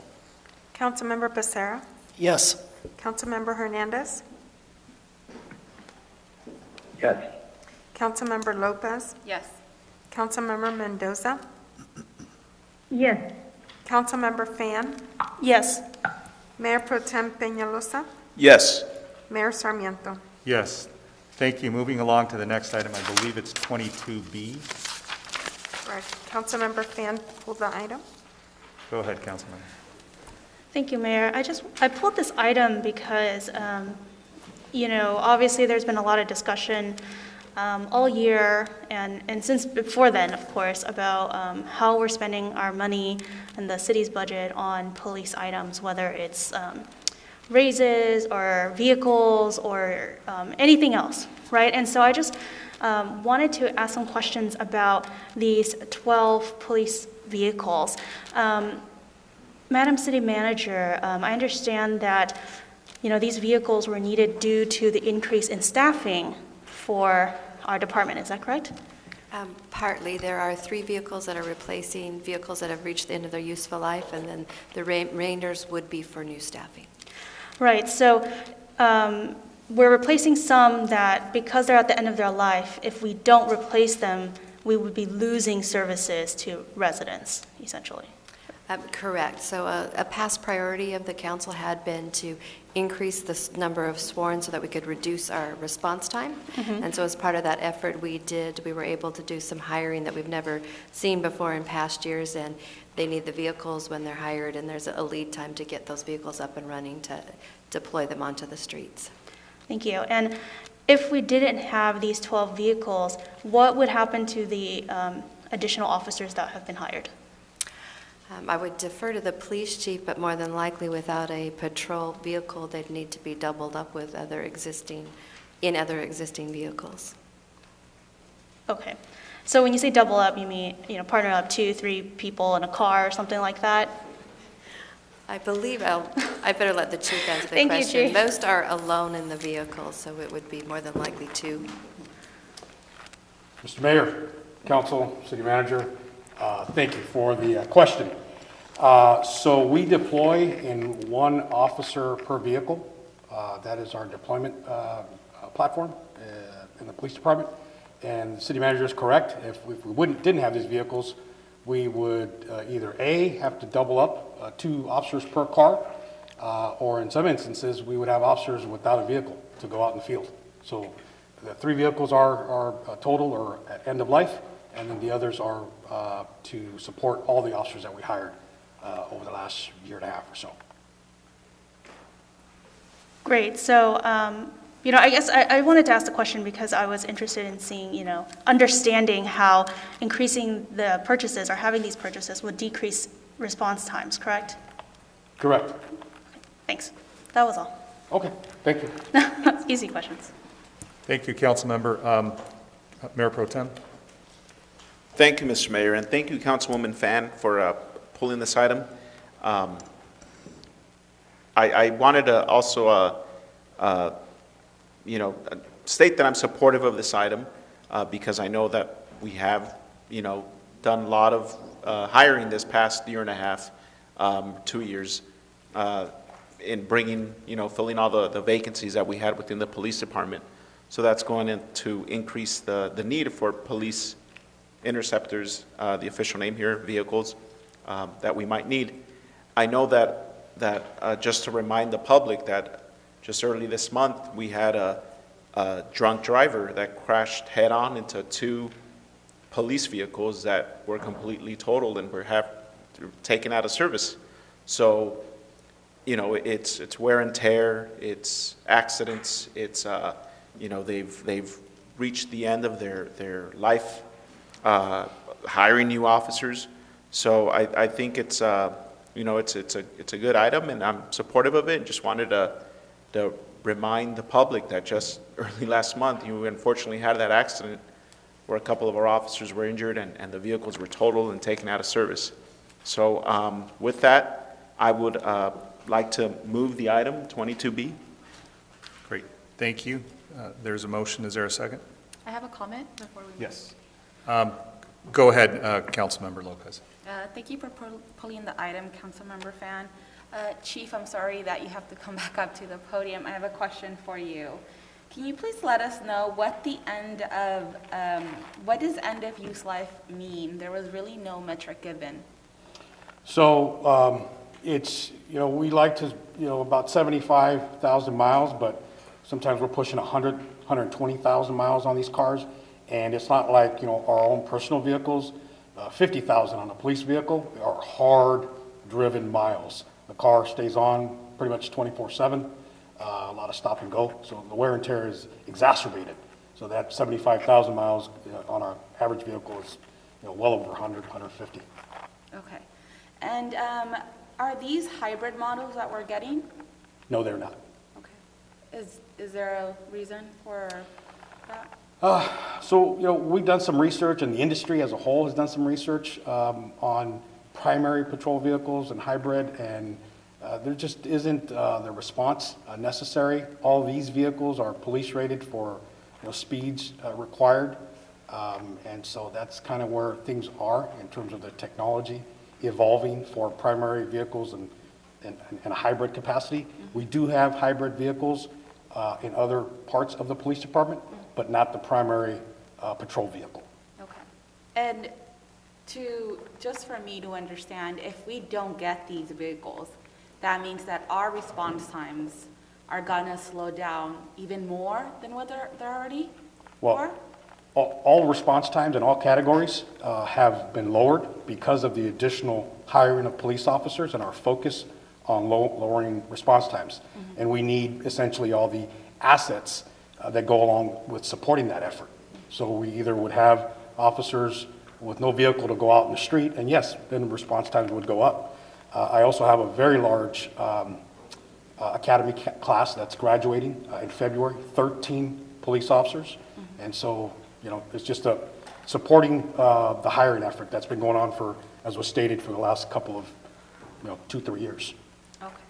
And can you let me know, is there, again, a metric to how many police vehicles are dispatched to a call?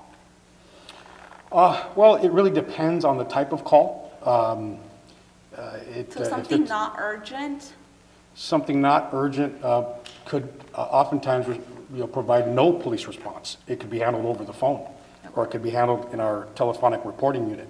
We try to be efficient in that manner.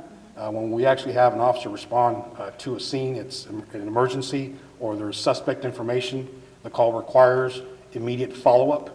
And in some instances, when a resident demands an officer and one's available, we're going to send one. Okay, thank you. Yes, ma'am.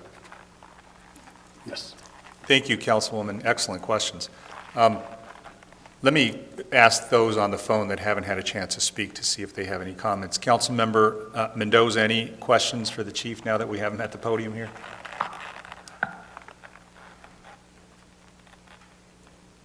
Sounds like a no. Thank you. Go ahead. Thank you for the opportunity, Mayor Sarmiento. I don't have any comments. I understand that we need to replace vehicles for the safety of our officers and for the safety of the public. So I don't have any questions. I am in support of this item. Great, thank you. Councilmember Hernandez, any questions or comments? Yes, for Police Chief Valentine, I have a question. First and foremost, thank you for taking the time to answer our question. My question pertains to what does it cost us to upkeep these vehicles and to maintain them? What are the additional costs that we could be looking at as a city? Well, there is the regular maintenance that occurs like any other vehicle. Being that these are police vehicles, they do require additional maintenance. I don't have an exact dollar figure. The initial cost of the vehicle, then it needs to be outfitted with all of the equipment, which increases the cost, of course. Our maintenance is completed by our city yard staff, internal, and so we contract with them. But they are hard-ridden miles, as I said, and so they require regular maintenance. Thank you for your response, Police Chief. Thank you, Councilmember. We have, I think it was Councilmember Pham and then Becerra. Go ahead. Thank you, and thank you, Councilmember Lopez, for asking your questions, and that actually made me think of a couple more, or at least a comment, right? We were talking about reducing response times and being responsive to residents. As many of you listening know, the public know, we had a major vandalism incident on the west side, and then we had several other high-profile incidents in which there were responses from our officers. I know, at least with the residents who reached out to me, they were very thankful that our officers were very responsive and were there quickly. And I want to make sure that the previous council has funded these positions, that we provide our officers with adequate resources to do your job well and to service our residents well. And so, just with that comment, I am in support of this item. Thank you. Great. Councilmember Becerra. Thank you, Mr. Mayor. This question's more geared toward our city manager, which is going to sound like deja vu, which is, so Fairway Ford is not a Santa Ana business. Did we not have any responses from any auto dealerships here in town? We do have an auto mall just all along the 55 there and a couple of others scattered throughout the city. Did we just not get anybody that matched the qualifications we needed?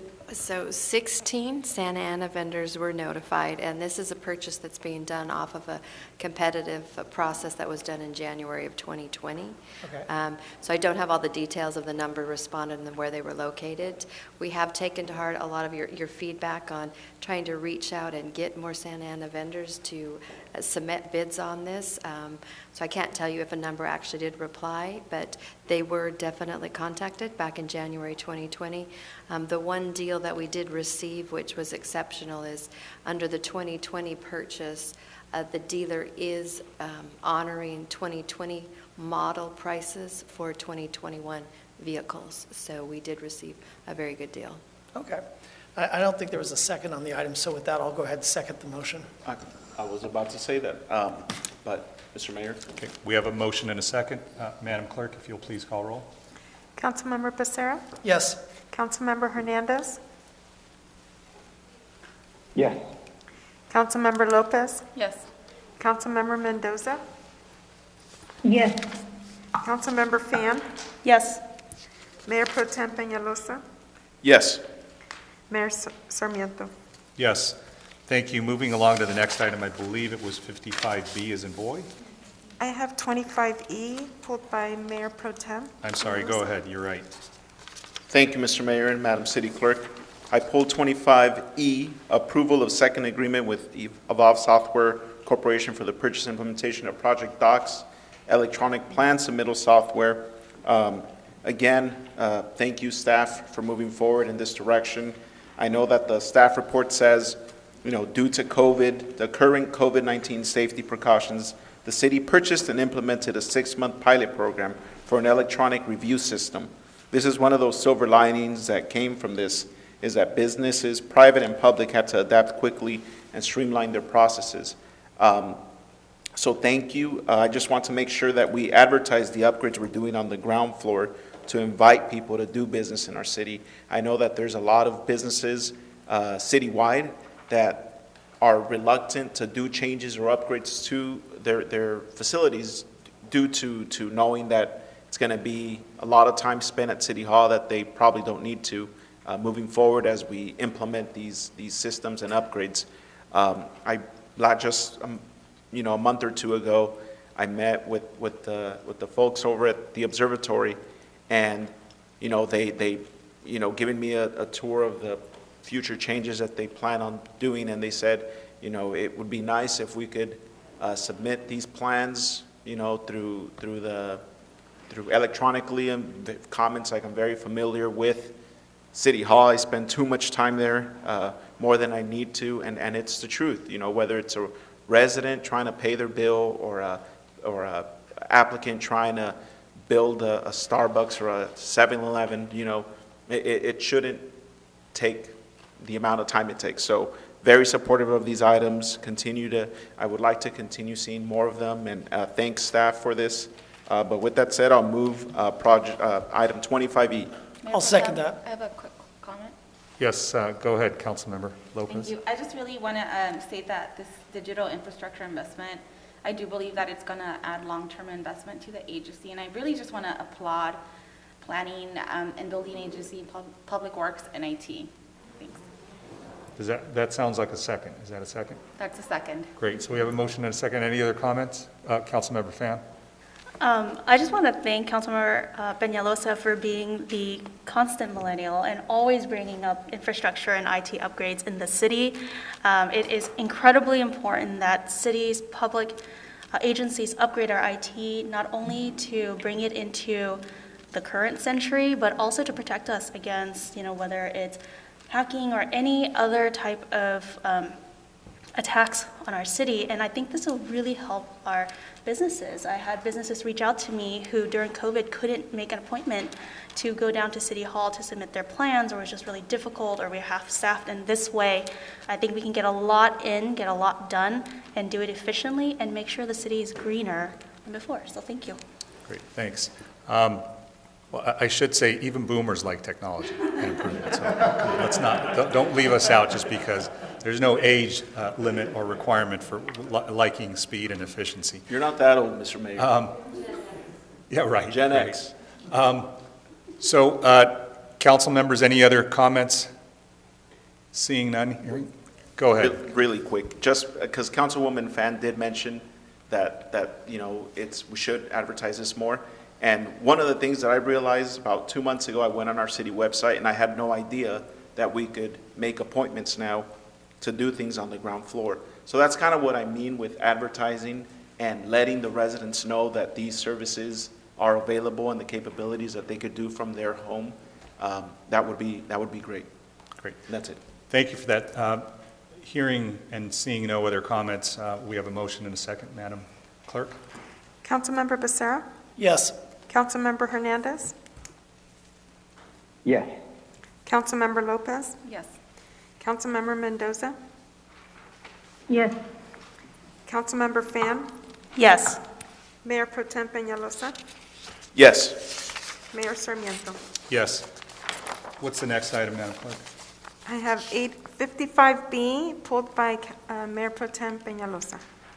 Go ahead, Mayor Pro Tem. I'm really sorry, Mr. Mayor. I promise this is the last one. And to my colleagues that have indulged me, 55B is adopt a resolution amending the classification and compensation plan to create one part-time job classifications and amend annual budget to reclassify positions in Public Works Agency and PD.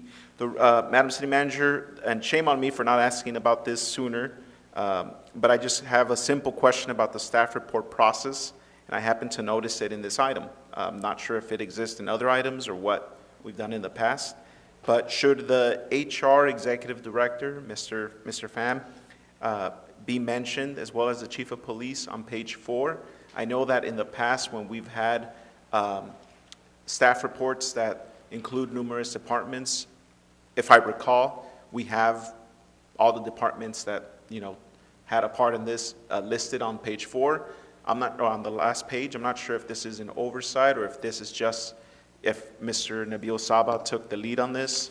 But I know that HR did have a lot to do with this particular item, as well as the police chief, because there's one position in here within the police department. So I just wanted to know why those executives' names aren't listed on the staff report. I concur with you, Mayor Pro Tem. They should have been, although, one person usually will take the lead on completing a staff report.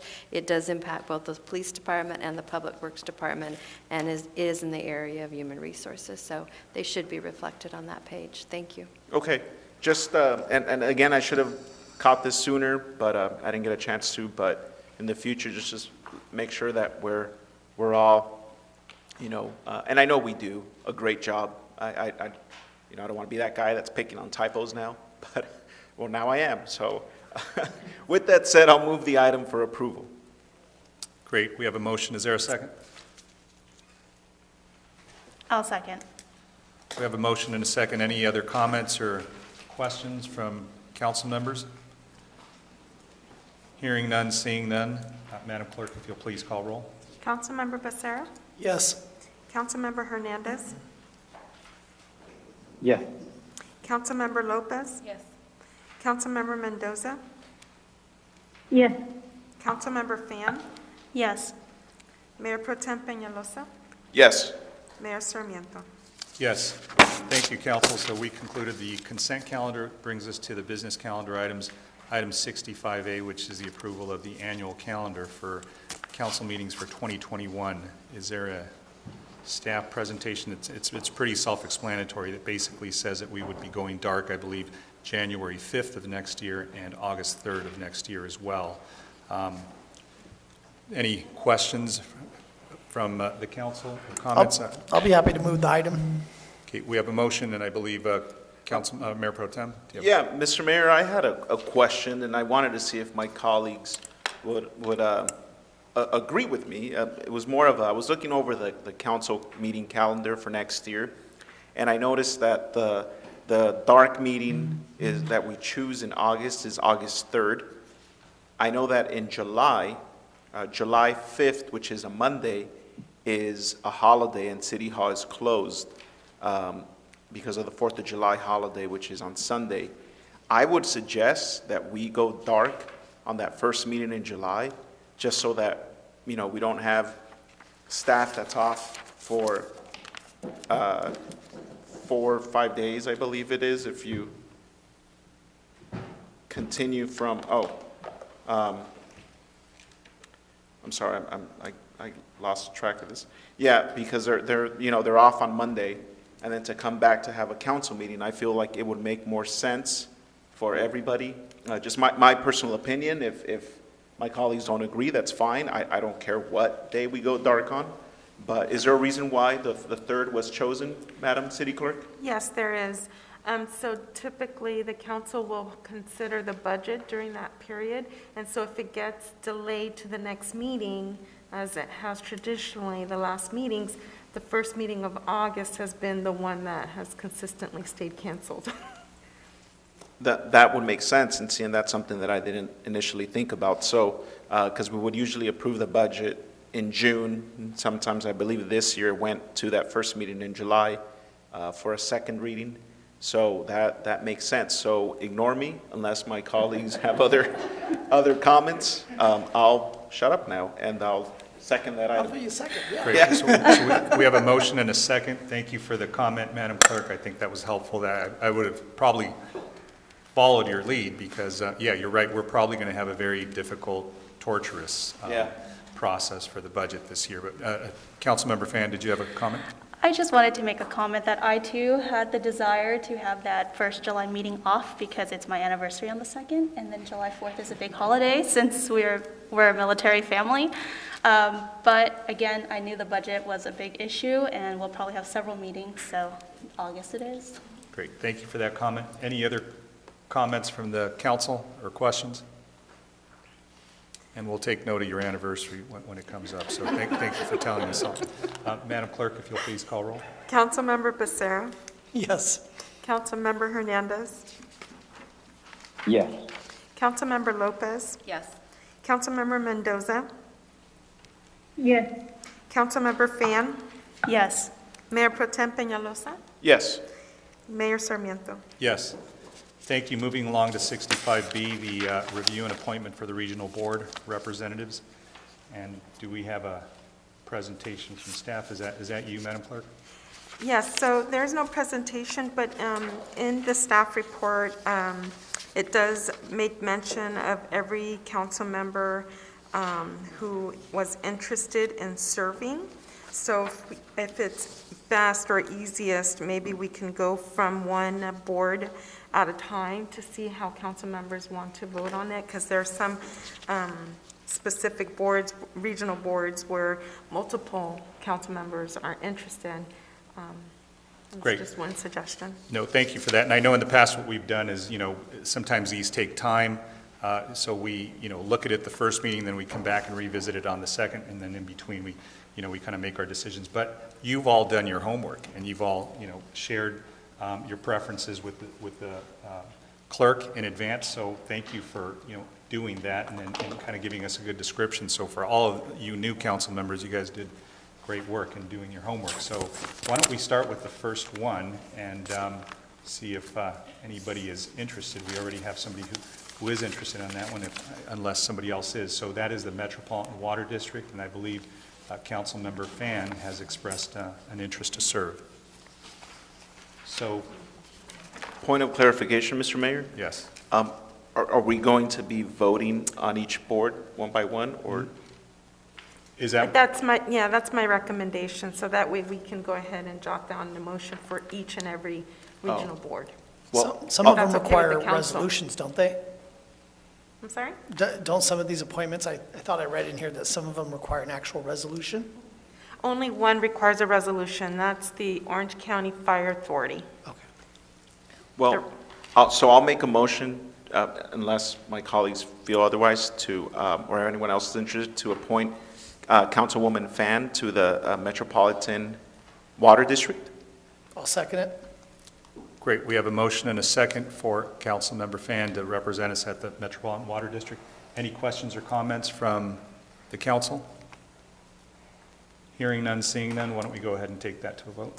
Councilmember Becerra? Yes. Councilmember Hernandez? Yes. Councilmember Lopez? Yes. Councilmember Mendoza? Yes. Councilmember Fan? Yes. Mayor Pro Tem Peñalosa? Yes. Mayor Sarmiento? Yes, congratulations, Councilmember Fan, and thank you for representing us there. Madam City Attorney, I remember there was a rule in the past that you couldn't vote for yourself when you were being appointed, so I think that was revised by the FPPC, and I remember we were part of that challenge, so good work for everybody, so we can vote for ourselves now without getting into trouble. You may. Thank you for remembering that. That was the very first piece of work I ever did for the city of Santa Ana. And it was very moving. It was landmark work. You scared me. So, moving along to the next item, which is the Newport Bay Watershed Executive Committee. Right now, we have our Director of Public Works, Nabil Saba, representing us. Unless there's anybody else, why don't we just, I didn't see any preference from any of the council members. Why don't we leave it as is? Congratulations, Mr. Saba. You're doing a great job there. OCFA, the Orange County Fire Authority, where we will need a resolution for this as well. It looks like we have two council members that are interested in serving, at least have shown some initial interest in serving, council members Hernandez and Lopez. Is there anybody who has a real strong interest either way, or anybody else? Councilmember Hernandez.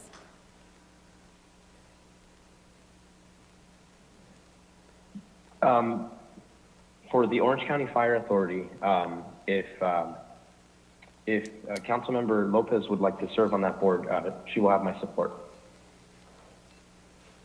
If that's a motion, Councilmember Hernandez, I'll second it. Great. So we have a motion and a second. Is there any question, comment from the council? Hearing none, seeing. This is Councilmember Mendoza. I was wondering if we could appoint Councilmember Hernandez as an alternate. Do we have alternates on OCFA? It does not require an alternate for that position, for OCFA. I served on that for a couple of months. I was there for a very short time, so I don't recall that there was an alternate position on that one. I think there are some specific regional boards and commissions that do have an alternate assignment, but that one doesn't have one, I believe. But point well taken, to the extent that, we'll be considering that for other ones. But seeing no other comments? I have a question, Mr. Mayor, again, Yes. just for clarification. Is this what we're voting now, the resolution, or is that going to come back at the next meeting for? No, this is for the resolution. this is The okay. resolution was one of the attachments to this exhibit. Okay. Yes. Great. So we have a motion and a second. Madam Clerk, will you please call roll? Councilmember Becerra? Yes. Councilmember Hernandez? Yes. Councilmember Lopez? Yes. Councilmember Mendoza? Yes. Councilmember Fan? Yes. Mayor Pro Tem Peñalosa? Yes. Mayor Sarmiento? Yes. Thank you. Congratulations, Councilwoman. That is an exciting board, so keep us posted. Moving along to the Orange County Sanitation District, I believe Councilwoman Mendoza is presently serving on there, and Mayor Pro Tem is the alternate. But there is interest by, it appears, Councilwoman Mendoza on this, but I think there might be a change here. Is there anybody that has a strong interest in serving on the Orange County Sanitation District. Mr. Mayor, Mr. Sarmiento, I would like to nominate Jonathan Hernandez as the primary, and I would like to be appointed as the alternate on the sanitation board. Great, so that's an appointment motion for Councilmember Hernandez. Is there a second for that? I'll second that, Mayor Sarmiento. I was the alternate, but I went to maybe one meeting early last year, so it'd be right for Councilwoman Mendoza to continue in that alternate position. Great. So I'll second it. Great, so we have a motion and a second. Any questions or comments on that? Hearing none, seeing none, let's go ahead and have a roll call vote. Councilmember Becerra. Yes. Councilmember Hernandez. yes. Councilmember Lopez. Yes. Councilmember Mendoza. Yes. Councilmember Fan. Yes. Mayor Pro Tem Peñalosa. Yes. Mayor Sarmiento. Yes. Congratulations, Councilman Hernandez. You'll be representing us in the Sanitation District. Moving along to the Orange County Water District, and I'm presently the representative, and I will be stepping down from that because I will be representing the city at the Transportation Authority. And I skipped over the vector control because that's something that I believe has a term that doesn't conclude until 2024. So going back to the OCWD, I will be stepping down from that, so it becomes a vacant seat. And I see that Councilman Hernandez and Councilwoman Mendoza have expressed an interest, but because these are pretty intense commissions and boards, to the extent that Councilman Hernandez, would you be willing to support Councilwoman Mendoza for OCWD? Absolutely. I would like to nominate Councilwoman Mendoza for Water District. I'll second it. Okay, so we have a motion and a second for Councilwoman Mendoza to serve as the Orange County Water District representative. Any questions or comments from the council? Seeing none, hearing none? Mayor, Yes. it's Councilmember Fan. Yes, ma'am. I just spoke to our Councilmember. city attorney, and I'm going to abstain from this vote as Orange County Water District is a rattan client for many years. And so I will abstain. Thank you. Great, thank you for that clarification. Seeing no other comments and hearing no other comments, why don't we go ahead and take a vote on that? Councilmember Becerra. Yes. Councilmember Hernandez. Yes. Councilmember Lopez. Yes. Councilmember Mendoza. Yes. Mayor Pro Tem Peñalosa. Yes. Mayor Sarmiento. Yes. Congratulations, Councilwoman Mendoza. You have some very large shoes to fill, by the way. Just kidding. Just kidding. Absolutely. I'm ready. Size 12, by the way. So, moving along to SCAG, the Southern California Association of Governments, and I believe, have Councilman Becerra, who is presently serving, and I believe Council members Hernandez and Lopez have shown an interest. I believe that they've been assigned, and maybe out of fairness and equity, we all get a chance to serve on different boards and commissions. Councilman, would you consider staying and representing us at SCAG? Absolutely. Let me go ahead and make the motion to nominate you there. I'll second that, Mr. Mayor. Great. We have a motion and a second. Any questions or comments from the council? Seeing none, let's take a vote on that, please. Councilmember Becerra. Yes. Councilmember Hernandez. Yes. Councilmember Lopez. Yes. Councilmember Mendoza. Yes. Councilmember Fan. Yes. Mayor Pro Tem Peñalosa. Yes. Mayor Sarmiento. Yes. Congratulations, Councilman Becerra. Moving along to OCOG, that's the Orange County Council of Governments. I don't know if we have a representative. No, Mayor, so anyone who sits on the SCAG as the city member representative will also sit on OCOG. Got it. Congratulations. Thank you. Moving along to the Transportation Corridor Agencies, TCA, and I believe that's Mayor Pro Tem Peñalosa, who is presently serving there. I see that there was interest by Councilman Hernandez and Councilwoman Lopez, but to the extent that Mayor Pro Tem you would consider. representing us there? Yeah, Mr. Mayor, I'd like to express to my colleagues that I'd like to continue serving on the transportation corridor agencies. There's a lot of good things that we're doing over there. We just approved 91 Express Toll Road to the 91 Express lane, and just a lot of projects that are coming. We just hired a new CEO, and I believe half the board, from what I recall, got, turned out this past election or voted out.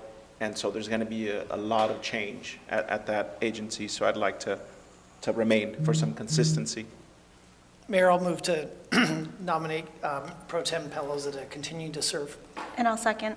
Great, we have a motion and a second. Seeing no comments or questions, let's go ahead and take a... Mr. Mayor, Yes, go ahead. I believe there's an alternate position for this, right, Madam City Clerk? I think that's correct. I served on Yes, that, and I there believe there is. is. Anybody willing to step up to be an alternate on that? I will be an alternate, Councilmember Mendoza. Great. Councilwoman, go ahead and you'll be the alternate for that. Does the maker of the first and second willing to go ahead and change that and incorporate? I'll take that amendment. Great. So we have a motion and a second for Mayor Pro Tem Peñalosa to continue being our representative and Councilwoman Mendoza being the alternate. Let's go ahead and take a vote on that. Councilmember Becerra? Yes. Councilmember Hernandez? Yes. Councilmember Lopez? Yes. Councilmember Mendoza? Yes. Councilmember Fan? Yes. Mayor Pro Tem Peñalosa? Yes. Mayor Sarmiento? Yes. Boy, that was a lot less painful than I remember we used to do it. So congratulations to all you guys. Thank you for making it smooth. Let's move along to item number 65C to approve the budget calendar for the year 2021-22. Mayor, before we proceed, I think we have one more, the TSIA. Did I skip something? Yes, Mayor Pro Tem is currently the representative, and I did not receive any interest, so if a council member would like to. Go ahead, Mayor Pro Tem. Thank you, Mr. Mayor. This Transportation System Improvements Authority, Orange and Tustin, formed in 1990. I was a baby. Hasn't met at all. I've never been to a meeting. I've never heard from anybody that I don't know exactly how this board works because I've never had any communication with anyone that is in charge or whatnot.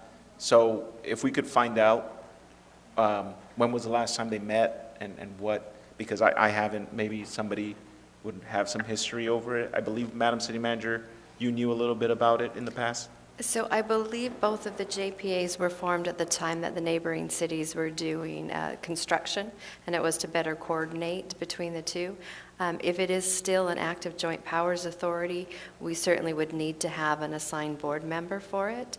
So if you wouldn't mind maybe continuing your stint, and then we can figure out if there is a useful purpose or if the other party is interested in dissolving the authority. Right, okay. I'm fine with that, continuing to serve as a representative.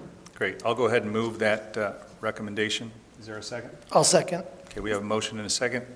Seeing no and hearing no other comments, Madam Clerk, if you'll please call roll. Councilmember Becerra? Yes. Councilmember Hernandez? Yes. Councilmember Lopez? Yes.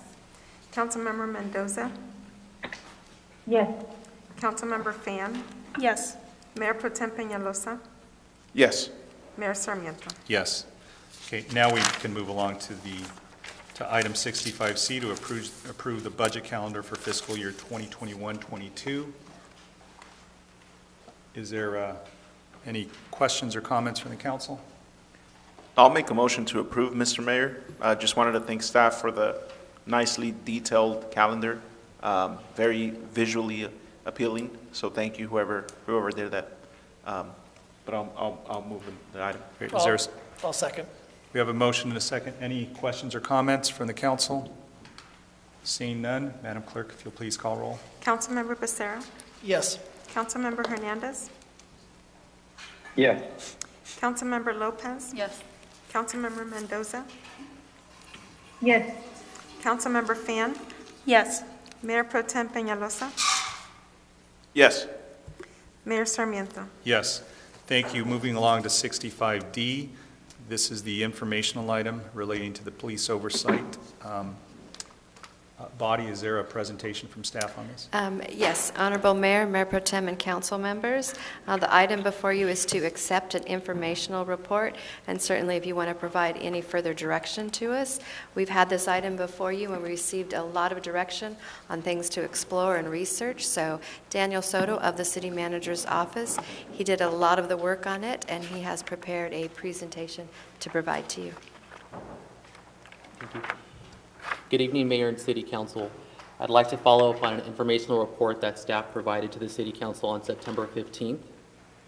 Back in September, staff provided an overview of police oversight models, best practices, and frameworks. The City Council directed staff to return to the City Council tonight with additional information about the police oversight models, specifically those with and without investigatory or subpoena powers. To review police oversight from cities with a comparably sized population, to contact the Orange County Sheriff's Department regarding their Sheriff's Advisory Council, and to conduct some community engagement through a survey to put our feelers out and see how the community feels about police oversight.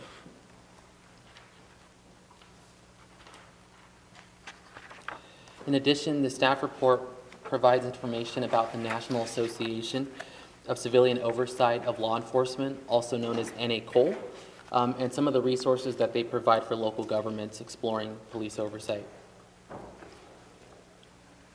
What is police oversight?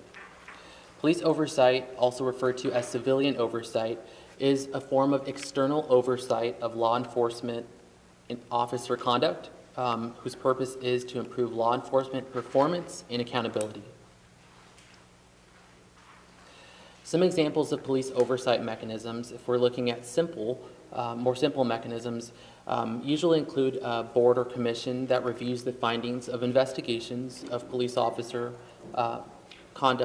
misconduct allegations, those of which have already been reviewed by the police department's internal affairs division. These simpler mechanisms usually have little to no budgetary authority, and the board and commission members serve on a volunteer basis. The more organizationally complex police oversight mechanisms may include full-time staff, including lawyers, investigators, and analysts. They may have substantial budgetary authority, may have access to conduct independent investigations, and have access to records, to police evidence records, and other databases from the police department or law enforcement agency. Back to NACOL, to provide information about the framework of police oversight. NACOL provides 3 classifications that police oversight mechanisms may fall under. The first of which is the investigation-focused model. This involves routine, independent investigations of complaints against police officers. The review-focused model concentrates on commenting on completed investigations completed by the internal affairs investigations of the police department or law enforcement agency. This model also allows the Board or Commission to submit recommendations to police executives and staff, and the Board or Commission is usually composed of resident volunteers that serve, and this Board or Commission may hold public meetings. Finally, the auditor-monitor model focuses on examining patterns of complaint investigations, including patterns in quality of investigations, finding, and discipline. This model also allows the mechanism to actively participate in or monitor open internal investigations. This model allows the Board or Commission to make recommendations for improvement of the police department or law enforcement agency. So to look at the difference between police oversight with and without subpoena or investigatory powers, police oversight with investigatory powers typically consists of members that have the authority to subpoena or to summon folks to complete investigations for complaints separately and externally from the police department. This type of board or commission may make findings based off of the investigations and make recommendations to staff regarding recommendations for discipline. The advantages can be that this type of model may provide a perception of increased public confidence in misconduct investigations and may give the community a greater sense of inclusion. Some of the disadvantages are that the members that participate in the Board or Commission must be highly trained and willing to spend a considerable amount of time to serve on the Board or Commission. Additionally, this would require significant funding for the Board or Commission to function properly. An example of how this works in real time is the City of Berkeley in Northern California. They have a police review commission. It's classified under the investigation focus model, and they are responsible and have the authority to do a handful of things. Namely, they publish statistics on officer-involved shootings, uses of force, complaints, and outcomes. They receive community complaints regarding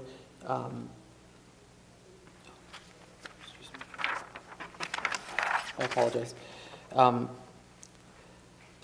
The Berkeley Police Review Commission advises and makes recommendations to the public, the City Council, and the City Manager.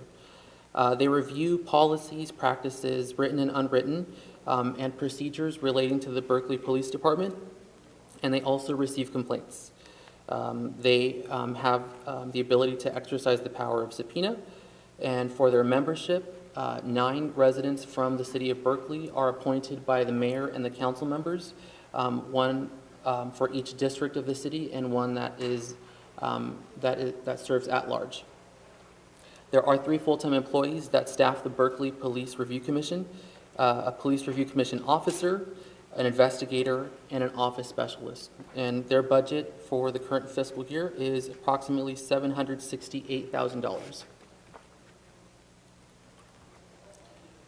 Alternatively, for police oversight mechanisms without investigatory or subpoena powers. This model consists of members who review police misconduct investigations to determine whether they were conducted appropriately and adequately. This Board or Commission also makes recommendations to staff. Some of the advantages of this type of police oversight mechanism is that the Board or Commission typically can produce findings more quickly than a police oversight mechanism with investigatory powers. And some of the disadvantages are that this type of model still takes considerable time required by the Board or Commission members.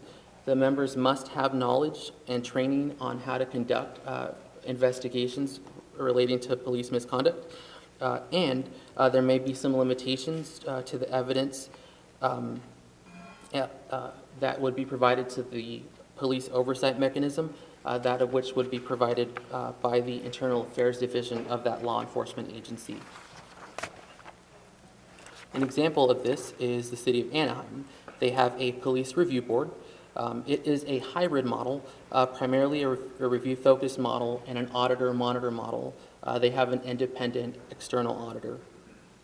So some of the functions that the Anaheim Police Review Board does is that they publish statistics on officer-involved shootings, incidents, and including access to body-worn camera footage. They receive community complaints and refer them to the city manager, the Anaheim Police Department, and their external auditor for review. They consider and approve policy recommendations from the external independent auditor. They audit police practices and produce an annual report to the community and to the City Council. For membership, 7 members serve on the Police Review Board for Anaheim, 1 for each district and 1 that serves at large.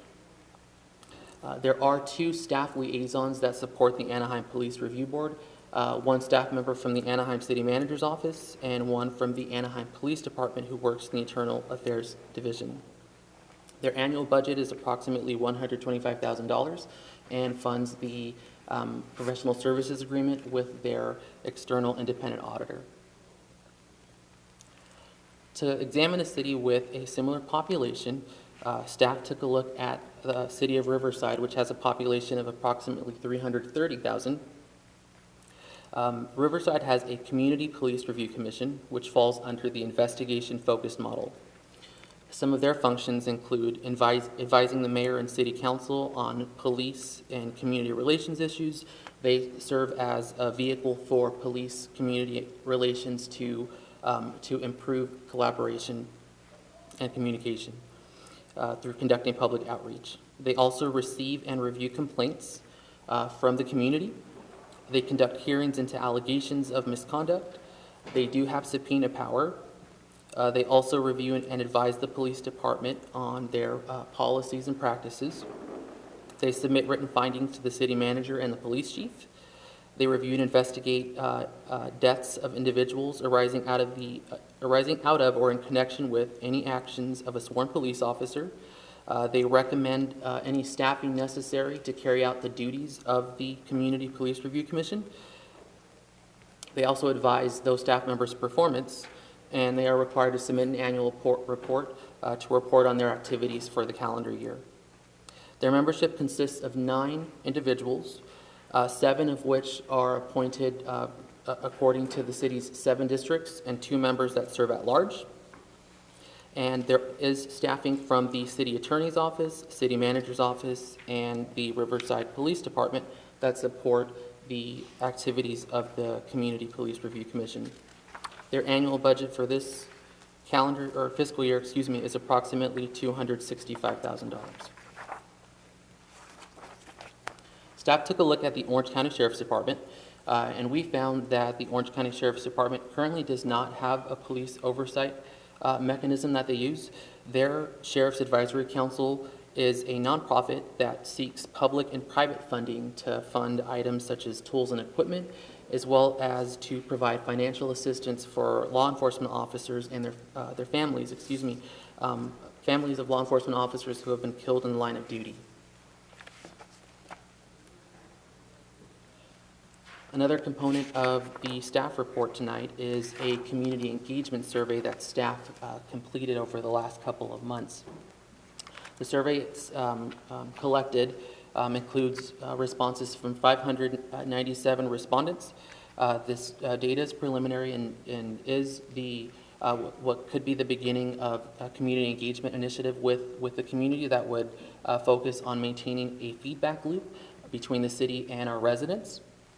We shared the survey digitally and also communicated with our neighborhood associations and with our business folks. The survey is available on our city website in English, Spanish, and Vietnamese. And I'll go over some of the questions from the survey. So out of our 597 respondents, approximately 89.3% of respondents identified as Santa Ana residents. Do you know how to file a citizen complaint with the Santa Ana Police Department alleging police misconduct? 76.7% of respondents said that they do not know how to file a citizen complaint with the Santa Ana Police Department alleging police misconduct. Police oversight is needed in Santa Ana. Do you agree or disagree? 72.5% of respondents either strongly agree or agree that police oversight is needed in Santa Ana. Police oversight will positively affect public safety in Santa Ana. 72.6% of respondents either strongly agree or agree that police oversight will positively affect public safety in Santa Ana. We asked folks to identify a set of priorities should the city implement a police oversight mechanism. Below or on your screen is the list of priorities that we received from the public. Number 1, transparency. 2, community outreach. 3, use of statistical pattern analysis. 4, open communication. 5, independence. 6, access to public records. 7, increased resources. 8, increased protection of peace officer rights. And 9, support by stakeholders. Finally, we asked folks to review the information that we shared back in September regarding the different classifications by NACOL. And what we saw from respondents was that they showed a moderate preference of the auditor-monitor model. 41.37% of the respondents supported that type of model, followed by 36% in support of the investigation-focused model.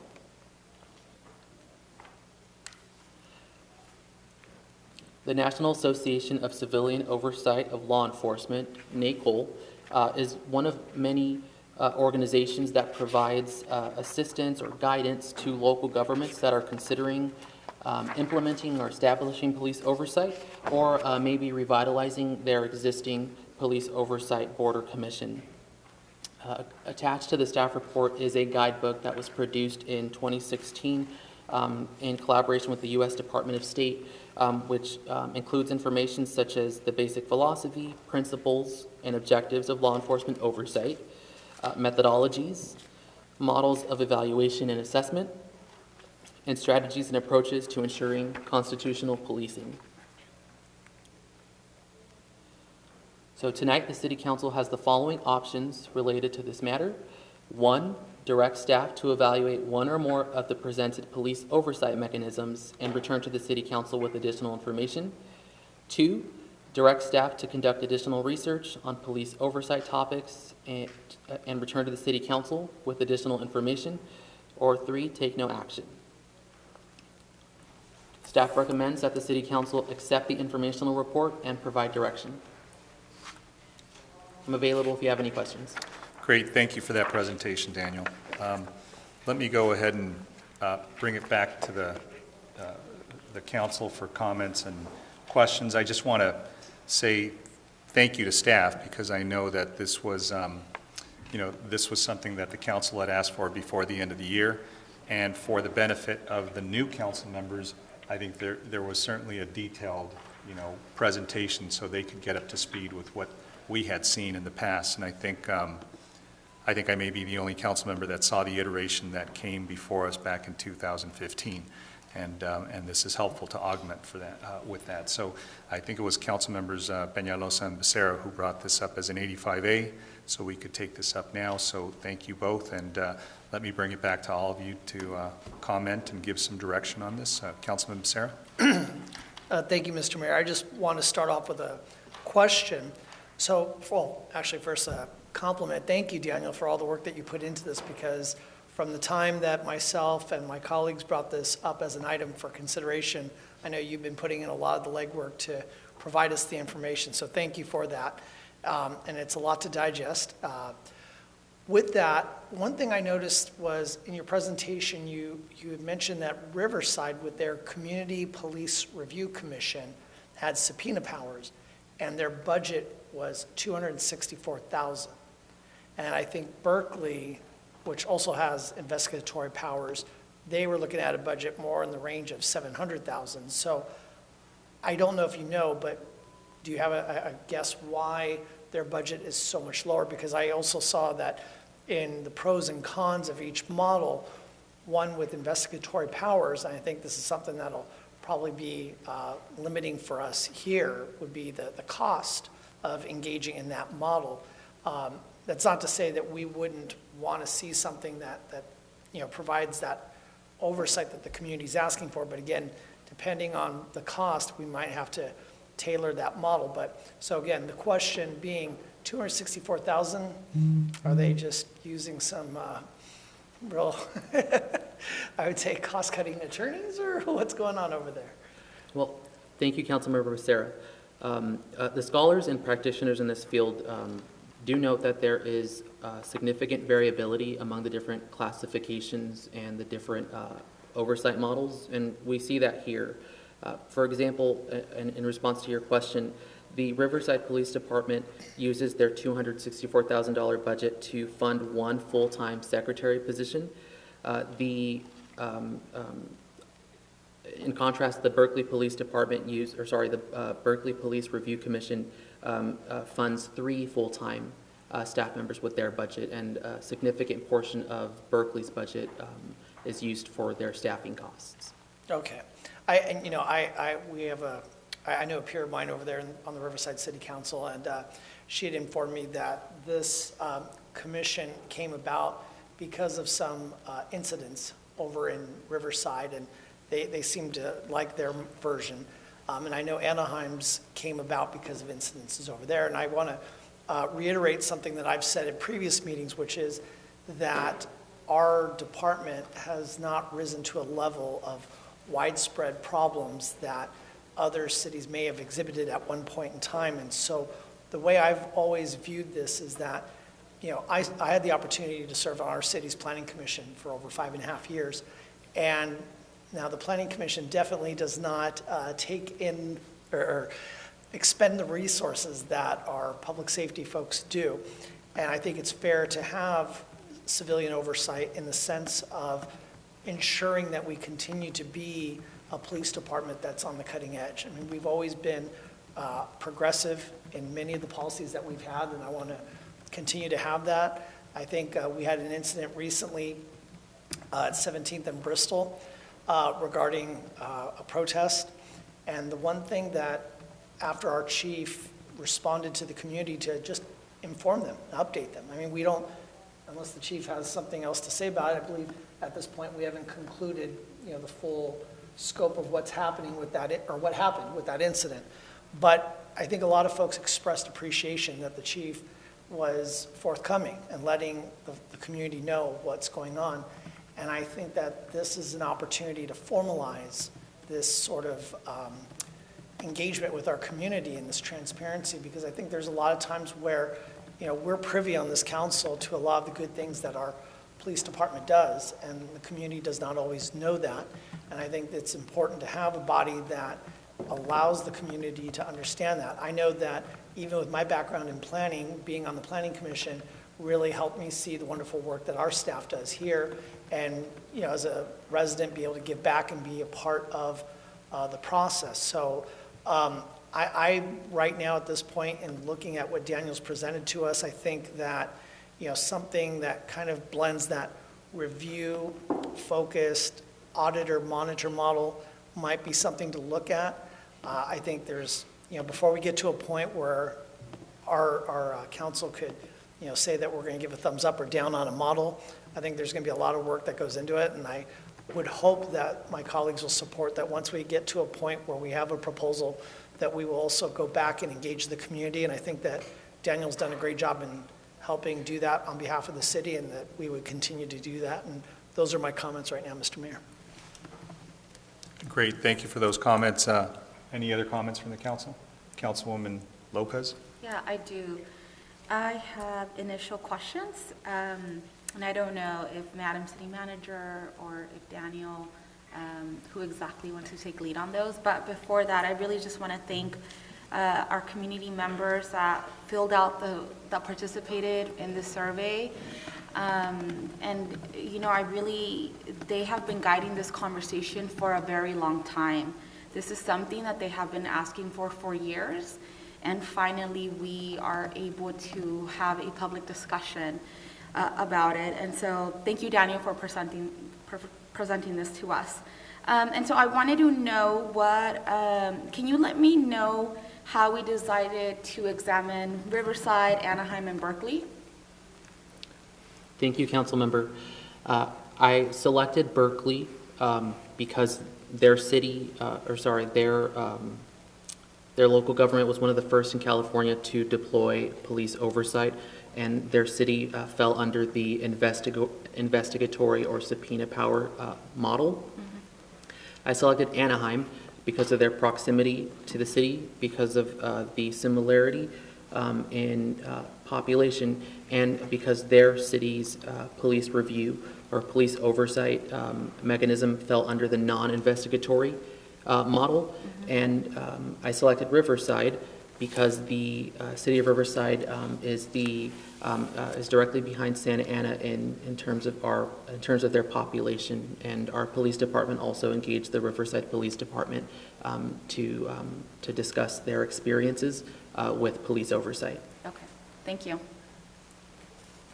that's going to be it for now. Great. Any other questions or comments from the council? Yes, Mr. Mayor, this is Councilmember Hernandez. Yes, go ahead, council member. Yes, I want to start by saying thank you, Daniel, for... Can you, I think you're a little muted. We can barely hear you. If you can maybe get a little closer to your phone. Yeah, can you hear me now? Can you hear me now? It's still a little low. Is this better? I'm not, I'm sorry. Are you able to hear me now? There, we can hear you. Yes. Perfect. Go ahead. Oh, thank you. I wanted to thank Daniel Soto for the comprehensive presentation that he gave. This information I know is going to be vital to our community members and to the council. This decision over. I did want to ask Daniel, I think that the community input was imperative. I think it's going to definitely shape what this Oversight Commission will look like. I do think that we need to be inclusive of justice-impacted individuals. I would like to see the ability for people that have been through the justice system firsthand to have the ability to sit on this commission. Is that something that we can look into? Thank you, Councilmember. Yes, for future engagement, that is certainly something that we can look into. Thank you. I know that as this country is shaping and as we've seen some very adverse police misconduct all throughout the country, I think it's necessary to have an ideological shift in the inclusivity of the criminal justice system. I think that this Oversight Commission is going to give us the ability to look closely at the root causes of mass incarceration, police misconduct, and I think when we do that, we can really cultivate some solutions that help us with those that are directly impacted by crime and violence and everything else that comes with living in urban communities like this. So that was the only comment that I had. Thank you, Councilmember Hernandez. Councilwoman Mendoza, I know you're on the line. Do you have any comments, to any direction for staff?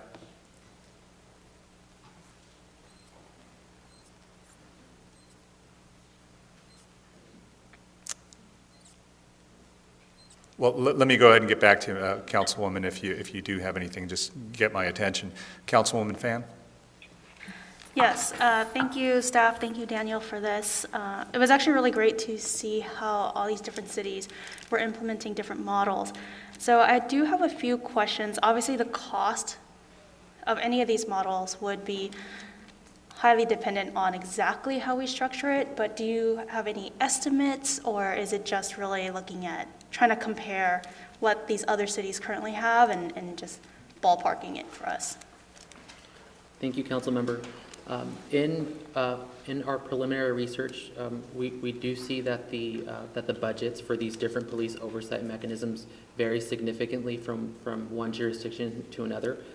We can look at other jurisdictions that have police oversight mechanisms and classify them under the different NACOL classifications or the investigatory versus non-investigatory to have a better understanding of how much the budgets would vary for the different police oversight mechanisms.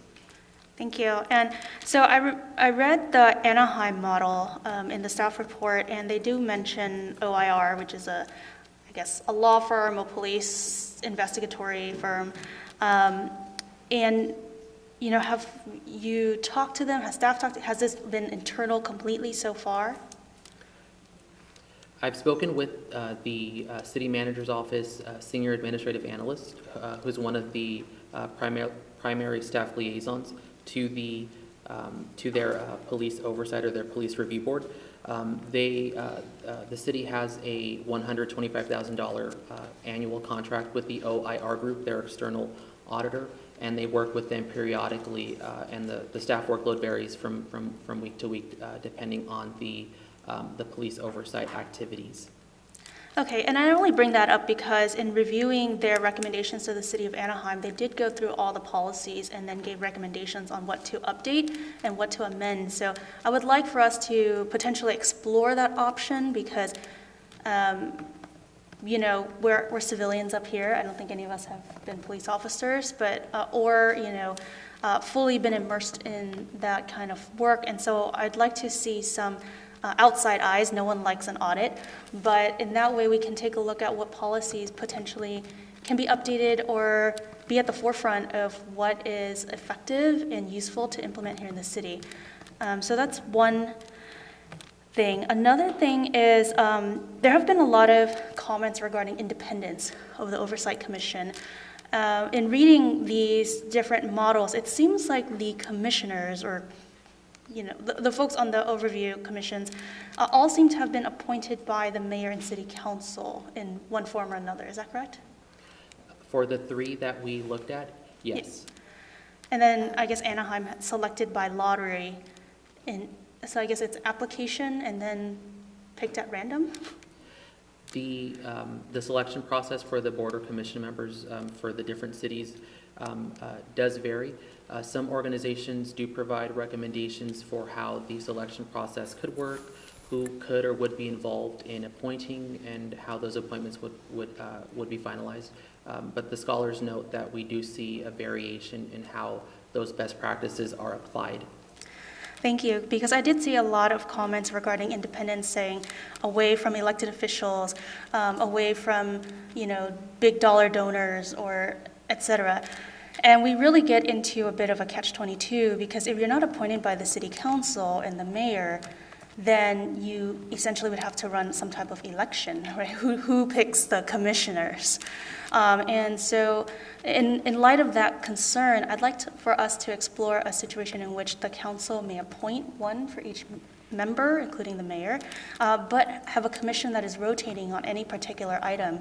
So for example, there may be a total of 7 commissioners on the Police Oversight Board, but in each item that is reviewed or a policy that's reviewed, you only have 5 members reviewing that. That is information or ideas that have been brought up for courts. Actually, the Court of Appeal and the Court of Appeals, both in state and federal court, do a type of rotating system so that you don't have the same individuals all the time reviewing. So that way, I think you get away from the influence, as some residents have been concerned about, but also prevent essentially a campaign for the Oversight Commission. The other thing I'd like for us to explore is potentially a term in which an individual is only removed for cause. Again, that would help potentially remove it away from electoral or political, you know, concerns. I think that would be a potentially something to explore. The other issues I'd like for us to look into are, I guess, overall policy review, whether it's going to be done by the OIR group or someone else, or internally. I think that we've done a really good job of posting those online. I've read most of them myself, but I think that there is definitely more that we can do to dig into that. And finally, I'd look into, I guess the same thing, review and training, right? Each of those items, and having these members be able to look at those policies. I'm supportive of an investigative model. It's no secret, I've mentioned before many times in public, my husband was a JAG, which is essentially internal affairs for the Air Force. And in those situations, when an airman commits a crime or is alleged to have committed a crime, it is not the commanding officer who, you know, decides necessarily the punishment. The investigation goes to the JAG's office, and we do that because our officers, just like our airmen, need to have a sense of camaraderie and trust with each other. That's a positive for the department. But when someone is alleged to have committed a crime, we need to have outside eyes who are independent to look at that. So I am definitely supportive of an independent model and additionally an auditor model. Thank you. Great, thanks for those comments. Mayor Pro Tem? Thank you, Mr. Mayor. I wanted to thank Daniel first for this very well thought out presentation that he brought forward, and Mayor Sarmiento and Councilmember Becerra for entertaining the idea back in June or May, June, July, when we brought this item forward. It's definitely something that's long overdue. It's definitely needed in our city. Not sure exactly what kind of oversight, but something is needed. With that said, I am very supportive of an auditor monitor model that was presented in the staff, and also look into a model with investigatory powers as well. The thing with the investigatory powers is that I know that the cost increases, but one thing that I want to say is that I want to make sure that if we're looking at any model that is going to have a cost, whether it's $100,000 or $1 million, that we look, Madam City Manager, and you work closely with the police department to see where in the police department that money could be absorbed from, to make sure that that cost is not an additional cost when it comes back to us in June, because the last thing I want to see is a $1 million cost added to the police department, or I'm not sure where it would be allocated. But that's something that I would highly stress, is that we try to find already allocated dollars within the police department that could absorb some of these added additional costs, would be my ask. But with that said, I agree with a lot of what has been said by my colleagues. I think for the most part, we're all in some kind of agreement, and that is it, Mr. Mayor. Great. Thank you. Thank you for those comments, Mayor Pro Tem. So, I'm just glad we're having this conversation, because it seems like we are consistent with the survey that was done, so it seems like we're all in lockstep with residents, which is good. That's where we should be. I think the iteration, or the version of what we will finally have, is something that we will discuss, and that's good, and hopefully we get some input. We discuss this with people in the community.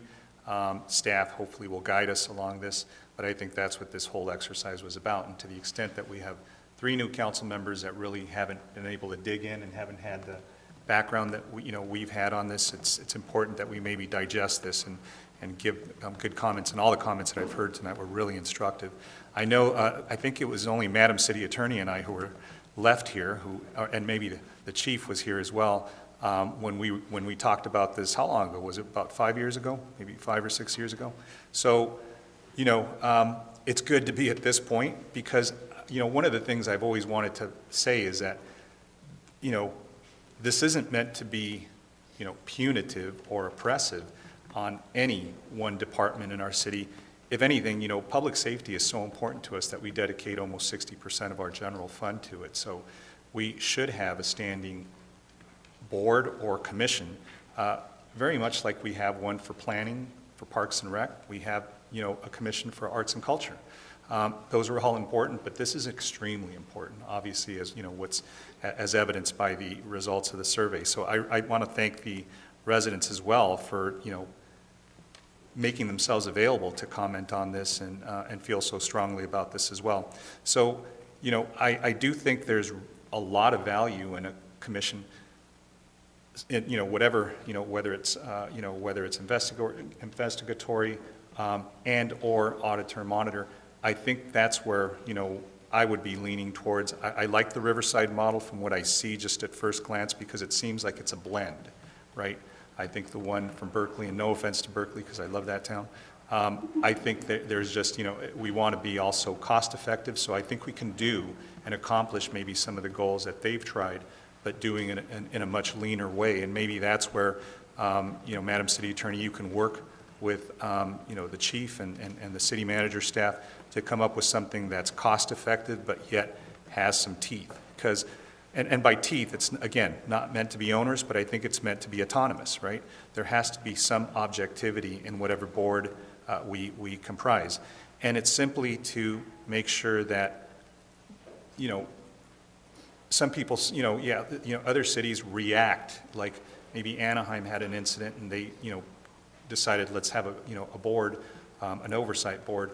Riverside maybe had an incident. I don't think that's the best time to make good decisions. I think you make good decisions when you don't have an incident, when you don't have a crisis, when you can methodically think about something that's going to prevent issues in the future. So we're at, I think, a good point where we can do that. And really, we hold all of our employees accountable, no matter what department you're in, whether you're in planning and building, whether you're, in personnel or human resources, any one of those. So I think this is just consistent with just civic policy that we have. So I hope that, we maybe consider having this as one of our standing commissions, like we do planning, like we do, historic resources, like we do any of our other commissions. This becomes a staple of what we have. And, again, how we're going to staff it, I think, is a question. But I think, whoever staffs it, it'll be members of the community and residents and a civilian board. So I think that'll be helpful. And they can work with the chief and the department to make it, continue to make it, a department that people can be proud of, not just here, but maybe serve as a model for other cities. And that's truly what my hope is that we become that example, that people will say they got it right, they did it well, that's who we want to be. So, so I hope that's enough information. I think all of us have had an opportunity. But I think I see one more hand. Yes, I Councilwoman do. Lopez? I do have a comment. I think that this is a good start, but I would really like us to go further to match the crisis that we are in and to look at the Oakland Police Commission model. And I think that if we're going to do this, if we're going to invest in a new commission, then we need to have a strong one. And, that model is nationally known and respected, and they are seen as leaders in this. And so that is the model that I think that we should also look at and possibly adopt here in the city of Santa Ana.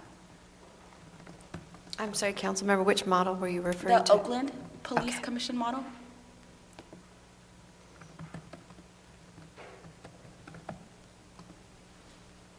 Great. Thank you, Councilwoman. Mayor Pro Tem, did you have one final comment?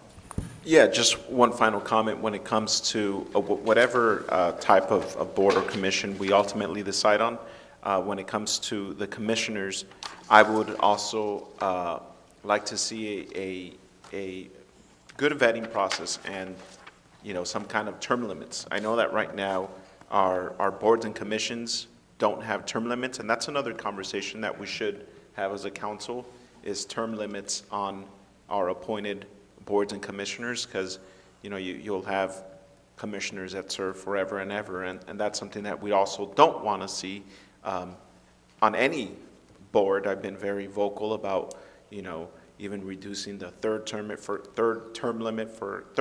council members on here, and I want to make sure that all our boards and commissions, there's always a fresh rotation on who serves on them, because people are human beings, and people end up being compromised for whatever reason, and it's important that we have a nice change every couple years on whatever type of commission we might have, and that's that was final comment, and I had forgot to mention earlier.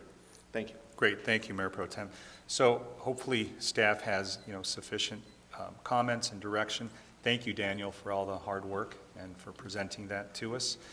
Let's move along to the next item, which is our public hearing section of the agenda, 75A. And before we get to that item, I'm going to go ahead and call on Madam Clerk to provide instruction to callers that we may have on the line who want to comment on public hearing item 75A only. Thank you, Mayor. Due to the fact that we've had many callers on the speaking queue, and we currently still do, wanted to go ahead and take this opportunity to request that any caller that is on the speaker queue and is only listening to the meeting, or maybe using multiple devices which are difficult to identify, please virtually raise your hand by dialing *9 to identify that you would like to speak on public hearing item 75A only.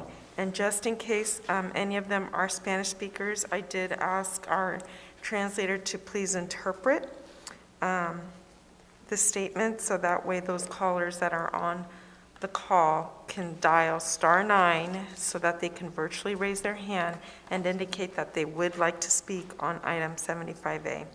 And we may proceed once the interpreter translates that. Great. Thank you. Let me go ahead and make the following comment. This is the time and place for the public hearing on the 2021. I'm sorry, may I interrupt? I think I need to interpret what Madam Go City ahead. Clerk Yes, just go said. ahead, My please. Sorry. apologies.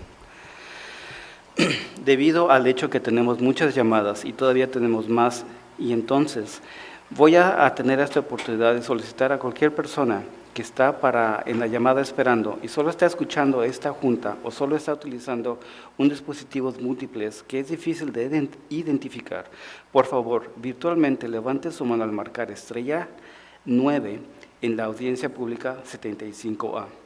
Si algunos de ellos son hispanohablantes, se le va a pedir al intérprete que produzca esta declaración en español. Muchas gracias. Thank you. Great, thank you for that. Let me go ahead and now bring it back. This is a time and place for the public hearing on the 2021 Downtown Business Improvement District Assessment Development, and I will ask the city manager if there is a presentation for this item. Yes, Honorable Mayor, we do have a brief presentation that will be given by my Assistant City Manager, Stephen Mendoza. I almost used your old title, Stephen. That's okay. I'll answer to Ray if you call me Ray. Good evening, Mr. Mayor, Mayor Pro Tem, Council, and City Manager. Thank you very much. Tonight is a public hearing for the bid. The bid is a defined assessment area of our downtown, as you can see in the visual representation. The bid boundaries were established this way, and everyone within those boundaries is 520 businesses within what we call the Business Improvement Assessment District, or BID, B-I-D. The bid was established in 1984. It was disestablished in 2011 and reestablished in 2013. There's two bid organizations within them, and it's the Downtown Inc. and Santa Ana Business Council, who receive the benefits of the bid. And council has a approval action every year. We must comply with state bid law and municipal code. And the 2021 assessment report is reviewed. There's been no changes to the bid boundaries, no changes to the assessment formula. We anticipate a budget of $200,000, which will be split between the two organizations for promotional activities. So tonight is your night to take a public hearing, take any testimony, receive any protest, and then levy the assessment. Some of the events that will be sponsored in the this will be the Savor Santa Ana, the Art Walk, Blade Cup, Block Party, Easter Festival, Elder Festival, and we're hoping we get to have these things next year. We're hoping COVID gets behind us in our rear view mirror and that the two downtown groups are able to promote and create lots of traffic downtown. With that, I will turn it back over to the city clerk to talk about any protests that may have been received. Thank you. And I would like to announce that we received 0 protests, which equals to 0% of total assessment protests, and there is not a majority protest.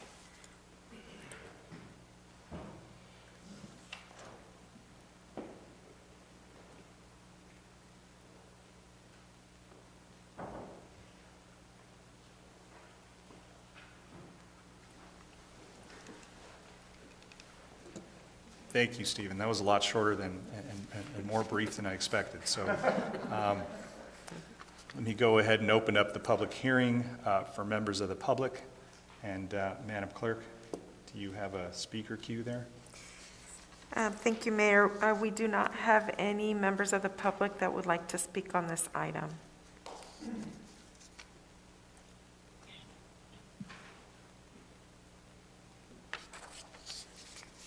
Again, for any of the callers that are online on the speaker queue, if you would like to speak on item 75A on this public hearing item regarding the City of Santa Ana levying an assessment for the Downtown Santa Ana Business Improvement District for calendar year 2021, please dial *9.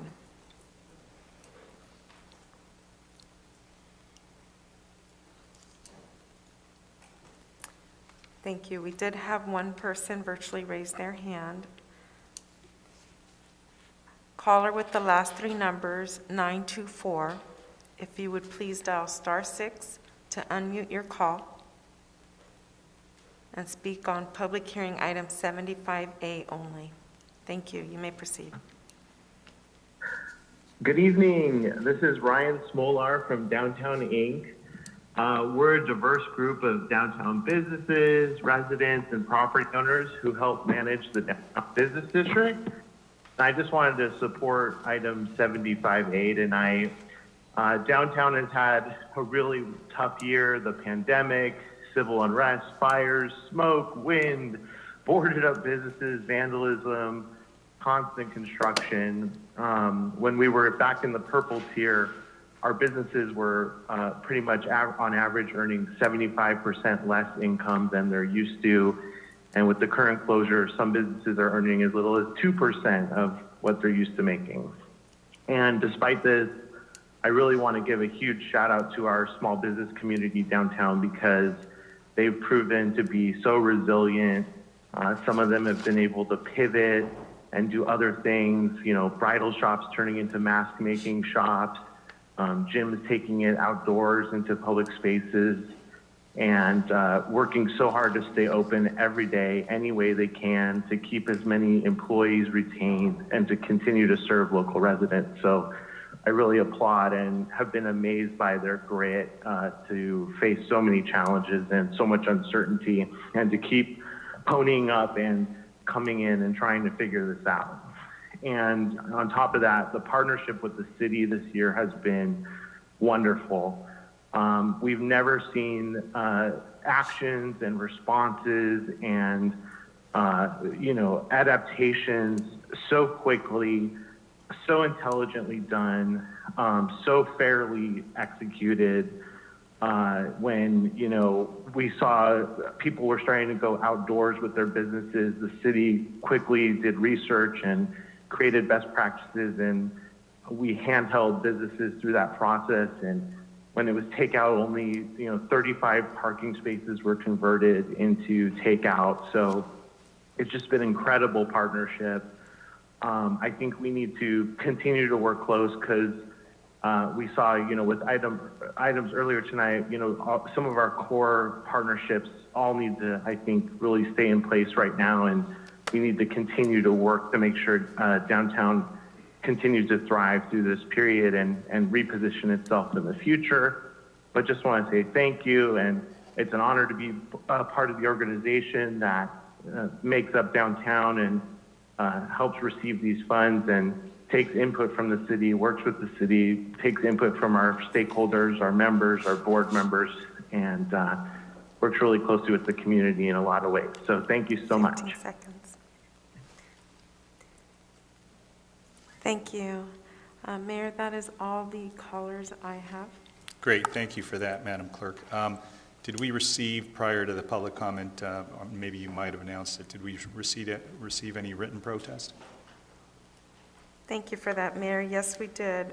We received one support, Downtown Inc. and Santa Ana Business Council in support, and 2 Santa Ana residents in opposition. They were not formal protests.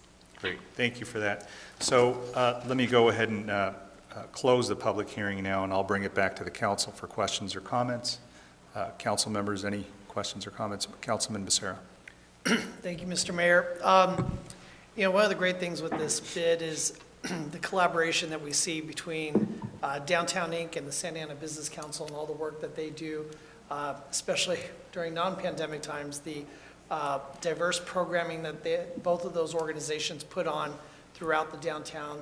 And it's great to see the businesses, when they're able to, be able to step up and provide the resources for the wonderful events that happen throughout the year. With that, Mr. Mayor, I'd like to go ahead and make a motion that we adopt the resolution confirming the assessment report and levying the assessment for 2021. Great, so there is a motion. I will second that motion. Great, we have a motion and a second. Any other questions or comments from the council? Yes, Mr. Mayor. This is Jonathan Hernandez. Go ahead, Councilman. Thank you. I have a question about the events that they are looking to have on calendar. I'd like to get those events listed to me again.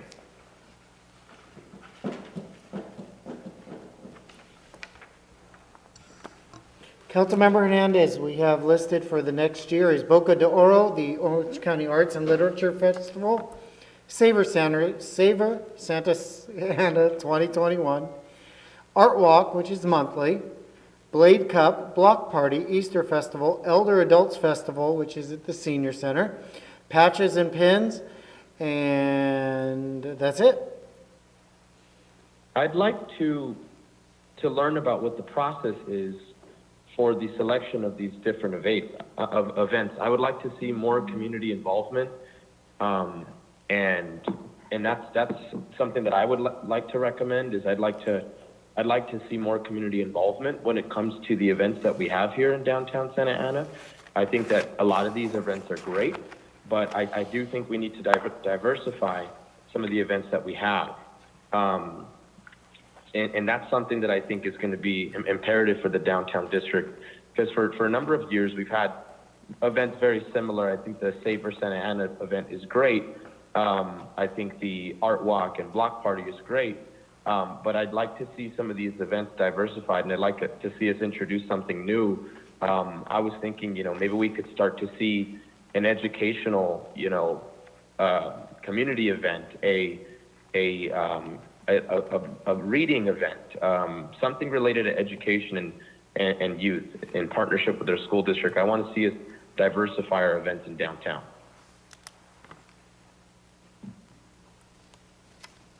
Great, thank you for those comments, Councilman. Let me go ahead and bring it back to Mayor Pro Tem. Thank you, Mr. Mayor. I had the similar questions, Stephen, about this, the different events that you listed. I know that in page 75A-3, Exhibit 1 of the staff report, the annual events listed are Boca de Oro Fashion Show, Katrina Contest, Soundwave Festival, Plaza Navideñas, Tree Lighting Ceremony, Halloween Character Trolley Engagement, Black Friday and Small Business Saturday, Business Luncheon, Easter Festival, Savor Santa Ana, Blade Cup, Block Party, Viva la Vida, Elder Adults Festival, Dia del Niño, all fantastic events. I've been to many of them, and when they're live and functioning, the events are great. I mean, it does bring people that are downtown and gets them to spend money and visit our restaurants. So I'm supportive. However, this last year, these events have been mostly canceled. I mean, we haven't had many of the events that go on. I know that they've done virtual art walks, which I can't imagine the cost would be similar or the same to what they normally are with the logistics that go on when we do have them in downtown. I know that tree lighting ceremony is listed on here. And I know that we do have a tree that's currently lit, but there wasn't a ceremony, compared to like the one we had last year where we had Santa and arts and crafts and music and food and whatnot, and music, as we saw in Plaza Calle 4 a year ago. What I'm asking is, over the last year, have we done an audit of where, of what this money has been spent on, given that most of these events have been canceled or changed or modified due to COVID? I know that in the Exhibit 1 that was provided, a lot of these events, it says COVID modified in parentheses, but I can't imagine it would carry the same cost as a full-fledged production for these events as we've seen in years past. So why are the amounts the same? I know that we're hoping COVID goes away quickly with vaccines now and whatnot, but how can we make sure that the monies used, are being used towards these events in its full amount? Well, what you're seeing here is a revenue. What you're seeing here is $200,000 in revenue that's generated. And how it's spent is certainly not represented in here. There's no breakdown of the exact monies on each of them. Mark, can you come on up? And Mark will help me describe a little more about how they're spending their money. Mayor, City Council, Mark Morley, Economic Development Manager. Especially this year with the budgets, there's been a lot of shifting around in terms of what they're doing for the marketing and promotion of downtown. We do audit. We have staff that review all the different invoices. We do have different mechanisms in place that say, okay, are you getting 100,000? These are the events. This is the money that's going to be spent for these events. Like Mr. Mendoza said, this is just a budget for next year. This is what they're hoping to do, you know, COVID lifting, that sort of thing. Right, so, but what I'm saying is over the year, so how much money was appropriated over the last year? Is it the same amount that was appropriated? It's estimated as 100,000 each year. Annually? And both groups do have leftover money as of right now. Okay, Yes. and that's where I'm getting at. Do we Correct. know how much money We is do. left over? Yes. Can you, well, how much is it? Downtown Inc. has less, I don't know the exact numbers, I can get that to you. Downtown Inc. has less money than Santa Ana Business Council, that I know. Approximately, do you have an approximate figure? 20,000 for Santa Ana Business Council, probably less than 10,000 for Downtown Inc. Okay, which is, I mean, that's still, if less than 10,000 for Downtown Inc., that's still over 90% of the money spent that's supposed to be for these events that haven't taken place. Well, a lot of the budgets also go to other activities. So if they focused on online marketing activities, there could have been a campaign that they put money towards for that. Okay. And just, me personally, I haven't seen the events happen since the pandemic started, and it's an unfortunate situation because I wish they were happening, but I just want to make sure that even with this money that we're approving now, going forward into 2021, if it continues, like one of the main events listed was Plaza Navideñas, there was no event, there was nothing. There was there was a picture of our tree that's uploaded, and I mean, if there's a huge cost to that, I'm not sure who pays for the tree. I believe we do through the Parks and Rec budget, correct, Madam City Manager? I'm sorry, Mayor Pro Tem, I don't know the answer to that one. From conversations I had last year with Janine over at Parks and Rec, I believe it comes, so I remember I asked, I think it was like 18 grand for this tree, which I believe comes from the city, not these funds, but I'm just trying to make sure that we're not just shelling out money. And I see where you're going with it. So with the assessment, we do not give them $100,000 up front. They have to provide invoices showing that a service was rendered or an event happened, and we reimburse them for that service. So we don't give them $100,000 up front. Okay, so it's not like, here's a $100,000 check. Exactly. They have to show us the invoices. They have to show us the documentation, the canceled checks. So we require all that documentation, and then we submit for payment to them. Okay.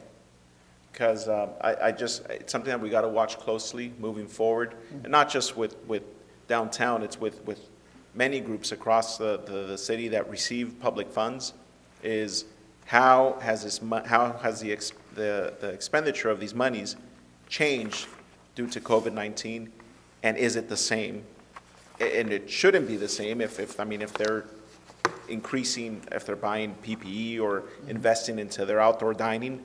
I understand, okay, we didn't have these events, but we, gave Chapter 1, I'm just naming a restaurant, a couple $100 or $1,000 for their outdoor patio type of things. I could see how that would keep the cost the same, but given that these events have, for the most part, been canceled, it's important we're watching this closely, and I mean, we're tight across the board, so we gotta make sure we're auditing not just, everybody that receives public funds, because it's going to be a tight budget year, and I'm hopeful that you guys will do that.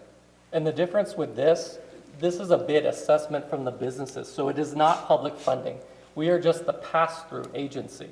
So that money comes in from the businesses, so it's really the business. That's assessed from the businesses themselves, But, I mean, it's still. Correct, right. But there's a mechanism that we. Right. It's still, tax dollars Understand. that Yeah. come into the city. So, but that's it. Thank you. Thank you for that, Mayor Pro Tem. Any other questions or comments from the council? Yes, Mr. Mayor, this is Councilmember Hernandez. Yes, Councilman. Yes, I actually I'm interested in seeing how that money was spent for this calendar year. For me, I would need to see how that money was spent before I can make a decision.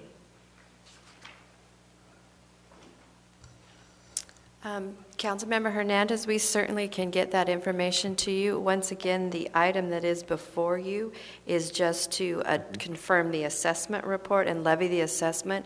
It is assessments on the businesses within that particular district where they are self-assessing and funding money to help promote their area. So it isn't like a general fund dollars that are being provided them. This is just the levying of the assessment, and it has zero fiscal impact on the city, the action that's before you tonight. But we certainly can follow up and provide you the information with what their expenditures had been. When these dollars are received by the city in the form of the business license tax, they are set aside in a trust, and that's where those expenditures get made from. So we can supply that information to you. Thank you for your clarification, Mrs. City Manager. I look forward to that information. Great, thank you for that hearing, and seeing no other comments, I think we do have a motion and a second. The Mayor Pro Tem just stepped out, but here he comes. Madam Clerk, if you'll please call roll. Councilmember Becerra? Yes. Councilmember Hernandez? Yes. Councilmember Lopez? Yes. Councilmember Mendoza? Yes. Councilmember Fan? Yes. Mayor Pro Tem Peñalosa? Yes. Mayor Sarmiento? Yes, thank you. Moving along to the second public hearing, item 75B. Madam Clerk, I'll go ahead and instruct you to make the same comment for anybody who may be waiting to address us on the phone. Thank you, Mayor. Callers who are on the line, if you would like to speak on public hearing item 75B, please dial *9 to identify that you would like to speak on public hearing item 75B. Again, any caller who's on the holding queue would like to speak on public hearing item 75B, please dial *9. A las personas que están en línea y desean hablar en una audiencia pública con respecto al artículo 75B, por favor marquen asterisco 9 para identificar que quieren expresar su opinión en el artículo 75B. Thank you. Great, thank you for that. Let me go ahead and say that this is the time and place for a public hearing regarding a resolution for a mitigated negative deck for a gravity sewer conversion project on the northeast, located on the northeast corner of 17th and Tustin. Is there a staff presentation on this item? Sir, we don't have a staff presentation prepared. We have staff available for questions.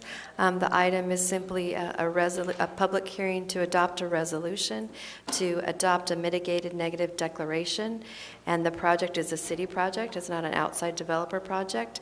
It is as a result of the annexation that we did on the east side of our city, and what we are going to be doing is we're going to be converting houses that have septic tanks over to connection to our sewers. Thank you, Madam City Manager. So I'll go ahead and open the public hearing for members of the public that would wish to address this council on this matter. Madam Clerk, are there any members of the public wishing to speak? Thank you, Mayor. I do not see any callers. Again, would like to announce that if you would like to speak on public hearing item 75B, please dial *9 to virtually raise your hand. Una vez más, si usted está en línea esperando a expresar su opinión con respecto al artículo 75B, por favor marquen estrella 9 para identificar que desean hablar en esta audiencia pública. Muchas gracias. Thank you, Mayor. I do not see any callers. Great, thank you for that. I'll go ahead and close the public hearing and bring it back to the council if there's anybody that has a question or comment on this item or would like to move the item.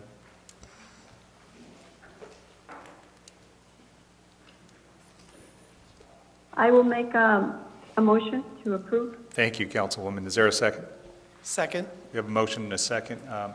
Seeing no other questions or comments, Madam Clerk, if you'll please call roll. Councilmember Becerra. Yes. Councilmember Hernandez. Yes. Councilmember Lopez. Yes. Councilmember Mendoza. Yes. Councilmember Fan. Yes. Mayor Pro Tem Peñalosa. Yes. Mayor Sarmiento. Yes, thank you. Moving along to the joint session of the City Council and Housing Authority, item 80A. It's to receive and file the Housing Successor Annual Report for fiscal year 2019-2020. Do we have any council member comments, any presentation from staff? Anybody wishing to speak or object to the receive and file of this report? This is simply receive and file, right? Do you need a motion or just? No, if there's no objections, we can proceed. Hearing and seeing no objections, let's go ahead and just receive and file that report. Let's convene the Housing Authority meeting. Let me go ahead and call the Housing Authority meeting to order. Madam Clerk, if you'll please call roll. Authority Member Becerra. Here. Authority Member Hernandez. Here. Authority Member Lopez. Here. Authority Member Mendoza. Here. Authority Member Fan. Here. Vice Chair Peñalosa. Here. Chair Sarmiento. Here. Thank you. Are there any members of the public wishing to address the Housing Authority? Do not have any members of the public. Great. The first, the business calendar item is number 2, to approve a first amendment to the option agreement with Washington Santa Ana Housing Partners for the development at Crossroads at Washington. Do we have any members of the authority wishing to make a motion or have any questions or comments on this item? Mr. Mayor, I'll make a motion to approve. Is there a second? I second. Great. We have a motion and a second. Any questions or comments from the council? Hearing and seeing none, Madam Clerk, if you'll please conduct roll. Authority Member Becerra. Yes. Authority Member Hernandez. Yes. Authority Member Lopez. Yes. Authority Member Mendoza. Yes. Authority Member Fan. Yes. Vice Chair Peñalosa. Yes. And Chair Sarmiento. Yes. So this is the section for the joint session of the City Council and the Housing Authority to, I think, have we already considered this item in ADA? Okay. That's correct. So that concludes the business calendar, and we'll go ahead and adjourn the Housing Authority meeting and reconvene the City Council meeting, bringing it back to the Council agenda item 85A to discuss and consider directing the City Manager to direct staff to prepare and bring back an ordinance that will regulate the various types of group homes operating in our city. This is from Mayor Pro Tem Peñalosa and Councilwoman Mendoza. Go ahead, Mayor Pro Tem. Thank you, Mr. Mayor. The reason I brought this item forward is because I've heard a lot of concern from numerous residents throughout the city in numerous different neighborhoods that we need to address this issue. Back in 2018, and that's the beauty of knocking on doors and getting deep into your neighborhoods, is you get to know the neighborhoods that you live in and you represent. Knocking on doors in 2018, I remember knocking on doors throughout Broadway in particular, and then specifically also in the French Park neighborhood. You would come across family home, family that's living there, great, and then immediately next door there was a house with 12 men registered to vote there, which is good.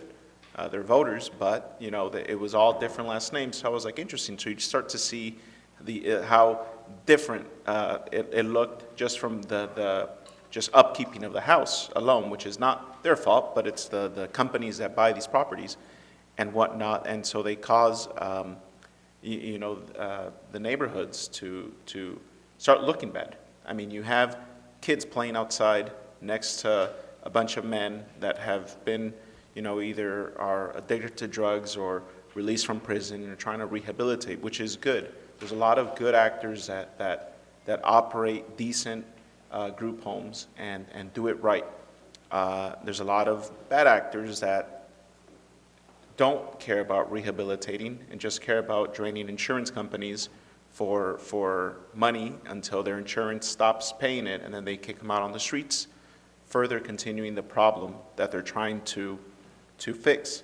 So the reason I'm bringing this forward is because I know that we currently do not have anything in our books, and if the city manager or executive director Mintai could confirm that just for the record.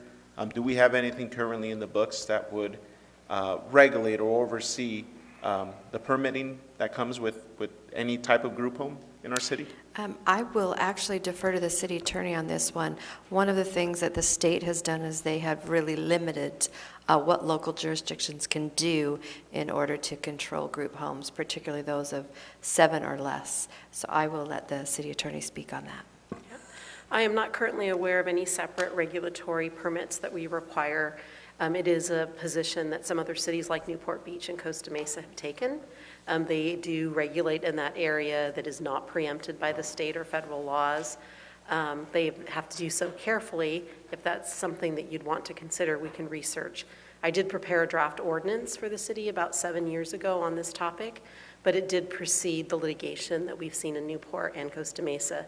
So at this point, Costa Mesa has been successful and prevailed in a number of cases, but they've been mostly procedural, and they're expecting to have some future substantive decisions made on the substance of their ordinances. So we're going to continue to monitor that, and at some point we can take that draft ordinance that we have and make sure it meets all the legal requirements as we see the court hand down further decisions. Right. Thank you, Madam City Attorney. So this item really was just currently, my desire was for staff to identify where these homes are located throughout our city, how many are operating in our city. We don't know where they're at. We don't know how many are operating. We don't know what issues are causing this neighborhood.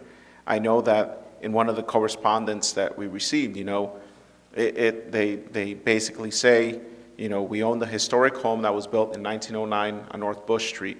3 years ago, we made the decision to move from Irvine. We absolutely love our home and the city of Santa Ana, but we are seriously reconsidering our decision because the city has not addressed a fundamental right, a right to feel safe and secure just outside our front door. So there's a lot of concern from numerous residents throughout the city of these issues that are happening. Nobody knows where they're at. And my desire and hope for tonight is to direct staff to just simply identify throughout the city where these group homes are operating and what we could do to make sure they comply to some kind of standard, those that aren't.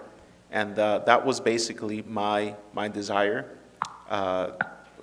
It definitely lit a fire under me when there was a community driven effort to get something on the books that could address this. And that is it, Mr. Mayor. Great, thank you for those comments. Councilwoman Mendoza, I know you were a co-author on this. Do you want to make a couple of comments or speak to this matter? Yes, thank you, Mayor Sarmiento. Well, in addition to all the comments that my colleague and Mayor Pro Tem Peñalosa made, I also want to add that we need to regulate and ensure that these homes are managed properly, because right now what we have is these homes that are excessive in the amount of people that are allowed there. It should be really 6 or less, but in many of these group homes, they're more than that. And then what occurs is we have felons that are there and on probation, and so they have the anklets and they cannot leave their home, right, the group home. So what happens is that their friends are invited over to that particular home, and because they're not managed or there's no oversight,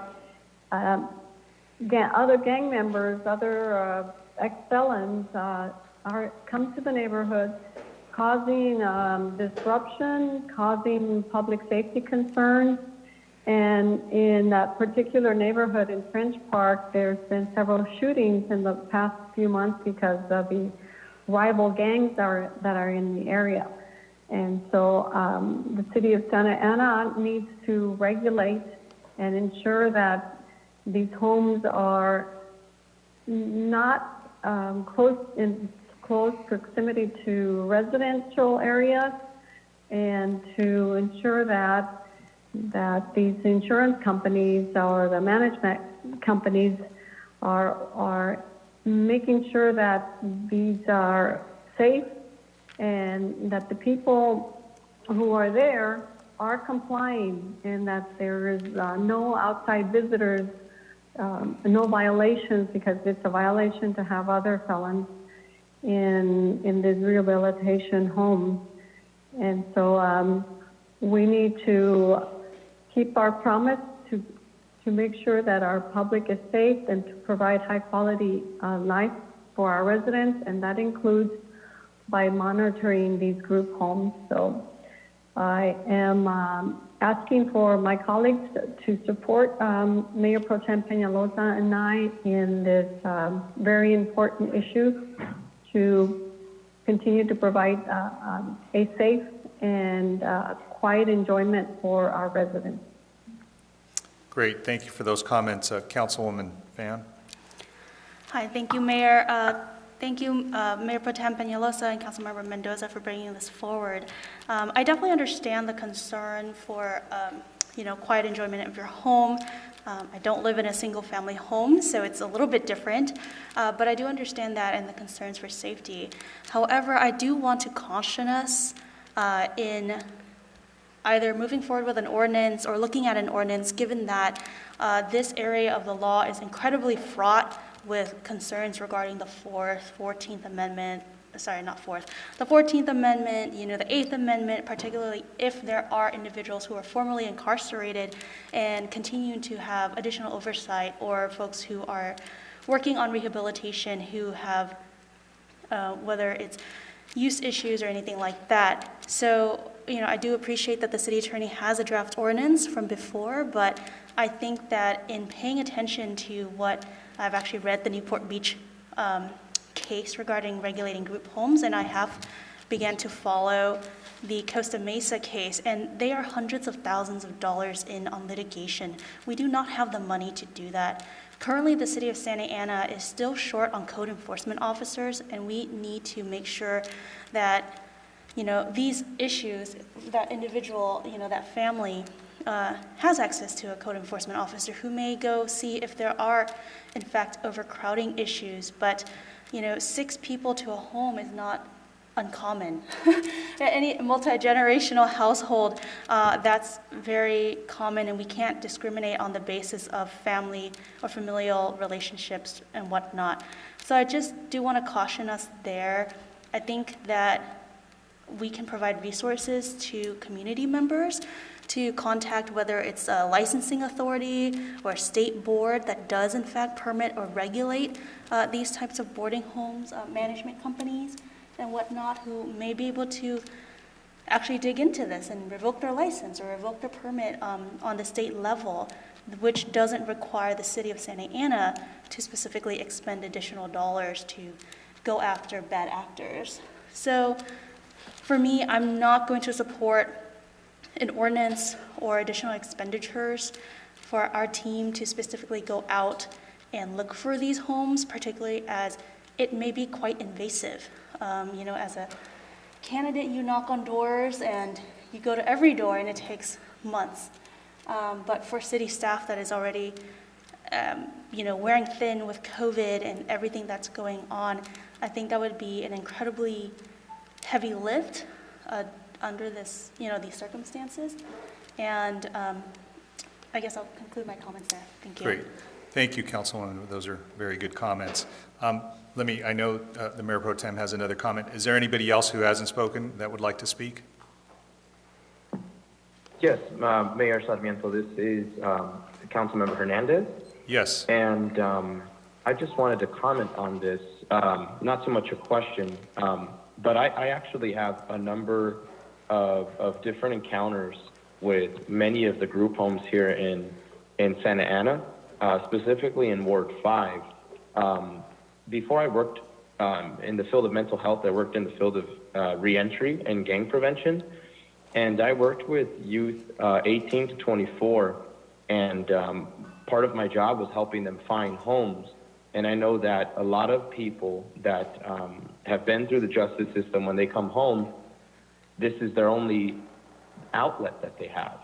And I formed relationships with a number of different homes, and I saw the quality of care that is provided.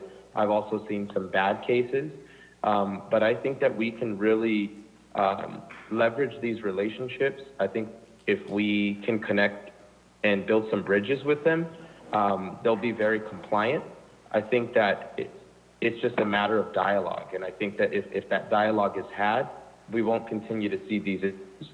I know that Not These House in particular is a fantastic group home that is very well received in the community, and they've done a great job getting people.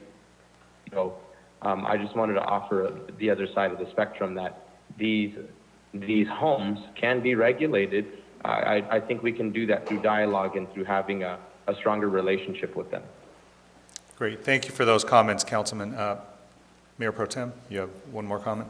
Yeah, thank you, Mr. Mayor. I just want to thank my colleagues for considering the item, and I should have edited the item, but after I spoke with the city manager, the agenda was already, I'm sorry, the city attorney, the agenda was already posted and whatnot. So this isn't based, I'm not asking right now, and I know that Councilwoman Mendoza went that direction, but I'm not asking right now to bring back an ordinance. It's basically just to assess the situation of what's going on in the city and in our neighborhoods, and what's affecting the quality of life of the children that live in our city and residents. I know that code enforcement, from numerous conversations that I've had with them, it wouldn't be a difficult task because they know where these homes are. I mean, there's the bad actors that are participating. They know, and they could point them out. I know I've had conversations with code enforcement officers, and they'll tell you right away, yep, 505 North Bush Street, 307 Sycamore, like they know from the top of their head where these problem homes are because they're not operating correctly and in a proper manner. I know that when I spoke to the city attorney, we went over the different cases. Newport Beach has actually spent millions of dollars fighting this litigation against them, and so has Costa Mesa, and Anaheim, I believe, is in that same position. But it's basically to assess what's going on in the community, because Councilmember Hernandez, you mentioned Not These Houses, that they're doing a fantastic job, and that's what we want to see. We want to see good people rehabilitating our kids and doing it the right way, but not causing further and continuing harm in our neighborhoods at the same time. And there are those people that are doing it great, and I'm proud of them, and I'm happy to support them. And that's why it's important that we look across the board of what's going on, because yes, we don't have the money to fight this litigation, but it's right that we assess it to see what's operating in our city, because like everything else, everywhere around Orange County, if every city around us starts going this way and opposing everything, we end up being that dumping ground again of all of the world's problems. We could definitely help and do our fair share, but it shouldn't just be Santa Ana. And that's what always happens when we don't take any position on any of this. So for the protection of our quality of life in our neighborhoods, it's important that we assess of what's really going out there in our neighborhoods. And those are my final comments, Mr. Mayor. Great. Thank you for those comments, and I think staff received a lot of good direction on that. I'm very supportive of the assessment or the study that the Mayor Pro Tem is talking about. I just wanted to clarify, not all these group homes have criminals, right? I mean, there are some very good, examples of group homes that provide a tremendous service, especially for those in the disabled community, right? You have people with developmental and psychological disabilities that, have a place where they can develop and grow and have services provided in a very humane way. So I want to make sure we distinguish between, group homes are not all homogeneous. So I think, yeah, identifying where they are, I think, that's important, not looking at overcrowding issues, or else, half the city would be subject to violating that, because we have some very overcrowded conditions in many of our families. Not by choice, but because, unfortunately, there's just an affordability issue. Finally, I think, these are land use problems, and I think it was said well by, Councilwoman Fan that, there's, regulation already, and if some of these operations are not conducting themselves well, they're subject to having their licenses, jeopardized. So I think that's the route to go, and an assessment or an evaluation would certainly help us do that. I don't think there's anything that would violate the law by us doing that. So hopefully all those comments were well received by Councilwoman. You're good, right? Okay. I was just calling on Councilwoman Lopez. I think I was putting her to sleep by talking so much, so I'm going to stop and bring this back. So let's move on to City Manager comments. My apologies, I do have some items. I know it's getting rather late, but I did have a few of you inquire about community choice agencies or community choice energy, commonly referred to as CCAs or CCEs. Both describe entities, typically public agencies, that have stepped in to aggregate and purchase power on the wholesale market in order to deliver it to their citizens through the use of the investor-owned distribution systems.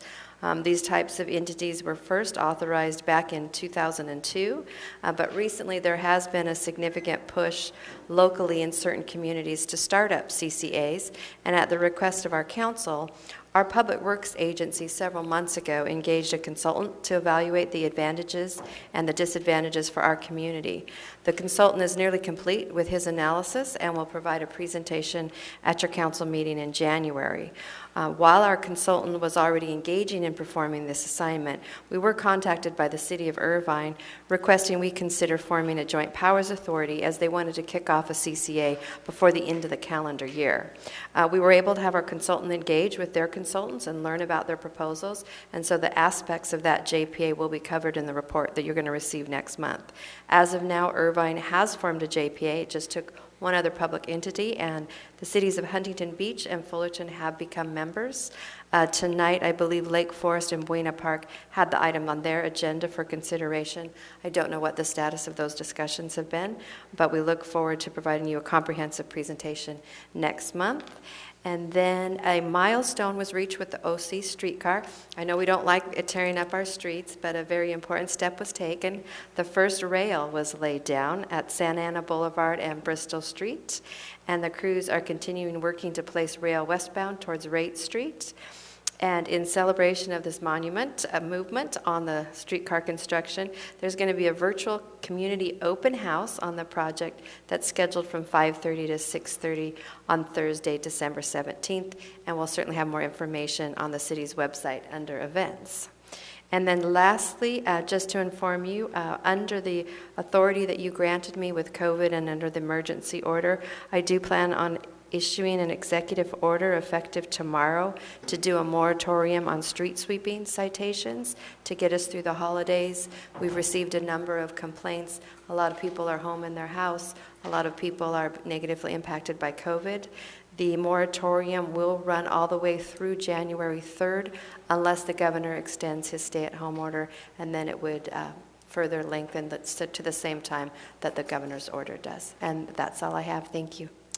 Thank you, Madam City Manager, for both your first item and your last item especially. Those were very helpful. I know all of us have been approached by the CCE folks, and I think all of us want to explore those things, but we have a study that has been ongoing, so I think that'll be instructive to us. And on the relief for the street sweeping citations, that is really important. So thank you for those comments. Let me bring it back to the council for their closing comments, and I'll start with Council Member Becerra. Thank you, Mr. Mayor. I first wanted to start by congratulating our new council on getting pretty darn close to concluding its first business meeting. I want us to get to that conclusion quicker than you believe, so I'll keep my comments brief. I wanted to thank our police department, our chief, for the street racing enforcement that's going on. It's not just something that impacts Santa Ana, but it's something that is a regional issue. And our chief and PD have taken a regional approach and coordinated with a lot of our neighboring jurisdictions and have done a fantastic job. We get the results on like an almost every other day basis, and it's great to see the work that you guys have put into it. I appreciate it because I know that was something that myself and some of my colleagues brought up as a concern here in Santa Ana, so thank you for that. And I just want to conclude with a Merry Christmas and a Happy Holidays to everybody. I know we won't see each other before the New Year, so have a safe New Year celebration and look forward to getting back to work in January. Thank you. Thank you, Councilman Becerra. Councilmember Hernandez. Yes, thank you, Mr. Mayor. I also want to say thank you to everybody who took the time today to use their voice and practice civic engagement and voice their opinions. It's an important part of democracy, and it's something that we absolutely should honor. I'd like to thank my colleagues for bearing with us through our learning curve. Today was our first meeting, and it was certainly a long one, but it's starting to feel like home. And as we come near the holiday season, it's coming up on us in a little bit less than 10 days now, actually 10 days away. I know the holidays are difficult for a lot of us, and couple that with COVID and the isolation factor, I just want to ask everybody in the community to practice kindness as much as you can. And when you see somebody in need and you have the means to do it, always lend a helping hand and go out of your way for your brethren. And in closing, I know a lot of residents are concerned about the article that came out today on the Santa Ana police officer charged with accepting $128,000 in bribes. I directly rebuke the actions of that officer. I thank our police chief, David Valentine, for addressing this publicly today. But I will look to see further action and dialogue to be had coming into the new year. I think that we have to put our foot down and not allow this type of behavior to continue within our department, or any department for that matter. Thank you. Thank you for those comments, Councilman. Councilmember Lopez. Thank you, Mayor Sarmiento. I really just want to thank city staff for being so welcoming and kind and making my onboarding process go really smooth, and for being so flexible and working with my schedule. And I just wish happy holidays for everybody. And again, if you are thinking about traveling, I beg you to reconsider that decision. And have a good night, and thank you for tuning in. Thank you, Councilmember Lopez. Councilmember Mendoza. Yes, thank you, Mayor Sarmiento. I want to thank staff, especially Daniel Soto, who did an extensive research and analysis on the police oversight potential adaptation by the city of Santa Ana. And also,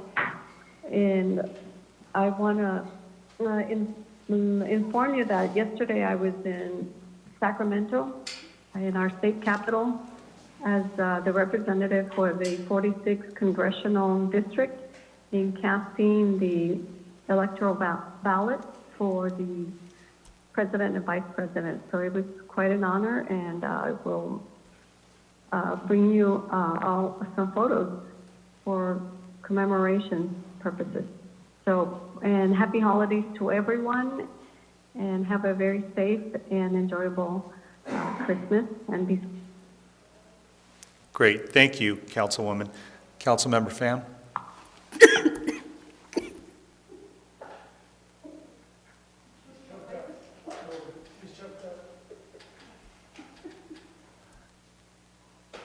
I caught her in mid-laugh, that's why.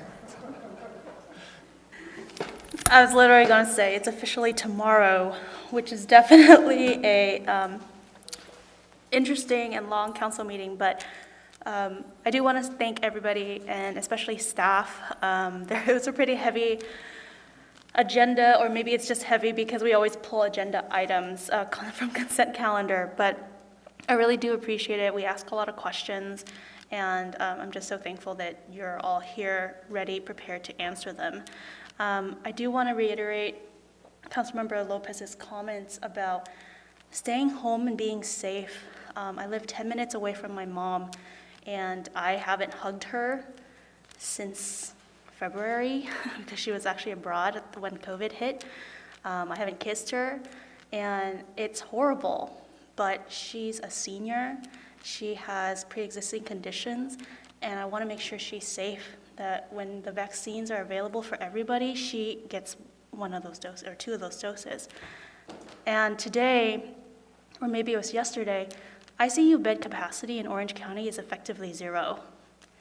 So, we really need to let that sink in and take that into account when we decide to gather or see friends, because, you might be that one extra person going to the ICU and they just don't have a bed for you or for your mom or your dad.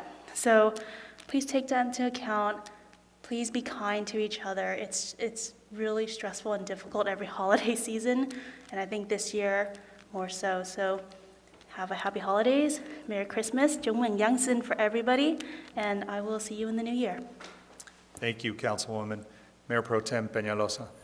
Thank you, Mr. Mayor. I just also wanted to thank staff for this whole year. I mean, it's been a tough one, but you have made it work, and I appreciate it.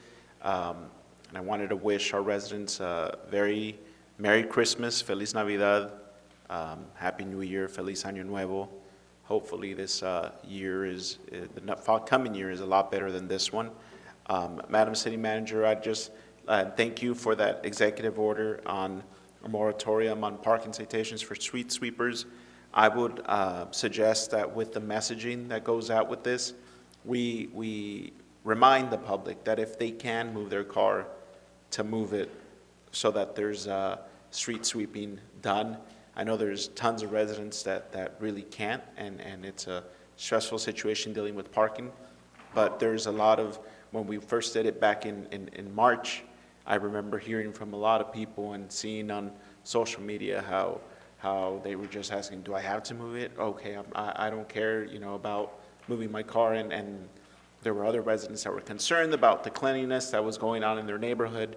So let's just remind the public that if they can and they're able to, move your car and help us get our streets clean. We don't want our streets to be filled with debris, but remind them that they won't be cited if they don't as well.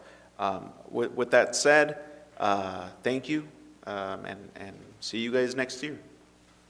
Thank you, Mayor Pro Tem. So we're already into tomorrow, so we'll just stretch this out. No, just kidding. No, I just want to begin by saying thank you to the public. Thank you to staff, really for the entire year of very, very difficult work. This has been a tough year, and the one thing we have to look forward to is when we reconvene, it'll be 2021.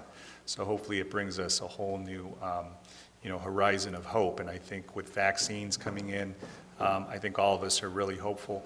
I just wanted to tackle just something or address something that's a little bit sticky. I know it was raised before about some businesses that are really behaving well. And, some of them have closed and haven't opened up since, the order back in March 15th came through, and just doing very, tough work and trying to survive. And then there are some that are just not, right? And that, to me, is just, unfair. So I think one of the council members had brought it up, what do we do, with these bad actors? To the extent that we hopefully will get additional monies for business grants, hopefully let's use the carrot approach instead of the stick, and maybe award and reward those good actors and, give them the grants or put them at the front of the line, and maybe distinguish between those that have followed the rules and those that haven't. Because, as the council members spoke, look, those 330 plus lives that we lost shouldn't have been lost, and each one of them are a valuable member to a family, right? So I know that it is a very difficult moment for them, because this holiday, they're not going to have a loved one. So, we all have to remember that each one of those numbers and data belong to a person. And so I just want to see that. And I know we've had some trouble with compliance. When people call on the compliance line, they seem to not get a response.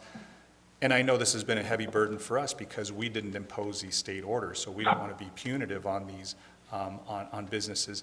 really it came down from the state and they didn't give us much support. But to the extent that maybe we find a way where we work with our state partners to, talk to them and say, look, these businesses are not behaving well. And it, encourages them and maybe becomes a deterrent for them to, not do the wrong thing and do the right thing. But, let's, be creative in using the carrot and the stick. I think it really will bear some fruit. We need to get ourselves through this last phase of the pandemic. I know Stephen Pham was here earlier. I know he's now separating from the organization. I wanted to say goodbye to him, but he snuck out before, wise guy. I want to thank him for his service, as I do to all the staff, and simply want to say to everybody, be safe, please. Let's get through this. Let's see each other in 2021. Feliz Navidad. Un próspero año nuevo para todos. Los espero aquí en 2021. We're adjourned. Thank you.